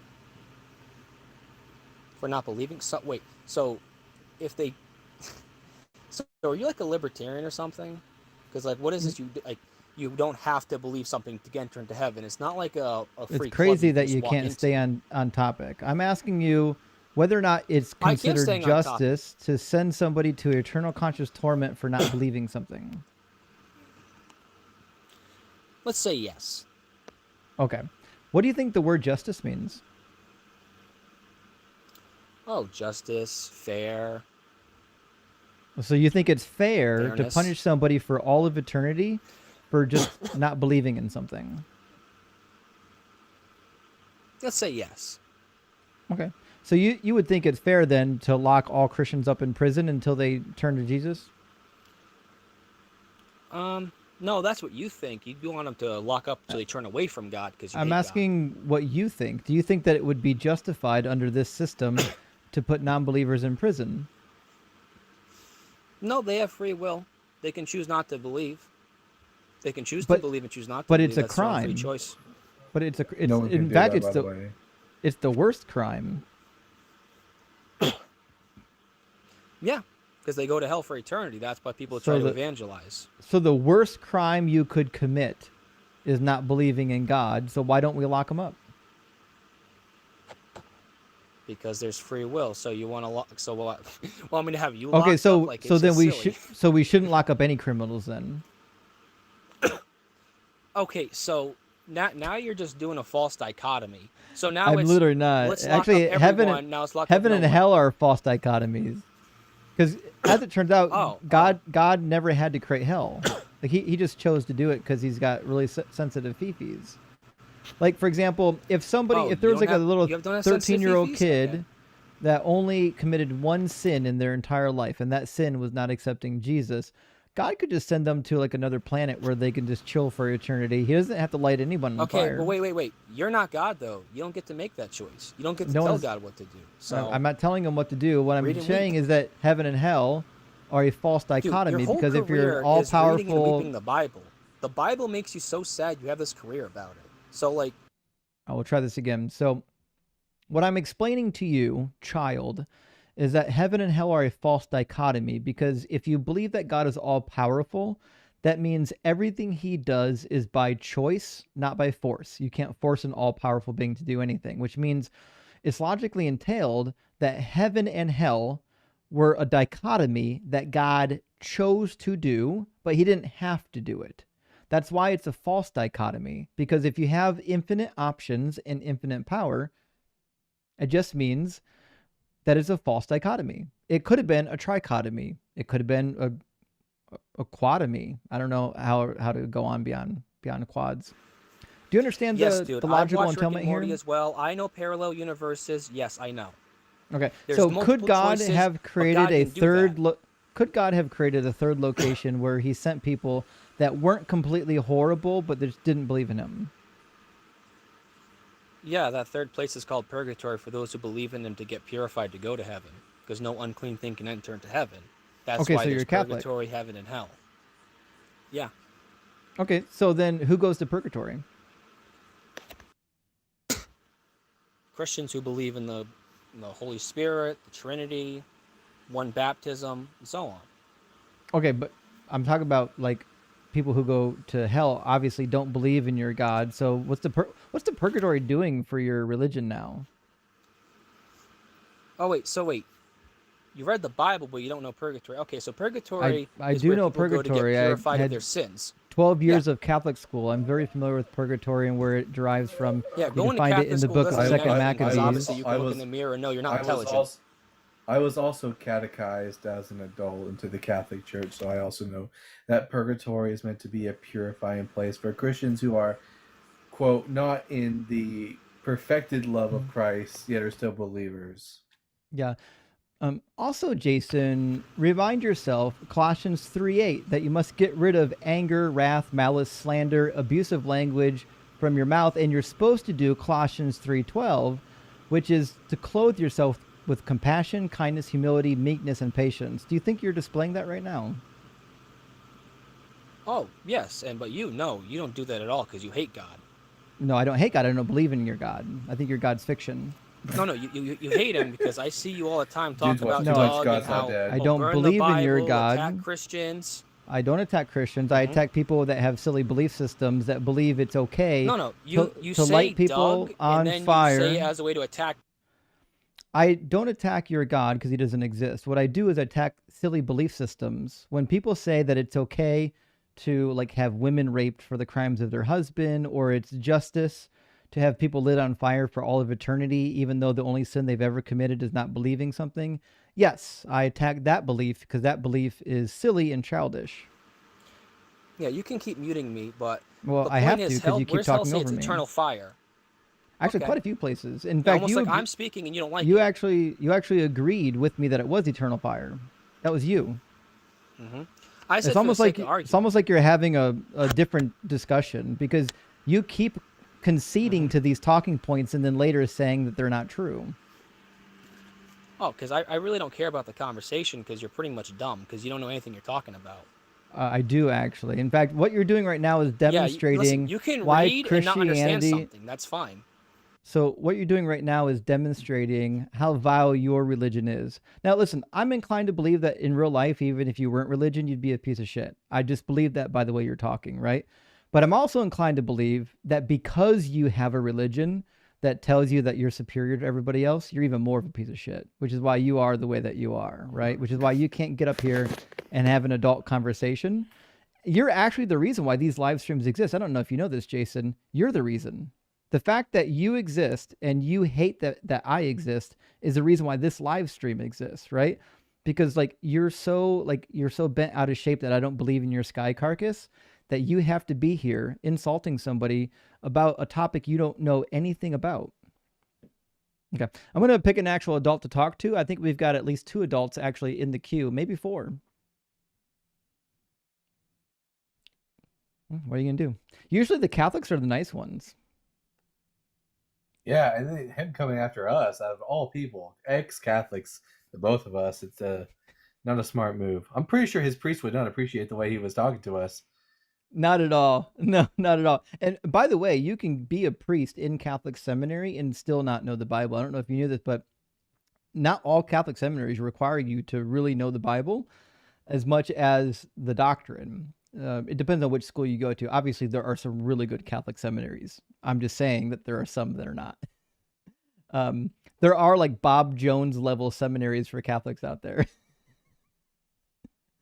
All right, let me grab 2 super chats. We'll get our next guest in here. Daddy Todd, thank you for your donation. Thank you for your donation, Todd. And Larry, great to see you again. Thank you for your $10 super chat. Says, no two guests have read the same idea of hell. They all live in fear of hell, like many of us did. Fear is the mind killer. A BG litany against fear. So, like, this is such a good point, Larry, because this live stream is so illustrative of this point. Every person we've talked to that claims to be a Christian has an entirely different concept of hell, which I don't know how you can say that this book is logically coherent when not a single person can even agree on what the fuck hell is. It's crazy. All right, let me grab our next guest. I told Ryan that he was going to come in next. So we're going to get Ryan into the conversation. How you doing, Ryan? I'm good. How are you? Can you hear me? I can hear you, but there's a little bit of echo for some reason, and you're really quiet. Maybe if it's on speakerphone, maybe turn your speakerphone down. Is that better? We'll see. Yeah, it's actually a little bit better. Yeah. Well, no, it's not. Oh, I lied. Do you have any like earbuds or something you can put in? Shoot. I could go grab some if you give me a second. Yeah. Take your time. Okay. Sorry about that. No worries. Don't worry. Can you imagine being as mad as Jason to get on a live stream just to like be angry in front of 2,000 people? So weird. Joshua, thank you for the $5 super chat. Says, is hell a solidified version of man-centric theology undermining God's sovereignty, inability to save, not all powerful? I don't know, actually. As far as I can tell, that like the concept of hell exists because God wanted it to exist. I could be wrong. I don't see how God's sovereignty is undermined by hell. Am I reading it's this not a wrong? matter of sovereign. No, you're not. The problem is not with sovereignty. The problem is that while modern day Christians believe in a God who's omnibenevolent, that wasn't the position of Christians in the church and the Old Testament Jews. Yes, that's a good way to say that. Hammond, thank you for the $5 super chat. Says, hi Justin, do you think Tahom? Sorry, it's hard to read sometimes on the screen. Tahom was a primeval god of the world like Tiamat. Maybe Yahweh was birthed by the chaotic waters. Okay, so this is a good question. My understanding of Tahom is the watery deep. It's the abyss where Tiamat would have lived. So Tiamat is not necessarily always to be interpreted as the equivalent of water. It seems to be like an aquatic deity that has a sidekick that's a serpent. But I wouldn't equate Tahom with Tiamat. But are they related? Yes, there's definitely some ideas being connected there that the author wants you to connect. All right, let's see if we can... And a linguistic connection, of course, but yeah. Is it better? Yes, indeed. All right, so I can still hear myself echoing in your side. Maybe refresh the browser and see what happens.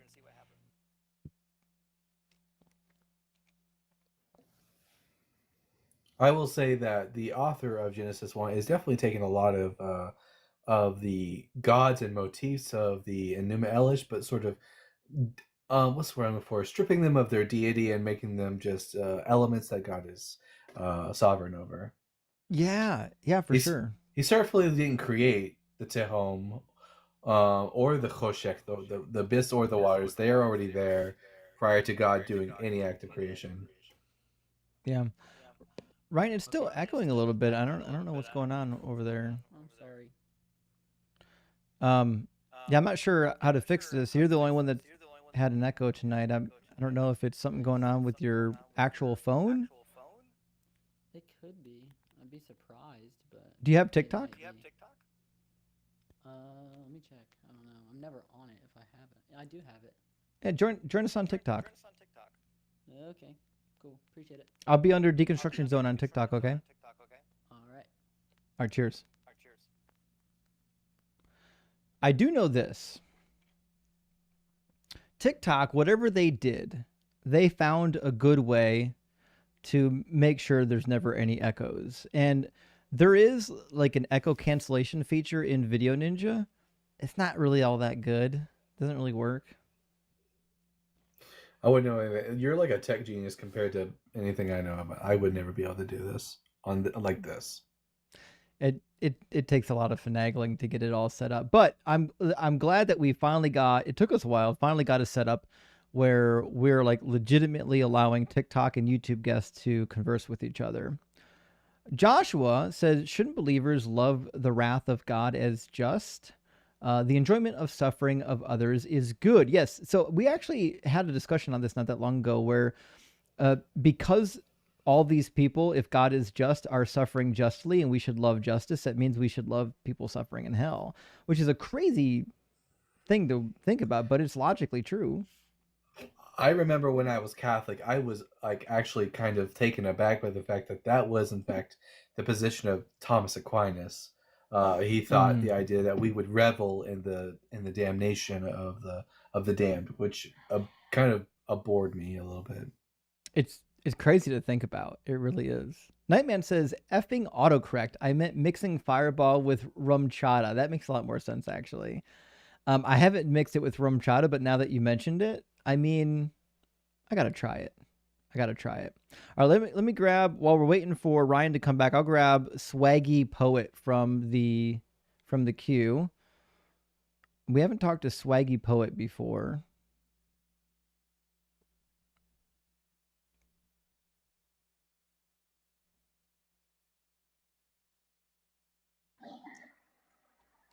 Welcome in, Swaggy.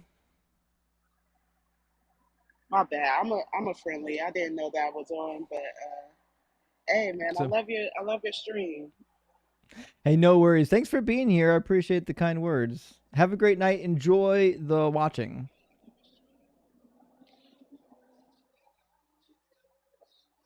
I'll drop him. Okay. Well, we didn't get Ryan back yet. He's probably fumbling around with his TikTok app. So we'll move on to Chris. We know Chris. In fact, I think Chris has been deconstructing for some time as well, but is still in the faith. So let's see. Chris, welcome in. Hey. Chris, are you watching on your computer? Yes. Can you plug in your headphones? Oh, I ain't got no. I don't turn. I don't got. Because your computer speakers are going to feed back into your microphone. Okay. Let me see. Give me a second. Shit. I dropped something. I need to clean my room really badly. Can you give me a second? Yeah, go ahead. I turned echo cancellation on to see if that helps, and it looks like it's going to help. So I use these. It's okay. It's for your computer, the echo cancellation is fixing the problem, so we'll just run with that. Good. Yeah. I'm not deconstructing. I'm just having some doubts, and I'm really angry about a lot of things. But I just wanted to answer some questions about is hell forever, and how do you feel pain in heaven, hell? So I think it depends on which Bible passage you read. And we talked about this earlier tonight. There are some passages that would lead you to believe that it's eternal and some passages that would lead you to believe that it's not. I think the book of Revelation kind of paints a picture that at some point, everything is thrown into the lake of fire and is no longer in existence. So for example, when we go to Revelation 21:8, it says that their place will be in the lake that burns with fire and sulfur, which is the second death. And if that's the case, if the second death is happening then, I would presume that means you no longer exist, because your first death would be mortal, your second death would be spiritual. Now, Jesus also said, do not fear the one that can kill the body, but fear the one that can kill the body and soul in hell, which would lead me to believe that Jesus understood hell as eventually destroying the body and the soul. Do what? No, I don't got a phone. Sorry. Night, Mom. Okay. Yeah. So I'm sorry for that. That's okay. I have a theory about everlasting hell and about the story. I got sort of like a hybrid, a theory of hell, but that it is everlasting, but eventually, can I share it with you? Sure. Okay, I'm sure hoping this is true, but what happens is the lake of fire would be forever and ever, and kill body and soul in hell. I believe Jesus was talking about Gehenna. That's the Greek word talking about after the resurrection when the bodies and souls are thrown, and the destruction is ever like Paul. I'll just go on to my theory. Anyways, once you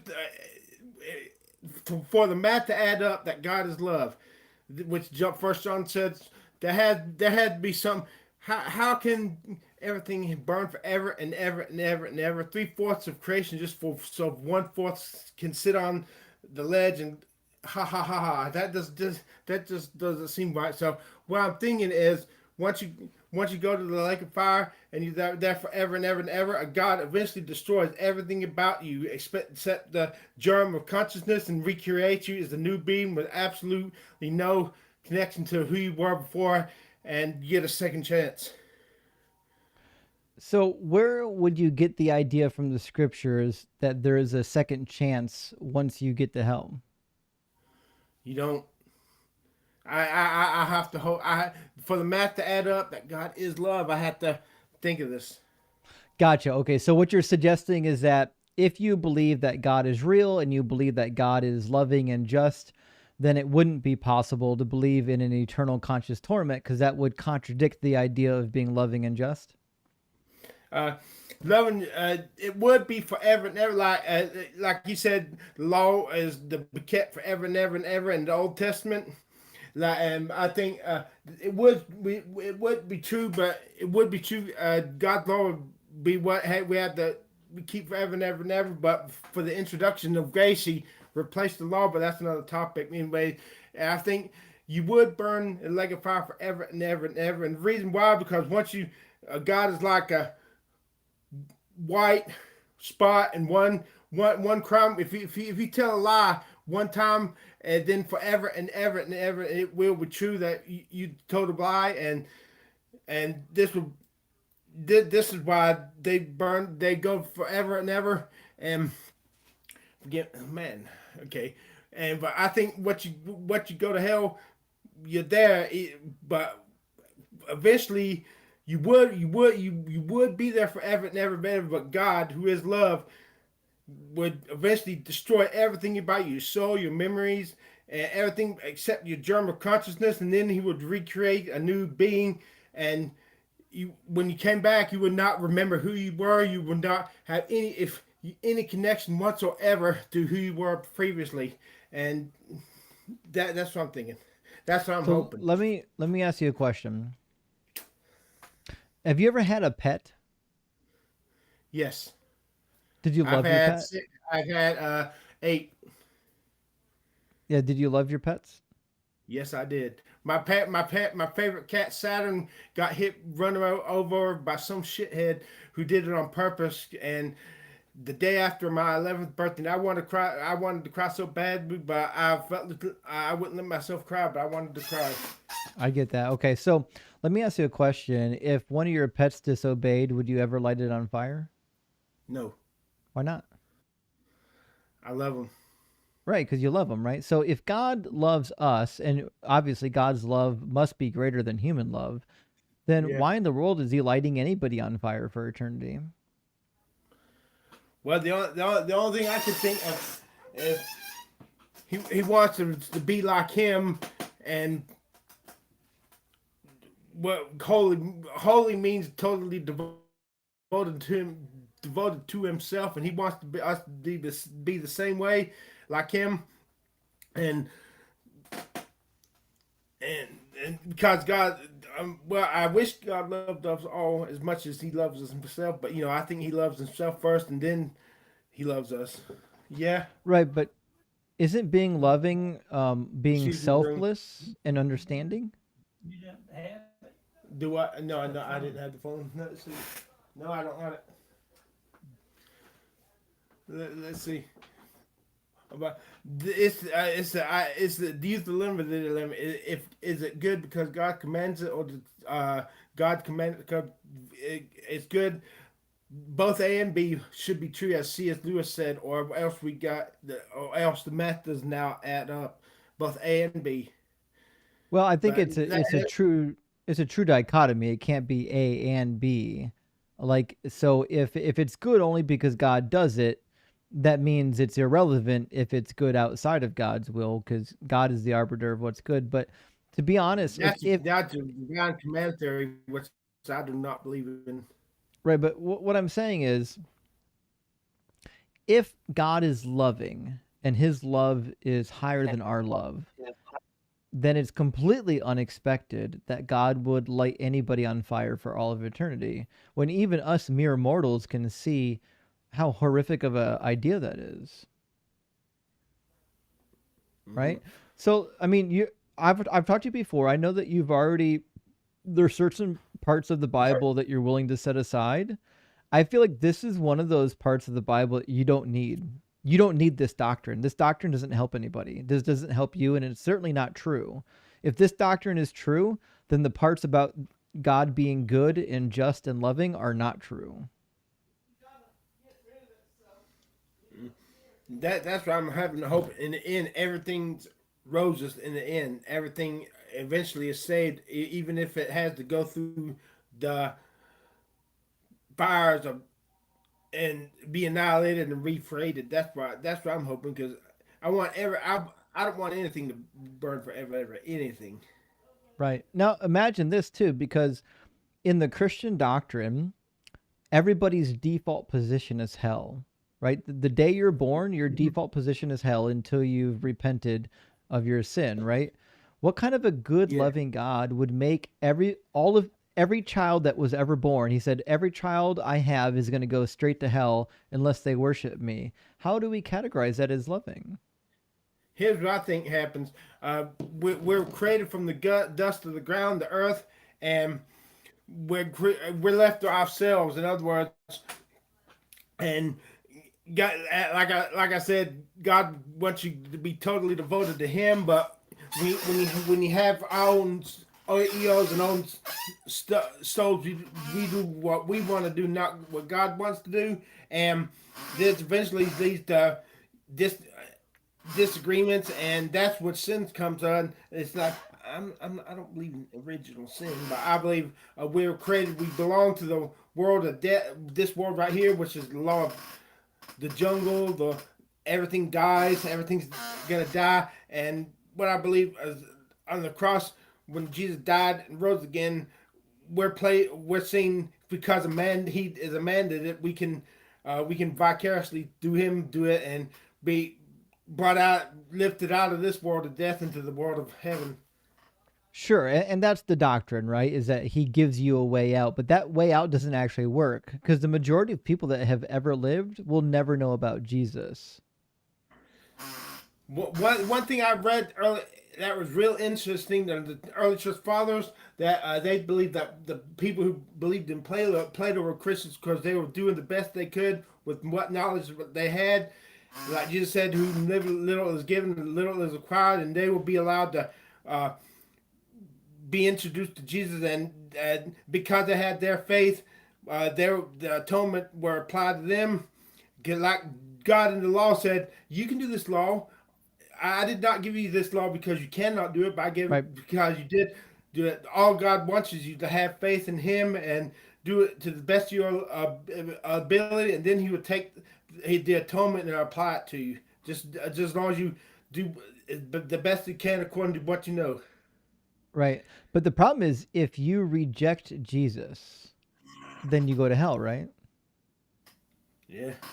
Right. Which means even if I uphold all of the laws of the Old Testament, all of God's perfect laws, but I reject Jesus, that means I go to eternal conscious torment. You don't think that's justified, do you? I don't like it.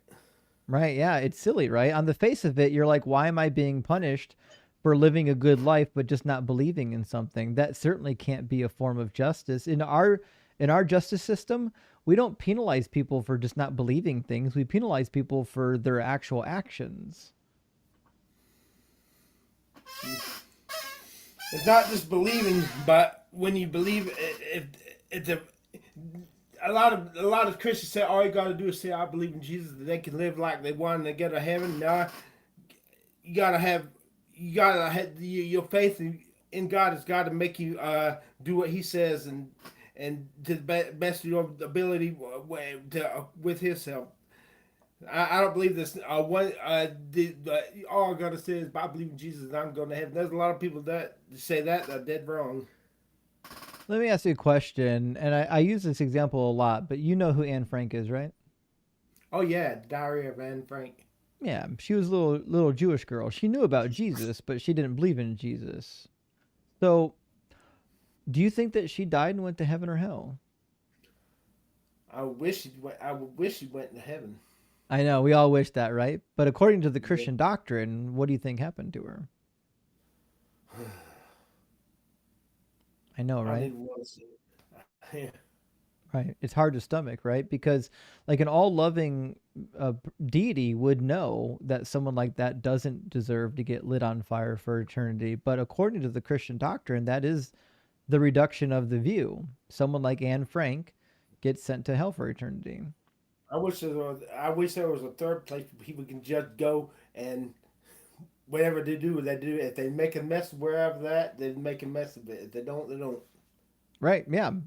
Certainly, you could see why there could be a third, fourth, or even a fifth place where he sends people ranked on how they lived their lives. Like if you lived your life and you were evil, maybe you go to the worst place. If you lived your life and you were moderately good, you go to the moderate place, right? If you lived a really good life, then you would go to like quasi heaven, right?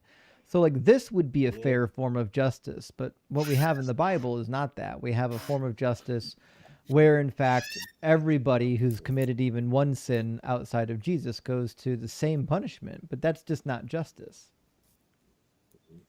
Justin, low-key describing the... What's that, Dalton? I guess I was saying you're low-key describing the plot to The Good Place. I love it. Sorry. Yeah, I have to watch that. I guess being holy means devoted to yourself, and because God created everything, and He doesn't need any food. He all he needs is himself, and He wants this for everybody else. And I guess it satisfies us who He is. If you don't believe in Him, you don't get none of what He has: life, love, and you get none of that. I guess that's why He does it. Well, let me ask you a question in the same vein. Like if your cat acted up and you decided to withhold food from your cat for the next week because your cat acted up, do you think that's a fair punishment? No. Right? Because at some point, like every living individual that is in your care deserves a particular level of care. And I think humans, since we're in God's care and He created us, that means there's some sort of onus on God to treat us a way that is in line with His character. And if His character is good and His character is just, then I can't imagine that He would withhold goodness for us for all of eternity. That's why I'm hoping annihilation, universalism is true. Because after all this shithole, hellhole living that's gone here, eventually everything's gonna end up roses in the end for everybody. And if it lasts forever, this shithole existence we have will soon be forgotten. Then it will be like weeping may endure for a lot, and for some it will be a long ass night, but joy cometh in the morning. That's what I'm hoping. Well, I get that. Have you looked into universalism? Yeah. I don't believe it as it's preached. I got this idea about annihilationism, when even eventually the devil and everything he is annihilated, accepts its consciousness, and maybe he's recreated as, I don't know, something in heaven. It has absolutely no recollection of who it is, and if hell is like a black hole, where once you get on the event horizon, you're seeing there once you reach a point, someone observing from the outside sees you fall like this. That's forever and ever, and that would be what's left of the devil when he was thrown in the lake of fire. So whoever the devil would be recreated is would see the devil and not realize that was him, and he would think, "Man, I'm glad I'm not him."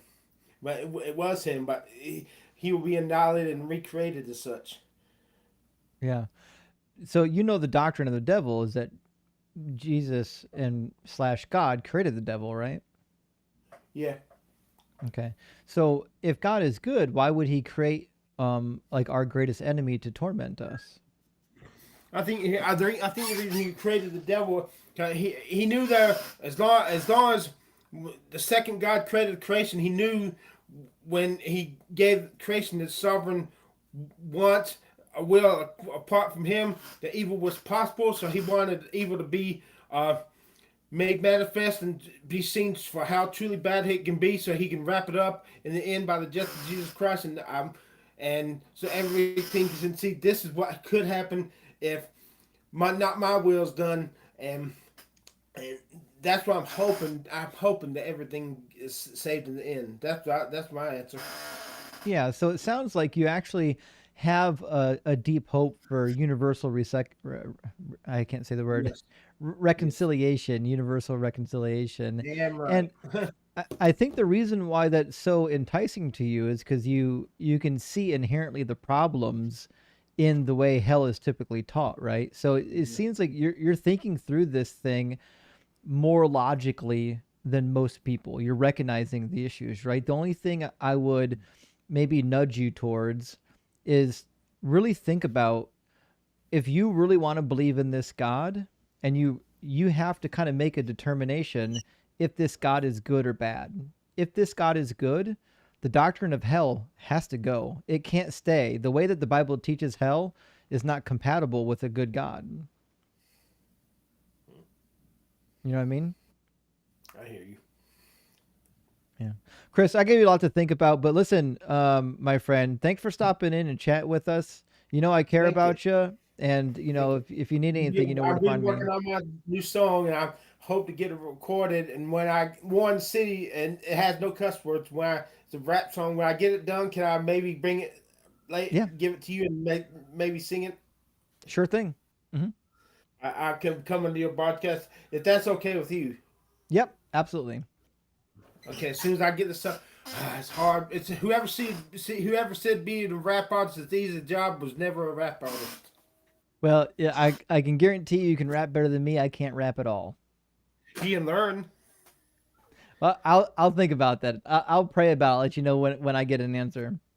Okay, well, thanks for having me. All right, cheers, buddy. Great to see you. Bye. Chris has been in the community for a long time, and if this is your first time experiencing Chris, welcome. Chris is good people. He's trying to figure things out like all of us.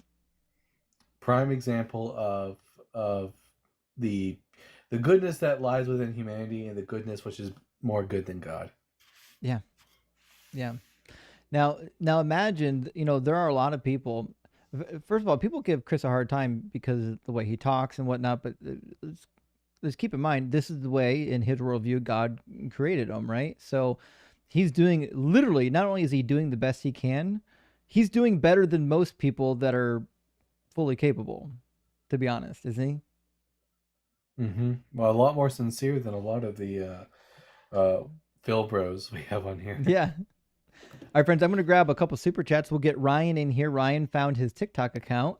Sean, thank you for the $20 super chat. Says, hey, Justin, from one Ohio native to another, keep up the great work, brother.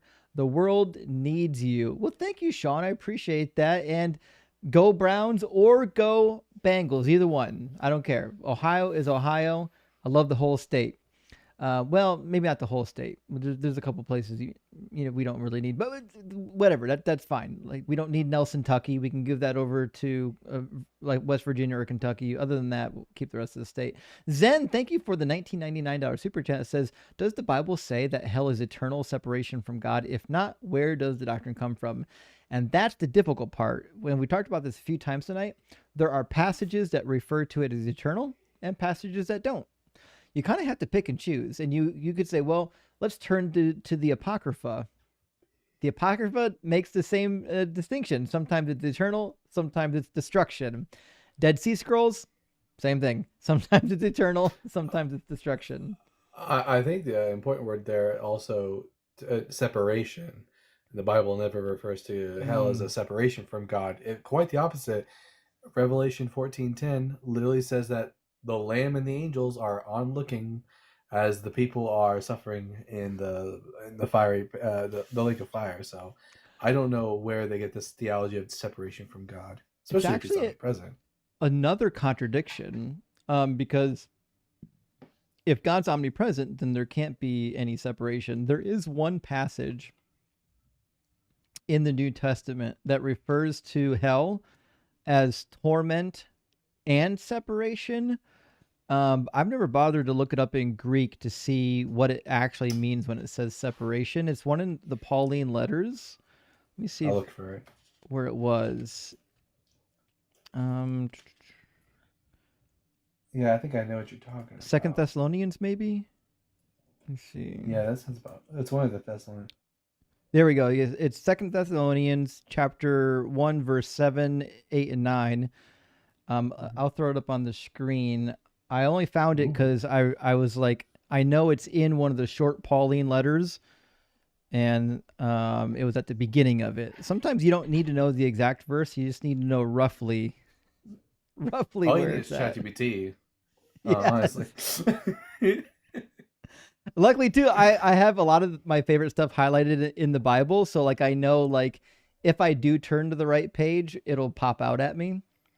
Sadly, I'm the kind of person I just cannot bring myself to write in or highlight in any book. Yeah. Every book I own is destroyed with highlighting and writing. It is. But So yeah, second, this is a good verse, though. You're right. This is an absolute contradiction to that one verse in Revelation. isn't it? Right. It says to give relief to the afflicted. By the way, these are people that are going to hell, as well as to us, when the Lord Jesus is revealed from heaven with his mighty angels in a fiery flame, inflicting vengeance on those who do not know God, that's me, and on those who do not obey the gospel of our Lord Jesus Christ, that's me. These will suffer the punishment of eternal destruction. This is the funny part, eternal destruction, separated from the presence of the Lord. But again, this calls in the question, if it's eternal destruction, then does that mean you're destroyed, like annihilated, you no longer exist? And is that what's causing the separation from God's presence? But how could you be separated from God's presence if he's omnipresent? So much for if I go down to Sheol, you're there, you know? Yeah, right? Yeah, he's certainly not there. Hammond, thank you for the super chat. Hammond says, I have a feeling that guy was a Catholic convert, probably a groiper or some of that persuasion. If you don't know, they are these Zoomer Catholic extremists. They are arrogant and cultish. I didn't know about Zoomer Catholic extremism. That's the thing now? I do. Oh, shit. Yes. When I was Catholic, I'm very familiar with a lot of the younger folks who are becoming Catholic are often the most like fundamentalists. Well, we're cooked if that's what's happening. Fundamental Catholicism is not what we need. No. These people are openly advocate for the Crusades, saying that they were a good thing. Most of them hate the Second Vatican Council. Most of them are sedevacantists. Of course, they hate the good Pope. Okay, well, long live John Paul II. So JMR, thank you for the super chat. JMR says, as the only omni-orgasmic goddess in the cosmos, you may also refer to Sharon as the divine sex stone, but never just as fucking rock. I would never. That's a good use of words, Jim. JMR's always coming in with the real fire. Sinfully wet for Sharon. Don't forget, friends. Do not forget, never forget about Sharon. She is the co-redemptrix of this reality. Let's get Ryan in the box. Ryan, welcome back. Is it better? Please. Is it better? Yeah, you're good. Okay. Awesome. Ryan, are you, well, I think we already went over this. I think you're at least 18 and you are a believer, right? Yeah, I am. Okay. And do you believe that hell is eternal conscious torment? Possibly. I'm not really set on a specific belief. Because I mean, I'm sure you know this, that there's different interpretations within Christianity on what exactly it is. I would say that humans aren't supposed to know everything, and I'm content not knowing the ins and outs of how exactly hell works. I don't want to be there in the first place, so I'm content not being 100% sure. Does it need to exist? Does it need to exist? No, nothing needs to exist other than God. So why does it exist? Because God chose to. Okay. So hell was optional. It depends. So yes, optional in that God didn't have to create anything. Initially, hell was created for Satan and his demons, and so once God didn't know? Satan, yeah, he did know, but he still had the choice. Oh, well, if God knew that he was sending humans there, then it was created for us too. Sure, you could say that. I mean, if it's all knowing, it's just logically true, right? Yes, but the initial creation was meant for Satan and his demons. The Bible says it. Well, if he's timeless, then that certainly can't be true. And I know it's in the Bible. It's in Matthew 25. What I'm saying is it's a silly statement. Yeah, if God is all-knowing and humans do, and wicked humans do go to hell, that means he built hell so that humans could go there. Like, it's just built into the system. Yeah, it's built so that they could go there. But God, the Bible says that God wills that none should perish, but that all should come to repentance. So it's not God's will that any should go to hell. We thwart his will. But sorry, I missed what you said. What'd you say? We thwart his will. Yeah, actually, I wouldn't say that God's will is always done. I would say that God suppresses his own sovereign ability to give us free will, and thus his will is not fully always carried out. Fair enough. So, we already covered this. God didn't have to create hell, right? Yeah. So, God obviously did create hell. He chose to. Yep. Could he have created hell alternatives? Sure, yeah. Okay. Do you believe that in a proper system of justice, all crimes should be given proportional punishments? No. So this is what I would like to actually get into. So as you know, that there's different beliefs in hell. Not everyone believes that everyone gets the same punishment. And I can give you the verse for it if you want it. Sure. I mean, Jesus says to I think it's Pilate, that he who condemned me has the greater the greater punishment. Yeah, I can also give you Luke 12 says the servant who knows the master's will and does not get ready or does not do what the master wants will be beaten with many blows. But the one who does not know and does things deserving punishment, he will be beaten with few blows. And it does kind of, like if we're using the parables to relate to hell, it does kind of lead to the idea of annihilationism too, because in Luke 16, Jesus says, those who did not want me to be king over them, bring them before me and slaughter them in my very presence, which would lead me to believe that you could get annihilated eventually, right? Yeah, I haven't settled on a specific belief because I'm content not knowing exactly how it works.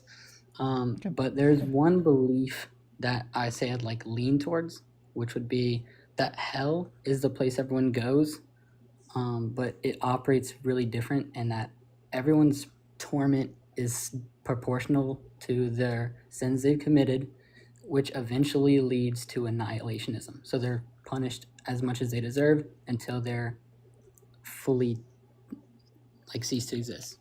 Okay, so let's imagine the case of a person who just came of age and they've only been at the age of accountability, whatever you think that age is, for one day. They commit one sin. That sin is lying to their teacher about chewing gum in class, and then they die having not known Jesus. Do they go to hell? Yeah. And what Yeah, kind of but punishment do they get I there? would like to stop you there for a second. I would like to stop you there for a second. Mm-hmm. So when you say that there's a person who commits one sin, you could not give me anyone in the history of the world who has committed one sin. Jesus said, "He who sins is a slave to sin," and so anyone who sins repeatedly commits sin. Okay, so babies die and go to hell? I don't think so. No, Jesus said that the kingdom of heaven belongs to children, and yeah. Well, what if you theoretically, if you let's say you cloned a person, and they're a full-grown adult, and then they commit one small sin, and then you off them? Yeah. That I don't know why you'd ask that. It's like it doesn't exist. Let's say you clone a person who commits one sin, you're asking a question that doesn't exist.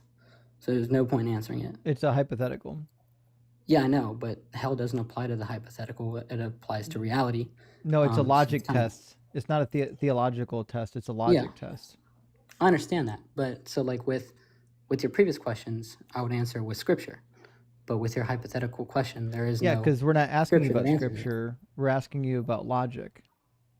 So Yeah. just to be clear, what he's determining, what we're still determining, is Mhm. whether or not the person who has only committed one sin still goes to hell. You do believe that it's possible for a person to only commit one sin and then die, right? No, I don't. Okay, so then you don't believe in the age of accountability. I haven't looked into it, so I can't give you an answer. Yes or no. Because you've already said that babies can't sin, and therefore they would go to heaven. But once someone is old enough to sin, because this could be a real situation. Someone could finally be old enough to sin. They commit one sin, and then some tragedy strikes them. Therefore, they only committed one sin. Yeah. Okay, so here would be my answer. Paul said, "I am not to judge those outside the church." So me judging and telling like where someone would go outside of the body of Christ is not up to me to say. That'd be my answer. But Jesus did say, he says, no one born unless by the water and the Spirit. So if you die, have only committed one sin, certainly you're not going to heaven unless you've been born again. Sure. Yeah, I agree. Okay. So then what that means is that the person who's only committed a single sin in their entire life will go to hell. And what do you think happens to him there? I don't know. You don't I'd know? say they would serve their punishment like the ins and outs. I don't know, because the scripture doesn't really go into super detail about what exactly it is. So I'd say they would serve their punishment that is just to what they did. Which would be like what? What do you think a punishment would be? Because according to the Bible, it's like agony, gnashing of teeth, fire. I don't know. Do you think that like a young person who's only committed one sin, the sin of lying about chewing gum in class, should be tortured by fire? I think that he should be punished however God sees fit to be punished. Do you think torture by fire is one of those? There is fire and gnashing of teeth in hell, yes. Yeah, but do you think that's an application of justice? Yeah, I do. Okay, so you do think that a person, like a young person who's only committed one crime ever, and that's lying to their teacher about chewing gum, should be tortured with fire? I would say that your question is Realistic. very not realistic, because there's Sure. I would again say that there's not a person who has only committed one sin. Well, no, you'd be because wrong. this person chewing the gum, actually, as soon as he told the lie, he ended up choking on the gum, and then he died. Yeah, I would say that he'd sinned before that too. No, again, in this scenario, this is his first sin he's committed. This is the first sin. Again, you already admitted, Ryan, that there's an age of accountability. There's a time at which somebody becomes accountable for their sin. I'm saying whenever that transaction happens, whenever someone crosses over that boundary, they have the opportunity to commit one sin and then die. This is part of being human. I'm asking you a logical question. The person who crosses that boundary, commits one sin and dies, they go to hell just like anyone else, don't they?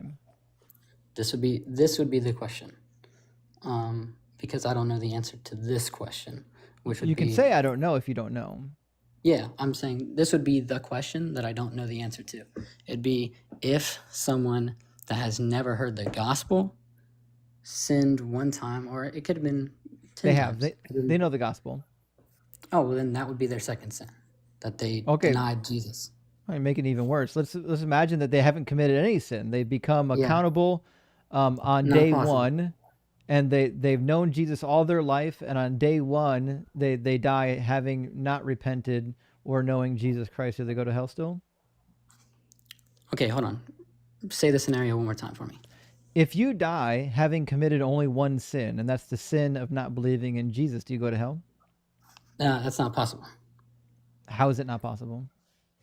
Because you would have, so if you have the capacity to reject Jesus, then you have sinned beforehand. But we just talked about, I don't know why you can't grasp this, Ryan. I don't know how many times I can say it. You believe in an age of accountability, which means there's a time period in which you are not held accountable for that sin. My analogy every single time has been, the moment you cross that boundary, pretend that the individual dies. Now pretend that the only thing that occurred between crossing the boundary and dying is not believing in Jesus. Do they go to hell? Oh, yeah, 100%. Right. Okay. So that's why this religion is completely vile and nonsensical, because a single person having never committed an actual sin will go to hell for merely not believing in something, which is absolutely ludicrous. It's weird that you would even believe in such a nonsensical standpoint. Do you think that justice requires punishments that are proportional to the crime? Yeah. Do you think it's proportional to send somebody to, I don't know, even 5 minutes of torment by flames for not believing something? It depends on what the thing is. Not believing in Jesus. Yeah, 100%. Why? Why is that justified? Why is it justified? Because so God is all good, all loving, all knowing, and you reject him and the purpose in which he created you for, which is relationship. No, you didn't with reject him. You don't believe in him. Yeah, you rejected him. So if you don't believe in him, rejection is not a lack of belief. A lack of belief is just a lack of belief. Rejecting something is like you have to believe in it first. Like I can reject, if you hand me a piece of candy, I can reject your candy that you're handing.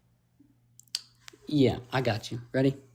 This would be my verse. The wrath of God is being revealed from heaven against all the godlessness and wickedness of people who suppress the truth with their wickedness.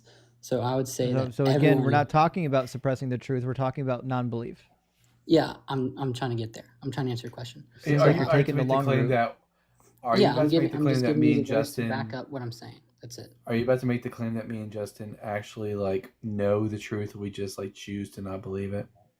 Yes, I believe that you would be suppressing the truth and unrighteousness. That's what the Bible would say. Well, then clearly you're wrong, right? Yeah. No. It's crazy how your religious viewpoint requires you to be a mind reader. No, I just trust God, and God knows the hearts of man. So God's wrong. Certainly doesn't. Sure. But I mean, okay. So the reality is we're not liars. You just believe something horrendous, right? So next question: why does God make anyone suffer? Because punishment is just. Why? Why is this punishment just? Because I think that punishment should be proportional to the crime. So, for example, if my child lies to me, I certainly wouldn't light them on fire. Excuse me. Would you light a child on fire? Nope. But I'm also not the judge. Why not? Because I have faulted as well. And ultimately, God is the judge, not me. Yeah, but if God's system of justice is perfect, then it must be justice to light people on fire, even for minor infractions. Yeah, I would say there is no such thing as a minor infraction in the grand scale. So, like, a minor infraction could be like it relative. would be just to light non-believers on fire, then. Yeah, I would say that. Yes. Okay. Because I would go. Thanks for letting us know that you're completely demented, that you have no rational thought capabilities, and that you're a red flag, and like you need to be locked up. Appreciate it. Okay. Holy shit. Imagine like just boldly just admitting, yeah, we should just light people on fire. I know by now I should be so numb and used to hearing that, but it's like hearing it for the first time every time I hear it. You know what we should have did? This is my fault. I apologize, friends. I should have did baby paste with them. I don't know why I didn't do it. It would have been a good day for divine command theory. I wasn't thinking about it because we were doing hell, but yeah, this would have been he no doubt he would have been a baby paste maker. Oh well. Let me grab a couple of super chats. We'll get our next guest in here. Good question. Probably the same good question we talked to earlier. Thank you for the $10. He says, my patience for speaking about hell while atheist. I don't know what to make of that. Thank you for the super chat, though. I appreciate the super chat. And Noah the Baptist, thank you for the super chat, says, weird how you're not getting a lot of eternal conscious torment callers, previous Pensacola Christianite, and that is kind of their whole thing. Don't look at the trees, smoke them, rock hard for Doug. Actually, yeah, I'm actually shocked myself that we're not getting more people, but here's my my understanding. I've done this topic quite a bit. I used to do it more back in the day, and I think more people on the internet are talking about it, and I think more Christians are realizing that it's indefensible, which is why you have one or two things that happen. You'll get someone like Chris who comes up and is like, I don't know what I believe because it sounds horrific, right? Or you get people like Ryan that just go whole hog wild into it and just say, yeah, we should just be lighting everybody on fire. We got two more questions from Good Question, or two more. Yeah, looks like one question doubled up. Good question. Thank you for the super chat. Big W friend says, do you agree that heaven and hell are, for souls, are the carrot and stick invented by Paul followers of the Greek persuasion that the Israelites believed in corporeal restoration for a new earth or destruction in the second death? So I think the hell doctrine that we get from the Bible, I think it's added later. I know that there's probably some hell doctrine that seems to be true. And I think if we're going to say that there's a historical Jesus in there somewhere, it's the historical Jesus that agrees with Judaism and the Dead Sea Scrolls, which is more like Matthew 25, where the people that go to hell in Matthew 25 are the people who were wicked, the people who didn't do the good deeds, the people that didn't live righteous lives. It's not the people who merely just didn't believe something. That seems to be, as you said, good question, and a carrot and stick that's added later. Because if you want to convince somebody to join your irrational cult and it's not convincing, well, you need a carrot and a stick, or you need lots of miracles. And it seems like the Bible added both of those in. All right, let me grab okay. Grab okay, this is epic.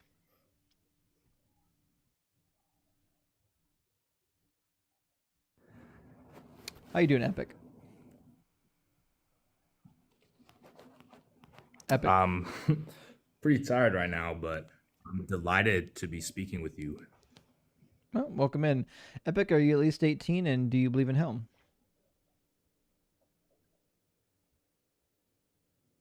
Yes, both. Okay. And do you believe that hell is eternal conscious torment?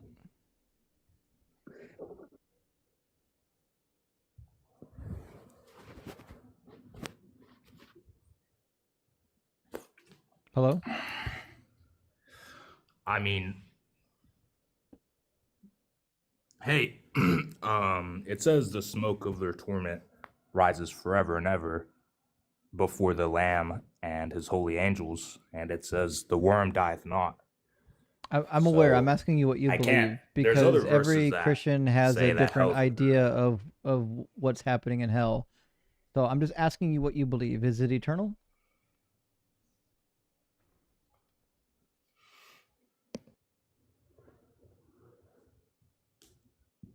I think it's extremely likely, based on my understanding of scripture, that it's eternal. So I think yes, it is. Great. Okay. So you believe in Just eternal because conscious there's so torment. many verses that indicate that. Yeah. And before we move forward, what is your definition of justice?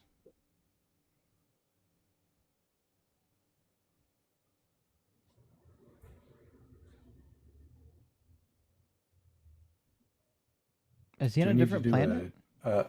yeah, do we need to do a lag check? I guess. I think so. Okay, I'm going to do a lag check. I'm going to count to 4. When you hear me say 4, you say 5. 1, 2, 3, 4. 5. 4 seconds. Okay. Listen, I don't know what's going on, but your connection's really, really poor or really slow, one of the two, and this is not going to work for us. But thanks for stopping by. Yeah, it was really Got that delayed. Sinai Wi-Fi. All right, well, we got time for one more guest. We've already talked to Christian before. I don't know if we've talked to Christian on this topic, but he's been crying in the chat, so we'll bring him in. Welcome back, Christian. Yeah, hi, how are you? Good, how are you? I'm fine. Christian, are you at least 18, and are you awake tonight? Yeah, Okay, and do you believe that hell is real? yes, hell is real. Is it eternal or temporary? I believe it's eternal. Okay, and what's your definition of justice? Yeah, justice is in God's sight. Justice is where he wants eternal peace. So he puts his Satan and the devils, his devils, in eternal torment because he wants eternal peace. So that's justice. Try this again. I said, what is the definition of the word justice? Yeah, justice is when a judge judges for peace in the land, right? So he righteously judges for peace in the land. So God is a righteous judge who judges for eternal peace by putting Satan in eternal fire. Okay, that's not quite the definition. So, like, the definition of justice typically refers to getting what is owed to you. So, like, for example, proportional justice would require that punishments are like fitting of the crime. If for example, Yeah. if somebody stole a pack of gum and we gave them the death penalty, we would say that's injustice, right? Yeah, like for Satan, if he's planning for eternal ruins and destruction, Buddy, pay then attention. We're not you'll talking about need Satan. eternal destruction. We're not even close to talking Yeah, about Satan yet. I'm talking about human beings and the definition of the word justice. So according to Yeah, the for actual human working beings- definition of the word justice, would it be unjust to punish somebody who stole a pack of gum with the death penalty? Yeah, so a person who's stole a pack of gum, right? When he's born, he's inheriting all the sins from his ancestors. Original sin and I asked all other you sins. a yes or no question. If you came to preach, This is you not a came to yes the or no wrong question. place. It was a yes or no question. Because I you're said, saying, because Alright, you're we'll try- saying, we'll try this again. you're So saying it's just it's a yes or no question. It's a question about the human justice system, the one on the earth where you and I both live, although I don't know if you actually live on this planet. I'm asking you, if a person steals a pack of gum, would it be justice to give them the death penalty? Yeah. So in our justice system, if a person just steals a pack of gum, no. But if he commits Why? a lot of other crimes, or I if didn't he's ask guilty about of I didn't all ask other about crimes, any of those things. Stop adding stuff to my analogy. yeah, So yeah. if a But in our person Christian steals theology, a in our pack, Christian theology, Christian, in our Christian theology, I don't know why you keep doing this. This is why you always get muted. So I didn't ask you about Christian theology. I'm asking you about this one specific fake example. I need you to pay attention and stay in the analogy, okay? So in the analogy, you said it wouldn't be just to send the child or whoever it was to capital punishment for the sole crime of stealing the gum, correct? yeah. But in And Christianity, why? you're not just doing. Christian, I don't care. We're not asking about Christian theology right now. You're asking about Christianity, right? Well, no, I'm not. I'm a Christian. I'm I'm a not asking Christian. you. I'm not asking about You asked Christianity. me about hell. You asked me about hell. Okay. Here's what's going to happen. No one cares to hear you preach or dodge questions. I'm asking you about the justice system on the earth. I am not asking you about Christianity. We're not even there yet. So I need you to pay attention, lock the fuck in, put your listening ears on, okay? In the earthly justice system, why would it be wrong to give capital punishment for the crime of stealing a candy bar? We don't give capital punishment for stealing a candy bar. I know we don't. I'm asking why would it be unjust to do it? No, it's not. We're not saying it's unjust. We are saying it's justice in Christianity. Why? Because all right. When this is why no one talks to you. You can't pay attention to the conversation. Get the fuck out of here. He's a waste every time he comes up. There's a comment in the conversation that said, "Yes and no questions are the devil's work." They really are. Truthier words have not been uttered. I think that certainly would be the case. And he's going to go cry and tell everyone he cooked me now that I kicked him. Some people just don't deserve to be on a stage. You know what's crazy is that even within the logic of Christianity, I don't, because, the logic of Christianity is that Jesus is supposed to be taking our punishment. But he doesn't. I mean, according to Christianity, we all deserve eternal conscious torment. Jesus got like 3 days at best. And that just means he received and if he can receive the full wrath of God, the full wrath, not part, but the full wrath, and be good to go like take a trip back to heaven after the weekend, why can't anyone else receive his full wrath and then? Yeah, so if the full wrath of God is a bad weekend and then raised to life, I'll take that every day of the week. That's easy. Like, if Jesus is not eternally dead, he did not take the wages of sin. The wages of our sin is that we're eternally dead or that we're dead and eternally in flames. So if Jesus didn't do that, he didn't take the wages of our sin. God made a special loophole for his one special thing.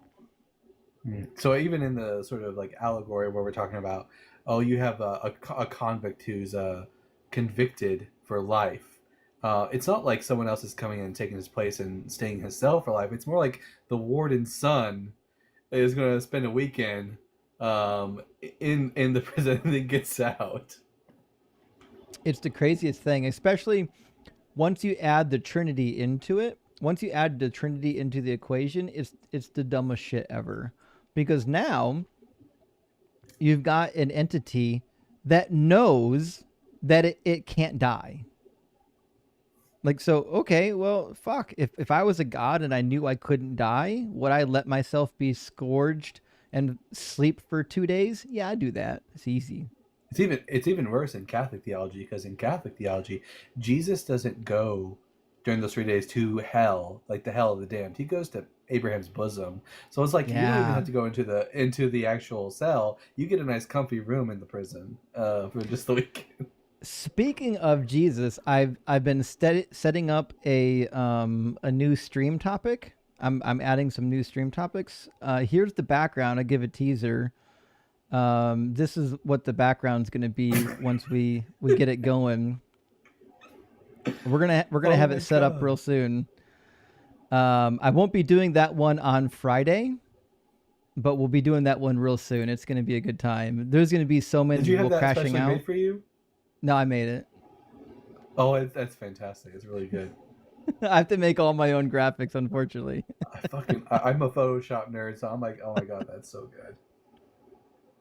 Anyways, friends, I'm out of guests, but it's late. I'm going to read the rest of my super chats, and then I'm going to get to bed on time, it looks like.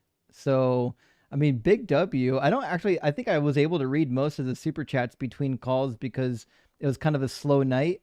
But sometimes you need a night where you can, let's say, take a breather, I would say. Mia says, my mom is evangelical and into Kabbalah. She's a mess. Wow. Did you ever get into the Kabbalah? Yeah, I've read the Zohar. And most of the time when I hear that people get into Kabbalah, it's always gonna be like, I don't know, like red string bracelets or some nonsense like that. Like they're hardly ever actually getting into the nitty gritty of Kabbalah because it is hella complicated. Yeah. Yeah. I mean, so I actually meant to get into the Zohar. I haven't done it yet, but there's so many things that reference it that I'm kind of like, I got to read it. There's a lot of stuff in there that I need to read. It's kind of like once you read the New Testament and you realize that a lot of that theology kind of came from the Apocrypha, you're like, oh, I got to read the Apocrypha. Like I'm missing out on something, right? Yeah, the one thing I'm not super nerdy on the Kabbalah because it's a medieval work. So, Mm-hmm. and most of my Bible study goes back to like the biblical times, the first century and back. So most things like church fathers, stuff like that. If it's not the Talmud, I haven't really spent a lot of time reading it. I get that. I get that. We got a super chat from Captain Obvious. Great name. Says Isaiah 13:16, 1 Samuel 15:3. Any other for moral? So I think those are like really immoral. So Isaiah 16 or 13:16 is usually the one where God says he's going to have the women raped in war. And then 1 Samuel 15:3 is obviously the Amalekite infants that get slaughtered along with the oxen and donkeys. There's others that you might want to consider. I always bring up 2 Samuel 12. You can also bring up Jeremiah 19:9, which is when he instructs that he's going to have their children cannibalized, which if you go to Lamentations, it actually happens. It talks about how the children were cannibalized. There's a bunch of shit that Yahweh did. The cursing by Elisha and the 42 youths that get mauled by bears in 2 Kings 2. I mean, that's horrific. There's just a lot. There's a lot of horrific stuff that is in the Bible that we would consider outlandish and immoral. But I don't know if you're in the cult. Was it you who I'm trying to think? Was it you who was interviewing that one Orthodox priest, and you brought up the 42 children? He was just, yeah, sure. If the kids are messing with a priest, they should, yeah, Yeah. Yeah, he doubled down on Oh, that. man. That Father Joe, Joe something or Yeah. another. God, man, that ortho priest was crazy. That's on my DZ debates channel. I don't know if it's on Deconstruction Zone, but look up the Father Joseph video. It's wild. That guy needs Yeah. his hard drives checked for sure. I Jason, think he got fired. Did he really? I think I saw something on about someone made a petition to bring him back. Maybe he was like kicked out of his church or whatever. That's crazy. I wonder if the debate had anything to do with it. Oh, Doug Willing. We're doing Doug's work. Yes. He got. Yep. Okay. We got one. Ladies and gentlemen. Jason, my friend, good to see you. Says, what do you think of Dante's Inferno? Hard read. So, first of all, it is hard read because the English translations are usually kind of archaic. You can So get a good, newer though. translation, but it costs a lot of money. The older translations are cheap. That being said, I only got to read parts of it. I was able to read parts of it when I was in high school because it came up. So for people who don't know, not every Catholic school is the same. I was lucky where I think I went to 2 decent Catholic schools where we actually got to read the Bible. We got to read secondary literature, and it was really stimulating. So like I enjoyed that. I was lucky enough that's when I started reading the Church Fathers. I got turned on to Justin Martyr when I was in high school because we were tasked to find one of the early church fathers and read some of the literature. So I said, oh, well, I'm Justin. I'll read Justin Martyr stuff. And so like, anyways, the long and short of it is like, if you went to a Catholic school, you might have some passing familiarity with Dante's Inferno. However, I apologize. I haven't read it. Eventually I'll get to it. Obviously it's got to be on my reading list, but I put other stuff before the fan fiction typically. Yeah, I never read Purgatorio or Paradiso, but I've read Inferno, and Dante was a sick son of a bitch. But it definitely seems like he was inspired by the Apocalypse of Peter, though, because it's a very similar situation where you have the very, very specific, detailed like punishments for very specific sins. And Yeah. and of course, my generation, I played Dante's Inferno, the game. Good question though, Jason. And Nathaniel says demon imagery. We do need some demon imagery on the live streams. Actually, I'm surprised I've never integrated any. Douglas says Dougie and Woogie are taking notes. Great work. Well, thank you, Douglas. I really appreciate that. I don't know who Woogie is, but W Woogie. Godwin, great to see you. Godwin says, was Gehenna originally a burning burial mound? Okay. Yeah, no. Sorry, excuse me. I had to let a cough out. Okay, so there's some conflicts on this. Okay, so typically Gehenna started out as like a reference tangentially related to where like they believe children sacrifices were happening, that later became the place where people may or may not have been burning their rubbish. Now, yeah, that's in contention. Yeah, exactly. That's why it may or may not. I actually don't believe that's a good talking point because I don't think it's true. But what we do know, is that the valley, that's what Gehenna is. It's a valley, was a place where there were children being sacrificed, which is why it's painted as such an evil place, because this was where the worst evil was taking place. Yes. That being said, let me read for you Seder Olam. I've got a passage. Let's see if I can put it on the screen and make it readable. 1 second. I'm going to put it on the notepad. So this is from the... Oop, wrong button. This is from the Talmud. And in Seder Olam, we have a really interesting reference to Gehenna. By the way, if you have access to the Sefaria website, you can just go to the website and search for Gehenna. You'll find tons of entries. I'm always on Sefaria. It's such a good website. But listen to what it says. It says, the judgment of the wicked in Gehinnom lasts 12 months, as it says, and it shall be from new moon to new moon. And then it lists the rabbis. From Pesach until Atz Eret, as it says, and from Sabbath to Sabbath. After 12 months, the souls of the sinners of Israel who transgressed the Torah and the commandments are consumed, and their bodies are consumed, and they are turned to dust. Gehinnom spits them out, and the wind scatters them underneath the feet of the righteous. So this is like this idea in the Talmud that Gehenna is a place where the wicked people go, and then they are eventually annihilated, which you could see why this type of Jewish doctrine would kind of find itself in the biblical doctrine, because the biblical doctrine and the Talmudic doctrines are kind of in the same culture, even though there seems to be a wide variant of ideas, right? But the reality is, inside of the Talmudic writings and even in other writings, we find Gehinnom as being the just a code name for hell. Yeah, hope that answers. It's your question. funny, and as everyone can clearly see there, it's not just the Christians who are always quoting from the Hebrew Bible and quoting it way the hell out of context. Yeah, that's the funniest thing is, like, when you look at like how the New Testament treats the Old Testament, you might think that they're all insane. But like if you read the Pesharim from the Dead Sea Scrolls, they're doing the same thing. Like they were kind of participating in this idea that all of the prophecies are like transitory in meaning, like it could mean something originally and then have a new meaning for my time period. And to me, I think what was happening at the Dead Sea was a healthy dope of cope. And then I was gonna say ancient cope. Exactly, it was just cope. And then that's, I think the Jesus movement came out of that Dead Sea community where they rejected the authority in Jerusalem. They thought that the leading authorities had been corrupted and that the teacher of righteousness had arrived, and so on and so forth. Because like the more you read the Dead Sea Scrolls, you're more like, but fuck, this sounds like a lot of what Jesus taught.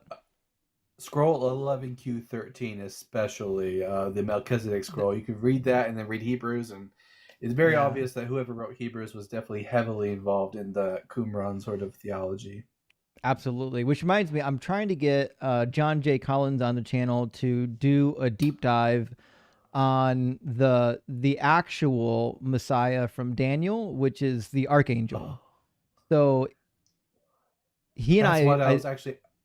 I was just wondering about that today because I was actually wondering to myself, because that's an interpretation that the prince is Michael. Yep. So if you read the book of Daniel close enough, what you'll discover is that the godlike man in Daniel 7 is really equivalent to the angels. The angels are described as like the son of a god and also referred to as men. They're like God men. They're somewhere in between, right? And so, and then in the end of the book of Daniel, chapter 12, who's the one that wages the final battle before the resurrection? It's Michael the archangel. So, like, I'm inclined to Whose name believe... literally means he who is like God. Yes, exactly. So, like, I have no reason to believe that they're referring to an actual human being here. I think who's ever doing the saving in the book of Daniel is an archangel. Now, to be fair, there is a movement within early Christianity that tied Jesus to like being an archangel, as you suggested in the Melchizedek scroll. Melchizedek was essentially like an archangel. He was pre-existent, manifested on the earth multiple times, and then what's he do? He wars at the very end against Belial and the sons of darkness, the same way people envisioned Jesus doing. Yeah, Melchizedek is definitely one of three figures in the Old Testament who are sort of, along with Enoch, who becomes the Metatron, and Elijah, who are sort of elevated to like an angelic status in later Judaism. We really have to do something with Metatron soon. This is like one of the things that people don't know about in Christianity is Metatron. Yahweh. Yes. I'll hit you up. Maybe we can do a video together talking about Metatron. It's such a good topic. I know that me and you could absolutely just nerd out. I've completely forgotten that everyone else is watching.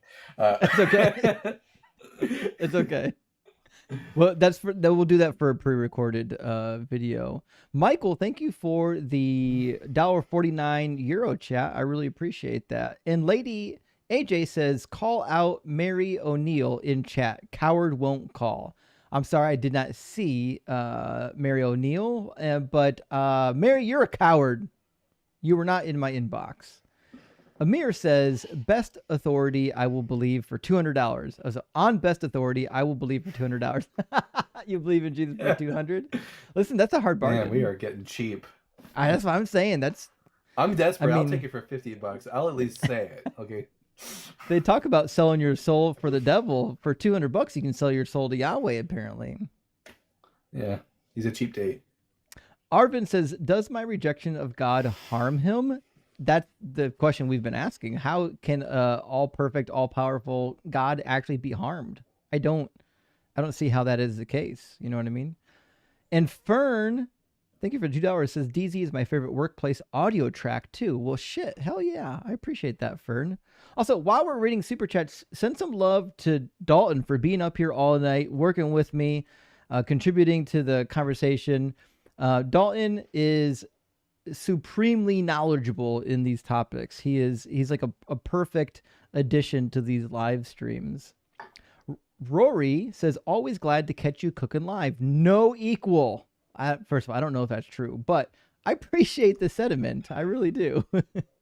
And Joshua again says, all sin is considered eternal rebellion. Yeah, that's basically what the Christian's point was, right? Any sin, no matter how small, it requires an eternal punishment because it's considered eternal rebellion, which is ludicrous.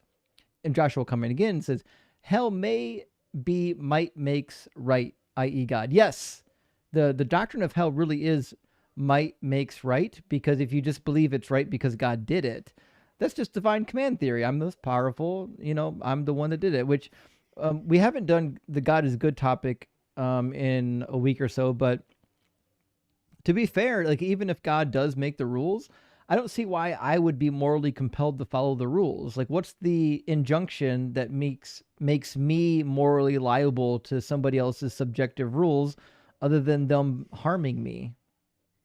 Doesn't make any sense. Yeah, biggest stick. Exactly. Shady says, Justin, you say secret magic believer spell, then you go party in sky. So simple. Not be bad and go bad place. Yay, sky party. I forget. That's the craziest thing, that there's so many people that will they think that they prayed the prayer, now they're just kind of sealed in heaven, and then they kind of go about just living their life. Once saved, always saved. Yeah, wouldn't God know? I grew up on Like, that. it's you know, I'm actually glad I did not. I found that doctrine preposterous. I was super rebellious, so all I did was read my Bible. I was like, oh, this is bullshit. That's not in there. It certainly wasn't. I could so I never was part of the Reform movement, but when I was getting in my late teens, I met some people that were super Reformed, and they were telling me about this doctrine. I was like, this is stupid. Why? So we don't have free will anymore? God just takes our free will away? But you can also I mean, that objection does go into hell, because if someone's in hell and they realize that they've done wrong for whatever reason, and they call out to God in like repentance, why is death the arbitrary cutoff line for redemption? I mean, if Paul is correct that all it takes to be saved is to confess that Jesus is Lord, and Paul also says in the last days, every knee will bow and every tongue will confess Jesus is Lord, it kind of therefore follows. Yeah. I agree. And Epic with a super chat, it says, God is just. Well, he's not. He has provided proof that the Bible is his word. That is laughable. Look up 3773 pattern in Genesis 1. Certainly won't. Oh, no. I don't even know what that means, but I know it's useless. It's Bible. It's that Bible codes? Torah code stuff. Yeah. Of course. This is nonsensical weak sauce. Derek Rhodes, never heard of him, and click on the 10-minute video. Certainly won't be doing any of that. This book is complete nonsense. We demonstrate that on a pretty regular basis.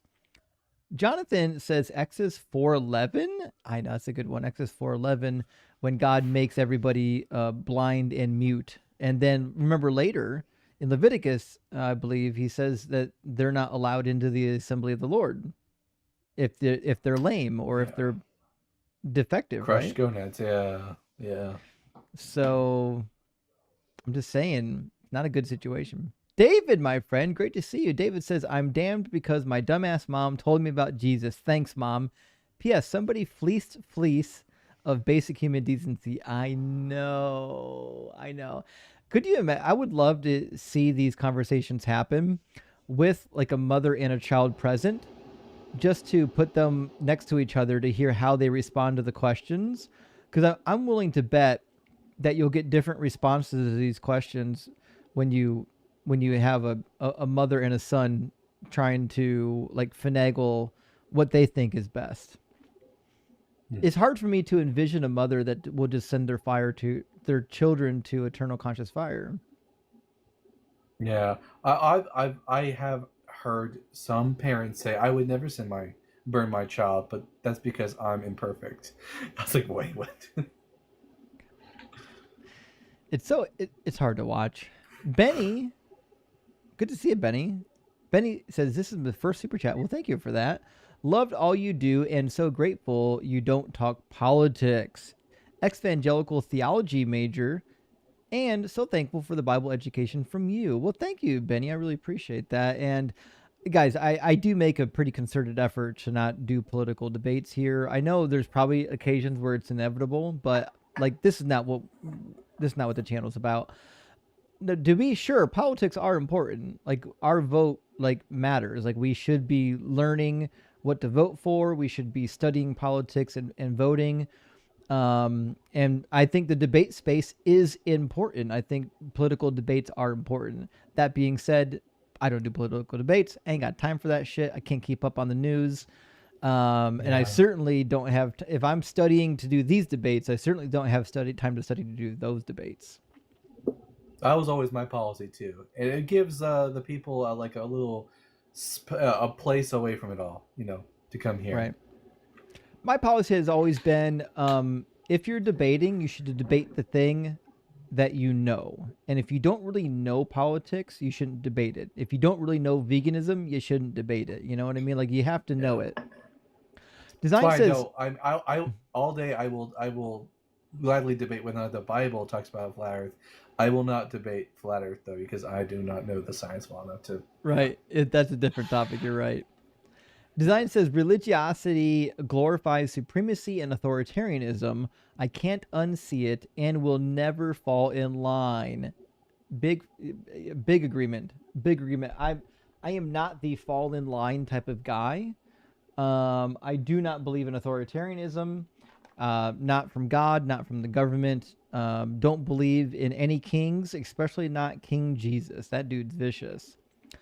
Bass Computer, thank you for the super chat. Nice floppy. Says, if you truly thought a neighbor faced endless torment, what else could you think about? This doctrine severs the connection between heart and mind. So this is a really good point. When I was like, I would say I was basically agnostic at that point, like my last year of seminary. I had a good friend that I worked in ministry with, and she read a book called The One Thing You Can't Do in Heaven. And it was a really interesting book because the general idea is like the one thing that you can't do in heaven, which again is a dumb title. There's lots of things. But the premise of the book was that, well, you can't witness to others and save them from hell once you're in heaven because it's too late. And so she went on this whole kick wanting to save people from hell. And I just remember like thinking to myself, like, that's a fair point. If you really believe that God is sending all these people to hell, like we should be like fucking over the moon trying to save everybody. I think the fact that people aren't doing that demonstrates that they don't really believe this nonsense, or they don't care and they're assholes. You know? Yeah, and somewhat the same also. If you're in heaven, let's say you're a mother or a father in heaven, can you really experience true joy if you knew that your child was in hell? And if not, I mean, if you can, then it's not really you anymore, is it? It's like this sort of mind-wiped version of yourself. You know, yeah, Christians will say that. God wipes your memory. Oy, oy, oy. Crazy to think about. Aaron says, I wish more Christians were like Chris. He's honest and he means well. Seems like he's genuinely wrestling with this stuff from a sincere place. Sinfully wet for Sharon. Big W. And you're right, Aaron. So we've talked to Chris before. It's been a hot minute since we've talked to Chris. And I've talked to Chris on AXP before too. So Chris is a Christian. He does still believe in most of the nonsense, but he's deconstructing. And he openly admits, he's like, listen, I'm mad at God. He's not mad at God because like his life sucks or anything like that. He's mad at God. Well, I mean, there are some things that he's upset about, but he's mad at God because like this thing seems needlessly complicated, stupid, and convoluted, but he feels compelled to believe it. But Chris is good people. Guys, be nice to Chris. And again, even if Chris believed all of this stuff and he was just doing baseline apologetics, still be nice. To be fair, it's never okay to treat somebody with autism poorly. He's doing the best he can, friends. Aaron said, oh, sorry, I read that. Duncan says, if creation was good, why did God have to test it? This is actually a really good point. Why does God test anything? Because we read in Deuteronomy, Genesis 22, God testing to know what is in the heart of people. This doesn't make sense if God already knew. God shouldn't have to test anybody. But we see it. Yeah, he's obviously he has to figure something out, right? Right, yeah. In fact, it says in Genesis 19, he says, now I know. He literally uses the phrase, in this moment now, it is true that I know, which means he didn't know it prior, that Abraham would sacrifice his son. 22. Did I say what I say? Akita? 19. Oh, shit. You're probably thinking Sorry, you're probably thinking of chapter 18 where he says, then I will know. Then I'll know. Yeah, Genesis 22, I think 12 is where he says to Abraham, now I know. Yeah, good catch. The Ungoogleable Man says, huge W for Chris. He seems like an awesome dude. Actually, I like Chris. I think he is a good guy. He is. We can't take him as often as we want because it's a debate. You know what I mean? And he's kind of here for deconstruction. Aaron says, I shouldn't have to say this, but please don't burn non-believers. Burn some grass and chill out instead. I agree. Remember, get stoned for Doug, friends. Andy says, thank you for your kindness and patience, Justin. Andy, thank you for your support. And I feel like there's areas I need to improve on, but I'm trying to get better, friends. Space Lord says, I know I said something awful, but at least I don't blink when I when I did it. At least I didn't blink when I did it. I mean, that's so true. People will just absolutely double down, 10 toes to the ground on, yeah, it's okay to light people on fire for minute crimes like stealing a pack of gum. These people are sick. This is why like the state of affairs is what the state of affairs is. And Hammond says a lot of young Zoomers are extremists. I kind of get it. Younger people radicalize because of a broken society. They don't have much of a future. So this is such a good point, because when society liberalizes, we see this in Germany. There's a huge issue in Germany. When society liberalizes and you find more equality, what you do find also is that people who were previously not disenfranchised could become disenfranchised. And for them, that is the worst injustice ever. Like, it was okay when those people over there were disenfranchised. Now that I'm disenfranchised, I'm not on top. Well, now it's a huge fucking problem, and I'm going to cause a huge stink over it, even if it means enacting horrific laws by force. You're right. This is happening because of we've liberalized, and there's been a balance shift. And as we've liberalized as a society, the older, more traditional generations have broken everything on the way out. As younger liberals have moved in, the last dying breath of conservative politics has been to try to fuck everything up on the way out. And so now we've got a broken system that hardly works for anybody, and people are pissed. They're pissed, you know? Noah the Baptist says, stealing food was death and hell according to Eve. Yeah, actually, isn't that the crazy thing? Like, theoretically, if Eve never repented for her sin, we can only conclude that she went to hell, right? Yeah, although for some reason, I mean, and all the subsequent myths that the Jewish people would write, Adam and Eve, for some reason, are in paradise, despite. Yeah, it's crazy. If Adam and Eve get to go to heaven, I don't see what I need Jesus for. Yeah. It's such a useless plot device. Jesus' death is the most arbitrary, unnecessary thing ever. I believe this for a long time. I think the reason why hell is played up is because you need a way to rationalize why Jesus had to die. Because otherwise, there's no good reason for him to have died. I will say this, in Catholic theology at least, they do have this idea of the harrowing of hell, where Jesus descended into the paradise and he preached the gospel to Adam and Noah and all those Old Testament characters. The harrowing of hell is a really cool passage. I mean, it does show up in the Bible in one, maybe 1.5 places, depending on how you read it. But like, if you don't know about the harrowing of hell yet, this is like a classic creedal doctrine of Catholicism and Orthodoxy. It's literally in the creeds. By the Nicene Creed. Yep. So like, you should familiarize yourself with the harrowing of hell if you haven't already, because even though it's not really huge in Protestantism, it's like everywhere else. It's worth knowing. Design says, your background makes a bold claim that the ghost monsters are in hell. Bold take as a Pac-Man. Also navigated a contradictory maze while eating pretzels. Can I call in and debate that? I mean, you got me there. That is, I am now Pac-Man. That's fine. I'll take that. Maybe I would get a Pac-Man emoji. True, thank you for the $10 super chat, says, who actually goes to heaven or hell? I have yet to go to a funeral, and here, Brother Tim will OT he seeing us. He is going to spend his eternal life in hell. Praise Doug. I think I've missed something here.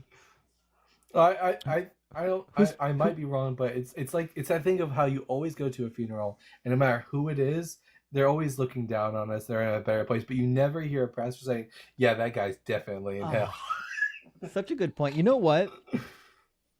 I can still pinpoint the exact moment when I came to that moment of clarity that hell was stupid and ridiculous and didn't make any sense even if you believe in purgatory. What was I it? was at a funeral for a very good friend of mine that I grew up with, and our families were very close. She was unfortunately at the age of 6 or 7 hit by a bus crossing the street, and she was vegetabilized. She lived for about another 20 years. She passed at age 24, but she was a vegetable from age 6 to 24, essentially. She might have been 25. Nevertheless, the mother was, I would say, she was Christian, but she wasn't like a regular church attendee, but she had a Baptist pastor that she knew do the funeral. And for anyone who doesn't know about what they teach you in seminary, there are a couple occasions where like people are thinking about the afterlife, and it's a good opportunity to talk about it. One of those is at the death of a loved one, because now people are thinking about the afterlife. Literally, for a young girl who was vegetabilized at age 6, gave a whole spiel about how he thinks she's in heaven, even though she never accepted Jesus as her Lord and Savior. And that's when, like, what the fuck kind of gymnastics do you have to do to justify how a little girl vegetabilized at age 6 isn't burning in hell? Why does that need justification? What is wrong with human beings? And it kind of clicked on me, like, well, that's kind of what it teaches. Like if you're reading the book, that's kind of what it says.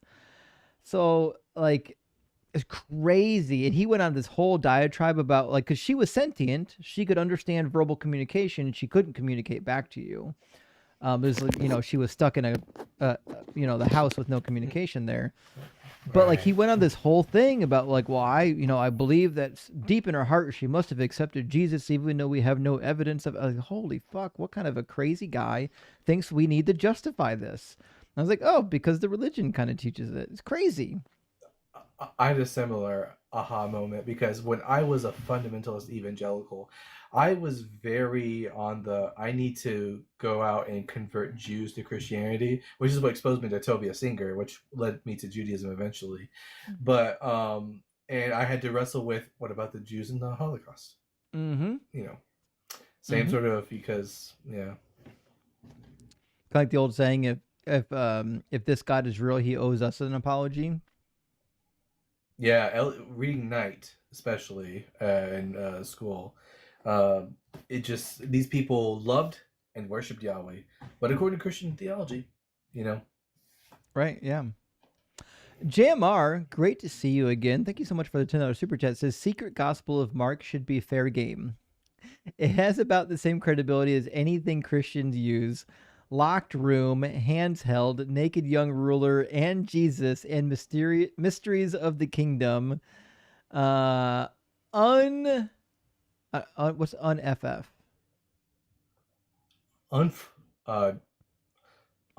Amen. Amen. Listen, I'm with you on the amen. And listen, there are some early Christian fan fiction that did kind of become quasi-canon. I think one of the popular ones is like the proto-evangelism of James. It tells about the ever virginity of Mary, all that nonsense with Joseph. While it wasn't canon, most of what's in there was adopted as official Catholic beliefs. So, like, there are special feast days dedicated to the parents of Mary, and the names that they give you are the names from the Proto-Evangelium.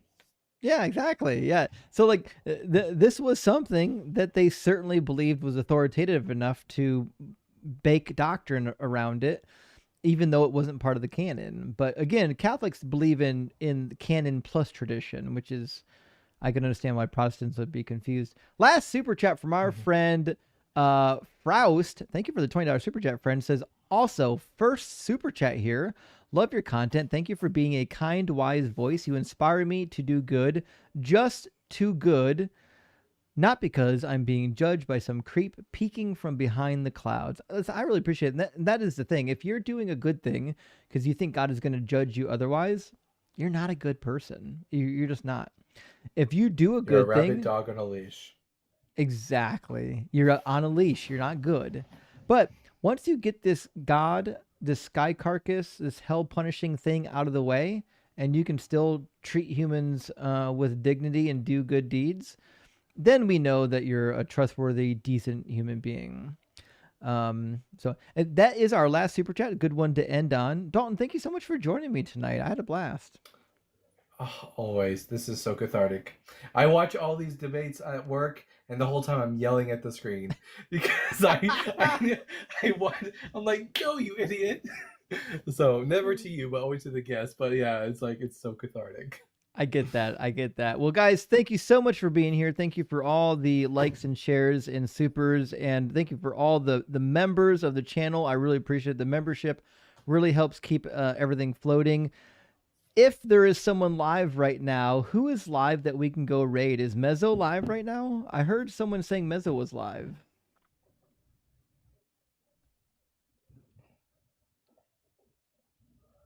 Let me see. Let's see. I do see Rude, but Mezzo is live. Oh, with the Born Again Atheist. Oh my gosh, this is good. Okay. Oh wow, she's great.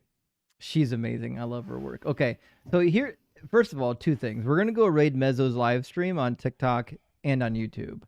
That being said, if you don't know Born Again Atheist yet, she's amazing. She's smart. She's hilarious. She's multi-talented. Let's go raid the Deconstruction Junction on YouTube, and Mezzo if you're on TikTok, you know who Mezzo is. Let's go raid Mezzo's live stream on TikTok and the Deconstruction Junction on YouTube. They both go to the same place. And thank you so much for being here, friends. We really love and appreciate you, and we'll see you again in 2 more days.